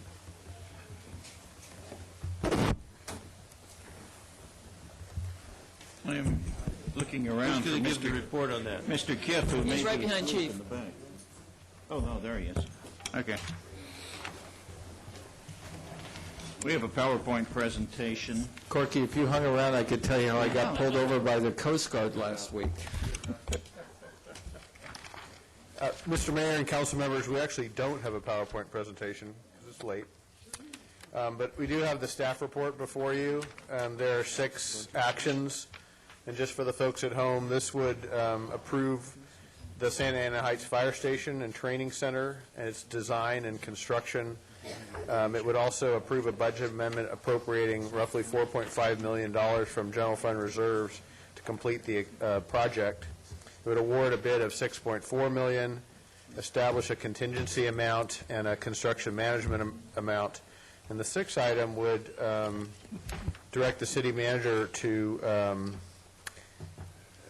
the literal language says, ensure that the general fund contribution to the project is reimbursed from redevelopment funds. I think there's some discussion on council to change that action, but the fire chief is here, the public works director is here as well, if you had questions about the project. What is the, Councilmember Rosansky? I have a question. What is our guarantee, at the end of the day, that we're going to be reimbursed for the extra $4.5 million from the redevelopment agency? I mean, we don't control it now. The counties, I think, said that they don't want to kick in any more money into this project, and so we haven't gone back to them to ask them to do that. So, I mean, at the end of the day, aren't we we're relying on our ability to take over the redevelopment agency someday, and then, I'm assuming the council will be the same board on the redevelopment agency that will vote to reimburse ourselves. Have we gotten any kind of legal opinion as to whether that's even an option? We do have a legal opinion that you would be able to do that, yes. This is a legitimate redevelopment expense. You can incur costs. Even though we've already voted the money to do it? Yes.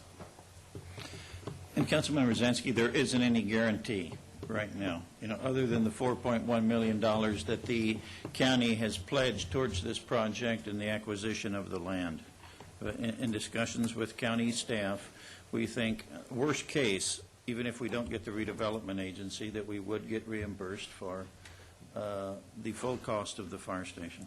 That the county would reimburse us for the cost after the fact? But you say in your report, in 10 years, is that what, I mean, that would take all the taxes that are coming in from the redevelopment agency to us for 10 years to do that?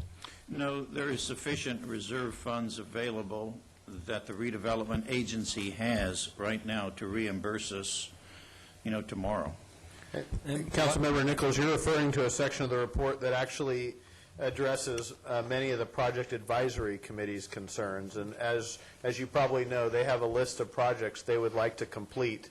And I'd like to work with them at their June meeting to show them how you could fund this fire station at this cost and yet still achieve the projects they'd like to see completed. So that's what that paragraph is referring to in the staff report. And if we did all that, it would take 10 years of taxes to pay for it, though. Well, remember that redevelopment is by its very nature anticipating tax reserve, tax income that's going to come in over time, and then oftentimes you issue bonds today to cover the cost of those improvements, and the bonds are then paid back by tax increment revenue. That's how redevelopment works. Okay, but we have right now in the cash fund that's built up over all this time, I thought we had, when we started, $22 million. The county has $40 million now. Okay, so they have $40 million now, and we're not going to be able to pay that. Oh, well, we get half of it, and the half that we get, we will not have enough money to pay for this until 10 years elapse, and all tax money coming to us in that 10 years will be used for this. No, that's not what the staff report says. Well, it's what it is. It says assuming a conservative projection of incoming tax increment over the next 10 years. You left off the start of that sentence. Oh, okay. It says the redevelopment agency has sufficient funding to cover the cost of this project, plus the other project on the project advisory committee's project list. Okay, even assuming a conservative projection of income tax revenue over the next 10 years, incoming tax revenue. And if the city wanted to build all of those PAC projects right now, we could do so. We would just issue bonds to cover the cost of those projects, just as the county has done in the past, if we wanted to do it right now. They're not all going to come online right now. There's longer discussions over the community center. The undergrounding isn't ready. That's probably 3 years out. So our $12 million cost of this, assuming the $700,000 for the fire tower, if we were to put it all on bonds, would be 24 doing it that way, right? We don't have to put this one on bonds, though, because that revenue is in the bank. My point is if we followed your suggestion, alternate suggestion, we would just double our total cost, and then it might be 40 years instead of 10 years to pay it off, right? If we follow that scenario, which we don't intend to do. I'm sure that all of us can come up with a scenario that would make something not work, but I think that Dave has come up with some very reasonable assumptions, and I think that we need to discuss the assumptions that he's come up with, and if we have problems with them, let him know. Mayor Webb? Councilmember Daigle? Yes, I very much support the project. I do have an issue, though, with recommendation number 6. And it seems to me that when you look at this station, there is benefit to the outside area. We're going to respond to calls outside of the project area, and then also we'll have engine companies, personnel coming in and training at the station. Now, granted, they'll be at the training tower, but it's on land, and we'll use parking. That's all part of this cost. And we have a council policy that requires council approval when monies are transferred from one fund to another. And when you look at number 6, comes across as more of an automatic that this redevelopment money, as it comes in and as the city manager deems it appropriate, it's going to get transferred. And my concern is that we don't really know how much money we're going to be getting from the county, and I'm not sure that full reimbursement is going to be ultimately appropriate, given the fact that the PAC has other projects and other things that they want to do. We're going to be dealing with a finite amount of money, so I don't want to sign off tonight that this is going to be fully reimbursed. I mean, I think that what is better, and I asked the city attorney for some language, is to direct the city manager to bring to council for approval a plan for reimbursement of the general fund contribution to this project from the Santa Ana Heights redevelopment project area. And then in the interim, there will be PAC meetings, and we can get some input and feedback from the community. But right now, as it's drafted, it's kind of an automatic. So even if they go and have meetings, I mean, it's not, the deal's been done, and I don't want to do business that way. So I think that with regards to number 6, the language drafted by the city attorney I'm comfortable with, and we have a more certain financial picture. Mr. Mayor. Mr. Curry. I support the project, too. I frankly think redevelopment funds are the proper way to pay for it. And the question that I think we're all concerned with here is, what if, for example, the takeover of the redevelopment agency falls through, and what is the obligation of the county to reimburse us for this expense. I think I would feel comfortable, for example, if the county sitting as the RDA board were to adopt a resolution of reimbursement or an intention to fund this project. I mean, that's one of the ways that we could obligate them to provide the funding, irrespective of whether or not this would come forward. Maybe that's incorporated in Leslie's idea in terms of a funding plan that would give us confidence that we would be ultimately reimbursed. Yeah, I don't think that's going to Apparently happen.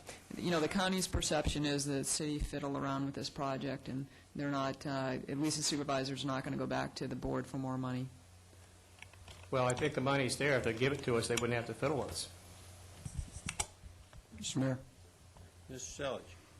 Yeah, I share Councilman Curry's concern. I think I understand his concern. I mean, my concern is that we're committing ourselves to all of this and not knowing exactly what we're getting back from the county. And I just wonder, since we have to have all of the spheres issues wrapped up in the next couple of months, how would we, and that seems to be the key to the reaching an agreement on this redevelopment stuff, what's the harm in putting this off for, you know, another few months and find out exactly what we're going to get from the county? And, you know, if we're going to end up spending X percent out of general fund monies and X percent out of redevelopment monies, I would feel much more comfortable knowing that going into the project than just authorizing the project and then not knowing where the money comes from. It's like giving somebody a loan and not getting a note and a deed of trust signed. I certainly wouldn't run my business that way, and it doesn't seem to me a prudent way to fiscally manage a city to spend money, you know, based on somebody's promise to reimburse us, and particularly when we don't know whether they're going to reimburse us all of it or part of it. And I understand your concern about, you know, the bids are in and the costs are always going up and everything, but, I mean, how do you weigh the risk of perhaps some additional cost to build this facility by waiting a couple of months versus the risk of not being reimbursed by the county for the funds we're expending? So to me, it just seems fiscally imprudent to move ahead until we have at least some idea from the county as far as what they're going to reimburse us.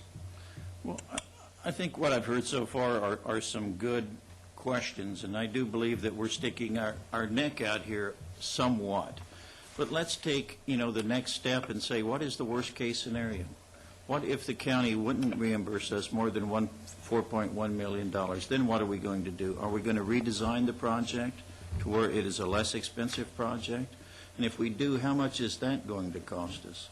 I think if we follow that whole thought process, you know, we'll arrive at the same place we are at now. Well, I can tell you what I would do is I would take it and I would put it in that big capital improvements plan we have, and maybe it goes to the head of the list, but at least we know how it stacks up against all the projects we're talking about. I mean, that's the way I'd approach it. Well, I would certainly think it would be at the first of the list, because I think it is a public safety project. We have property for it. We have it designed. We have a bid. The first and second bids are within $50,000 of each other. Perhaps Councilman Ridgway can also enlighten us to the longstanding history of this project. I mean, the community's worked really hard on it. You know, Chief, very involved with this thing. It's been a long process, and if we don't get full reimbursement, it seems to me we would still want to construct this. So I very much support the project, and I don't think delays are prudent. We've had a lot of delays, and I think that we should move forward. There's only 3 firemen here. Well, Mr. Ridgway? Enlighten isn't the right word. I will say the county fire authority had a fire station at the airport. It burned down. Irony of ironies. And it provided service in the airport area. That's why we have an agreement with the county on what is an important safety element of our overall well-being in the community up there. We have an airport. I mean, we have a fire station. It's a temporary fire station, kind of on a dirt lot, or it kind of looks that way, if anything. And we did look for land up there, and every time we looked for land, Dave, Chief, and I, it was under development at the county, and they were sitting there approving plans for, you know, FARs that made the land, quite candidly, not economical. And that's really what happened. every time we turned, we lost a site because it became uneconomical. And then we went back, Dave and Chief went back to the drawing table. Finally, let me say, the site we bought was a default site. We still need a fire station at the airport, period. There is no doubt about that. I'm satisfied the county, in my opinion, will contribute more money to this fire station because the obligation is an obligation that we took up that really was their obligation. I do support the project. It is bid. The bids are within $50,000 of each other. I agree with Leslie. If we didn't get any money from the county, we still have to have this fire station. It is a requirement. We have no choice. This fire station is important. As to item number 6, I kind of, there's a little bit of me agrees with Leslie, and I think I would just put an admonition to item number 6 that just basically said we wouldn't impair the integrity of the other projects that are on the list. So we'll reimburse ourselves as long as we leave enough money during the reimbursement process for the other projects. Obviously, this is the most important component to that entire community, quite candidly. It does have a community room, and it is not just a fire station for 3. It is a fire station designed for a double load because if the airport area continues to increase with height up there and redevelopment, then we're going to need a hook and ladder, and right now we don't have a hook and ladder up there at the airport. So the bottom line is we need this fire station. It is required, and I don't think, in my opinion, we don't have a choice. What we're doing tonight is choosing to do this with reserves. That's really what we're doing. We're committing ourselves to these reserves.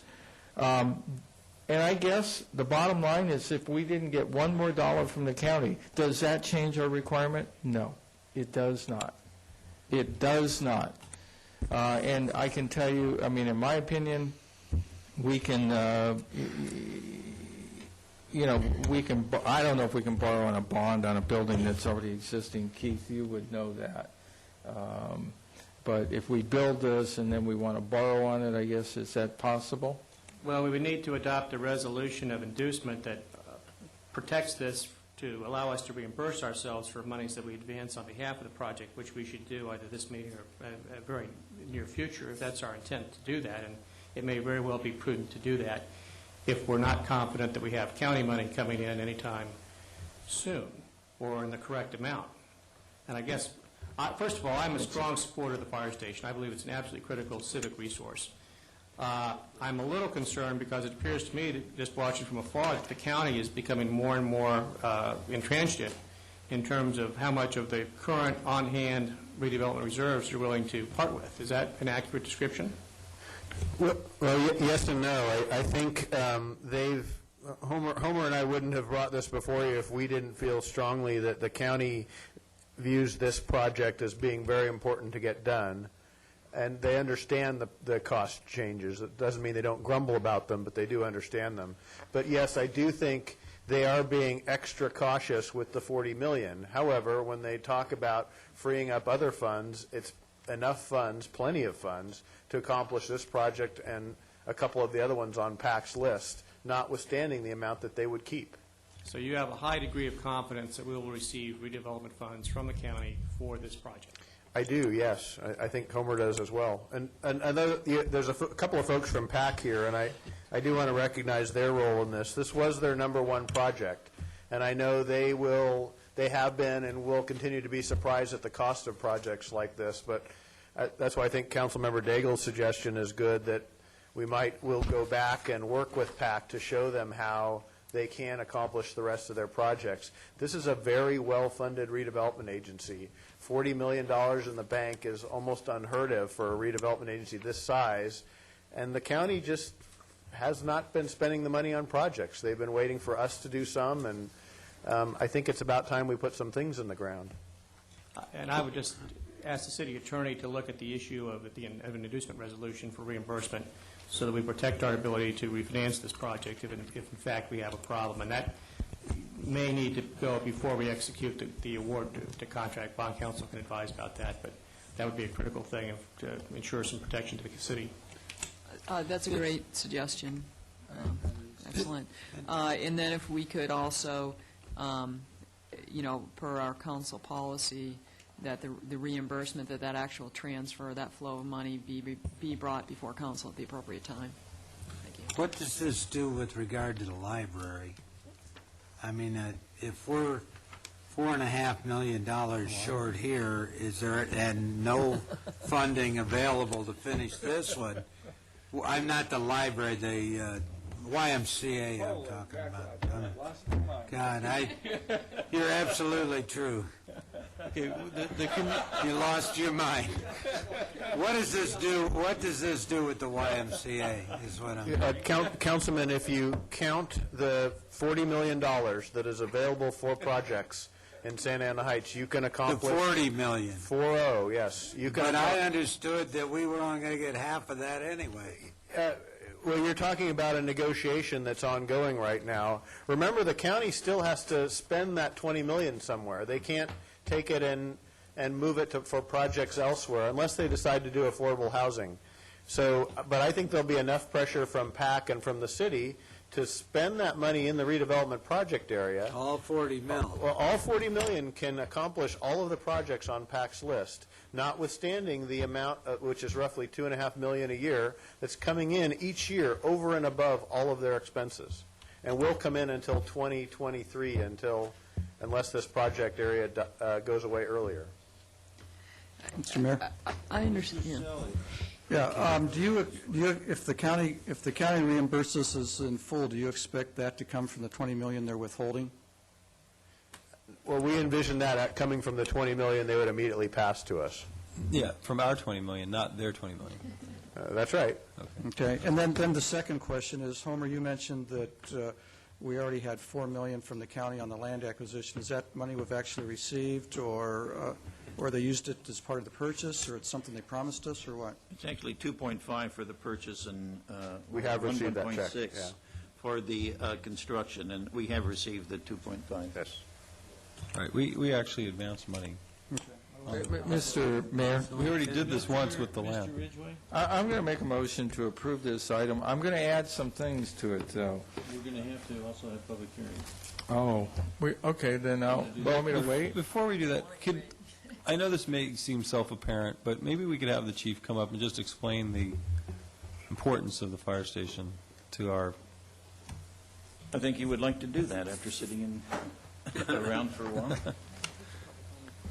Good evening, Mr. Mayor, members of the City Council. Tim Riley, Fire Chief.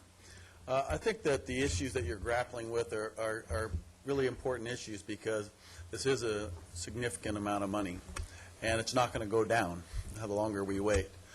I think the critical issues that the fire department faces in this particular issue is really kind of a multitude dealing with the timing of it. And we've been in our temporary facility since 2001, so it's 5 years in a trailer with a big top that we have our fire engine parked underneath. And as you know, we talked just a couple of weeks ago about the need to put another temporary behind Station 5 because we wore the other one out.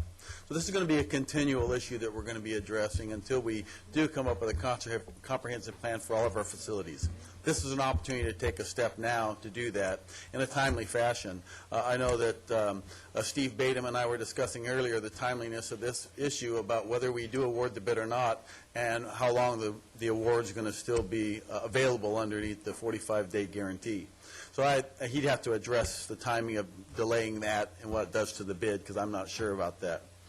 The second issue, I think, is in the community. We've worked really long and hard, and part of the reason why people may say there's been a delay is we have had significant community involvement and interaction in the design and the development and the whole concept behind the fire station, the training site, the utilization of the training site, the training room and its availability as a community resource should the time come that they need to use it.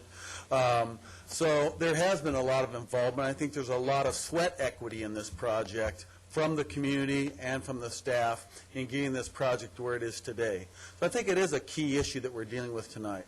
I think another really important issue that has a smaller significance on the dollar issue, but a huge significance from us operationally, is the continued delay on us getting our own training area in the city of Newport Beach for all of our city resources. That's a small component of the extra cost in this project, but a really important activity for our department. As you know, we've talked before about how significant we have as far as our training demands are from the state, federal, local level, the increase in new personnel that we have, and the continual need to train with them. We've been waiting and waiting and waiting for an opportunity to have some place to do that on a significant level in the city of Newport Beach since we got out of our training arrangement in Huntington Beach. So it's a really important asset that I can't stress enough how important it is for us to have it sooner than later. As far as the dollars are concerned, I think that when you look at the site that we ended up with, Councilmember Ridgway was right on the money when he said it was kind of a default site for us, the last available piece up there that was buildable, that was large enough to accommodate our fire station needs, and was just large enough to then actually accommodate our training needs at the same time. So we really had a great site. We moved on. Obviously, because of the nature of what happened up there, it became a very expensive piece of property. So we have $4.1 million invested in a piece of property that we really got back funded from the county of $2.5 million. So we already have a $1.6 million investment in the project already from the city. And I think that's legitimate given the nature of the training activities we're going to be doing that's going to benefit all City of Newport Beach residents.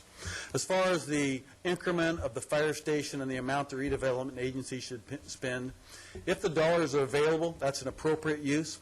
I agree in the conversations we've had ongoing with the PAC members and the county staff that should the dollars be demonstrated that they are available, which Dave is very readily easily done already, and we'll continue that dialogue with PAC.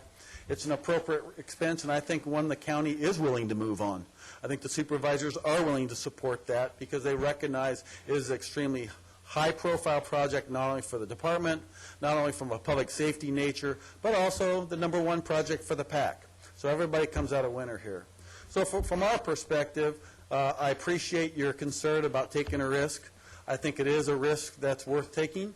From my perspective, I agree with Councilmember Ridgway. If we didn't get another dime other than the 1.6, it may be the cost we have to pay to get a fire station that we've been waiting for a long time. And that would be my comments. Chief, do you know how many trailers you could buy? 200.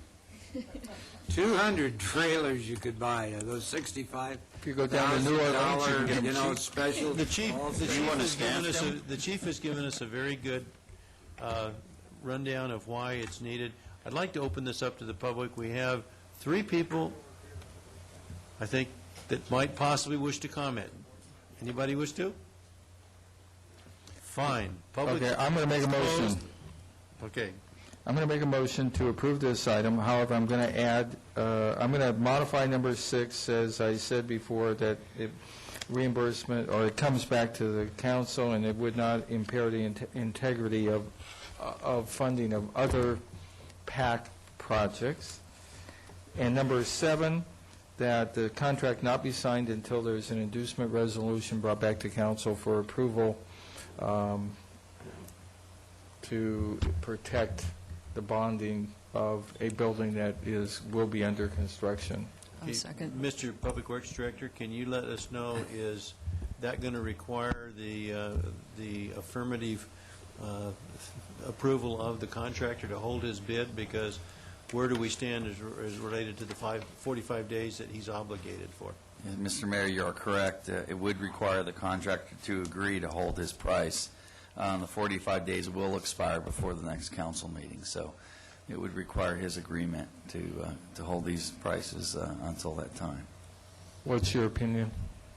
Well, my guess is we could probably get a couple of weeks out of him, but if we held them for much longer than that, he'd probably want to renegotiate. No, we have to have an inducement resolution by the next council meeting, period. Does it need to be done before we? Well, it may not need to be done by the next council meeting. You can only reimburse by a number of days, and we will not have started spending money yet, so I think we'll be protected. Maybe what you want to do with your item number 7 is to indicate the council's intent to preserve the right to finance the project at a future date, and then we'll come back with a formal resolution at the next meeting that That's fine. I'll modify my motion to reflect those. And if I could just add something here, my recollection is maybe a couple of years ago that we already did an inducement resolution for any expenditures for the fire station, but we'll check on that, but I think we did. Okay, Brad, okay, so we can go ahead with the contract. Okay, do we have a second on that? Yes, I seconded it. Okay, any further discussion by City Council? Please vote. Wait, just a minute before we vote, please. Okay, Mr. I've already voted.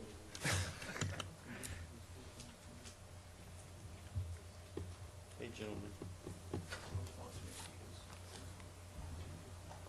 I guess my only concern is with the item 6 and how you're wording that. I mean, it's kind of vague, I guess, and what was the term you used, that PACs that the project wants? Well, they have a list. It's only 3 deep, I believe. They have a... So it would be an existing list, not a new list? Yeah, Yeah, I mean, it's an existing list of what PAC... Yeah, I've shown it to you before. It's actually about 10 items, but the majority of the expenditure is the community center, the fire station, and the undergrounding project. The rest are significantly smaller. The Mesa Okay, well, Birch then, Park, I don't want et to cetera. impair those 3, that's for sure. I guess... I just won't want to leave it to some list that, to be No, developed. it's not. I think what we're saying is we'll get input, but that the reimbursement, the flow of money from RDA to the general fund is not automatic. It's got to come before the council, and there's a council policy that addresses that also. And I understand it's not automatic, but I think what Councilman Ridgway is saying is that we're going to not ask for reimbursement unless we can ensure the PAC that we're not going to impair their other projects by doing that. Then let me limit it to those 3 projects. Again, a community center, undergrounding, and the fire station. Are you...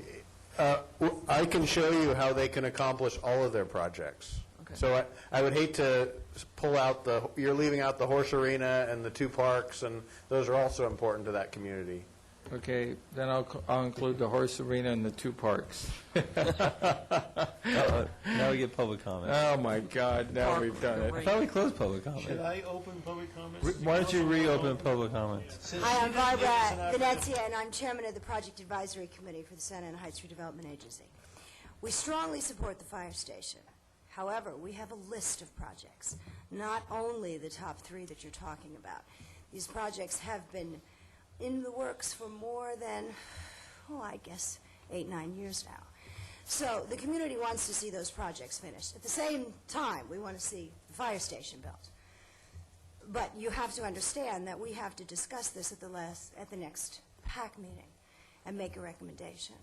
So I think if you want to move ahead today, understand that all our projects are important, not just the top 3. Thank you. Okay.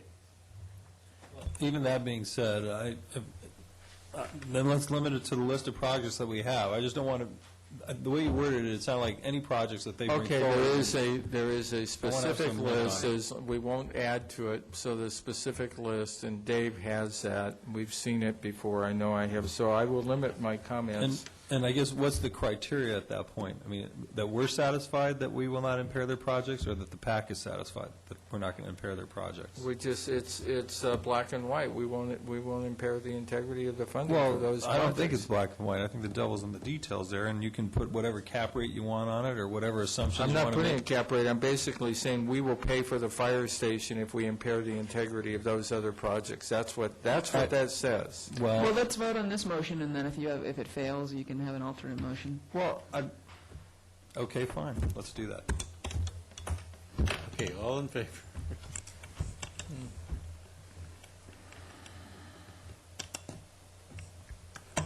Councilmember Rosansky and Nichols voting no, the motion carries. Thank you. I just want to say one thing. I supported the motion, but I did it pretty reluctantly. I just don't think this is the right way to do business, to do it on the come like this. And I certainly hope it's not something that becomes standard practice. Okay, motions for reconsideration. A motion to reconsider the vote on any action taken by the City Council at either this meeting or previous meetings may be made only by one of the council members who voted with the prevailing side, since you weren't out of the room and didn't vote, you wanted to reconsider the item related to... I'll make a motion to reconsider supplemental item number 20, and so I'd like to bring that back. Okay. We have to vote on that. I second the motion. Revote. Thank you. Okay, now I'm going to make a motion. There were changes that Mr. Selich had prepared. I read them. I agreed with them. So I will make a new motion to approve that policy with those changes. And then there's one by the city attorney. Let me show you, I can put it up on the screen, just for the folks at home. Yeah, those that are still awake. Anybody that's still awake. I'll just really quickly go through these. My camera's been working. You see where the meat of the changes are that we change it to allow the county to decide if the board has to approve it or some other county entity. See the screen down. We're specifying that we would follow a general plan amendment process, not just a first reading and a second reading of the municipal code, because that doesn't apply to general plans. And then an addition of number 5, which refers to the coastal zone. So these are the changes. I apologize, it's coming at you rather abruptly, but city attorney reviewed them, Councilmember Selich, myself. Okay, so that would take into consideration any modifications we had to make in the local coastal plan? Yes, that 5th item does that. Okay. Does And it anybody also have any says questions? that we're not bound by, if the county can approve something, we're not bound by it. In other words, the city can take that second action, if a contrary action to the county's approval. Okay, does anybody have any questions of Mr. Kiff? Mr. City Attorney, have an additional add to that? I think on number 2. Yes, I Robin. did. I did. I made, yes, you did. Right, it's there. 2, and then the reference, there was some changes, original changes that I clarified to make sure that any general plan amendments related to the specific plan, and so that it wasn't general as to relate to all, any general plan amendment. Does the general public wish to comment on this item? I'd like to comment on it. Okay. Does anybody in the council like to comment? Yes, I personally, I don't support this council policy K-6. I think that the residents of West Santa Ana, or East Santa Ana Heights, and I'm assuming West Santa Ana Heights, if we ever annex them, they came into the city because they wanted to move away from county government, because they wanted their issues and their problems resolved locally by people who could take the time and to understand what their objectives were and what their goals are. And I think what we're really doing here is sloughing off our responsibility onto the county, because we don't, as a city council, want to make a decision. County's not really interested in what's going on in East Santa Ana Heights. We're interested in what's going on in East Santa Ana Heights, and we should give our residents the opportunity to voice their concerns or make their requests to us, not to have to go to the county and ask the county hat in hand, will you do this, or will you do that, or will you change the specific plan, and hope that the county agrees with them or doesn't agree with them.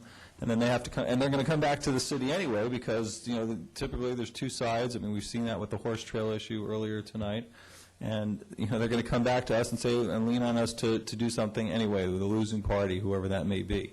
So I don't think that's the way we should be operating our city, by abdicating our duties and our responsibilities to the county. I understand, because of the situation there with the specific plan, that in the annexation agreement, that the county reserved the right to approve any changes to the specific plan, because, the airport is there and they have planes that take off over this area, and they want to make sure that nothing's going to impact their ability to operate their airport there.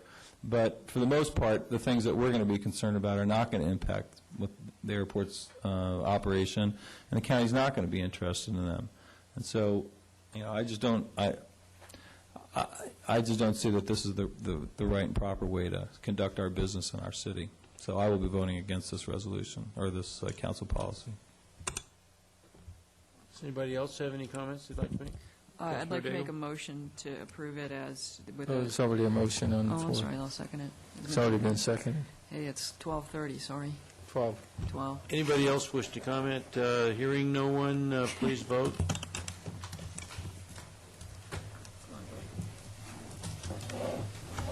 With Councilmember Rosansky voting no, the motion carries. I believe that the meeting is adjourned.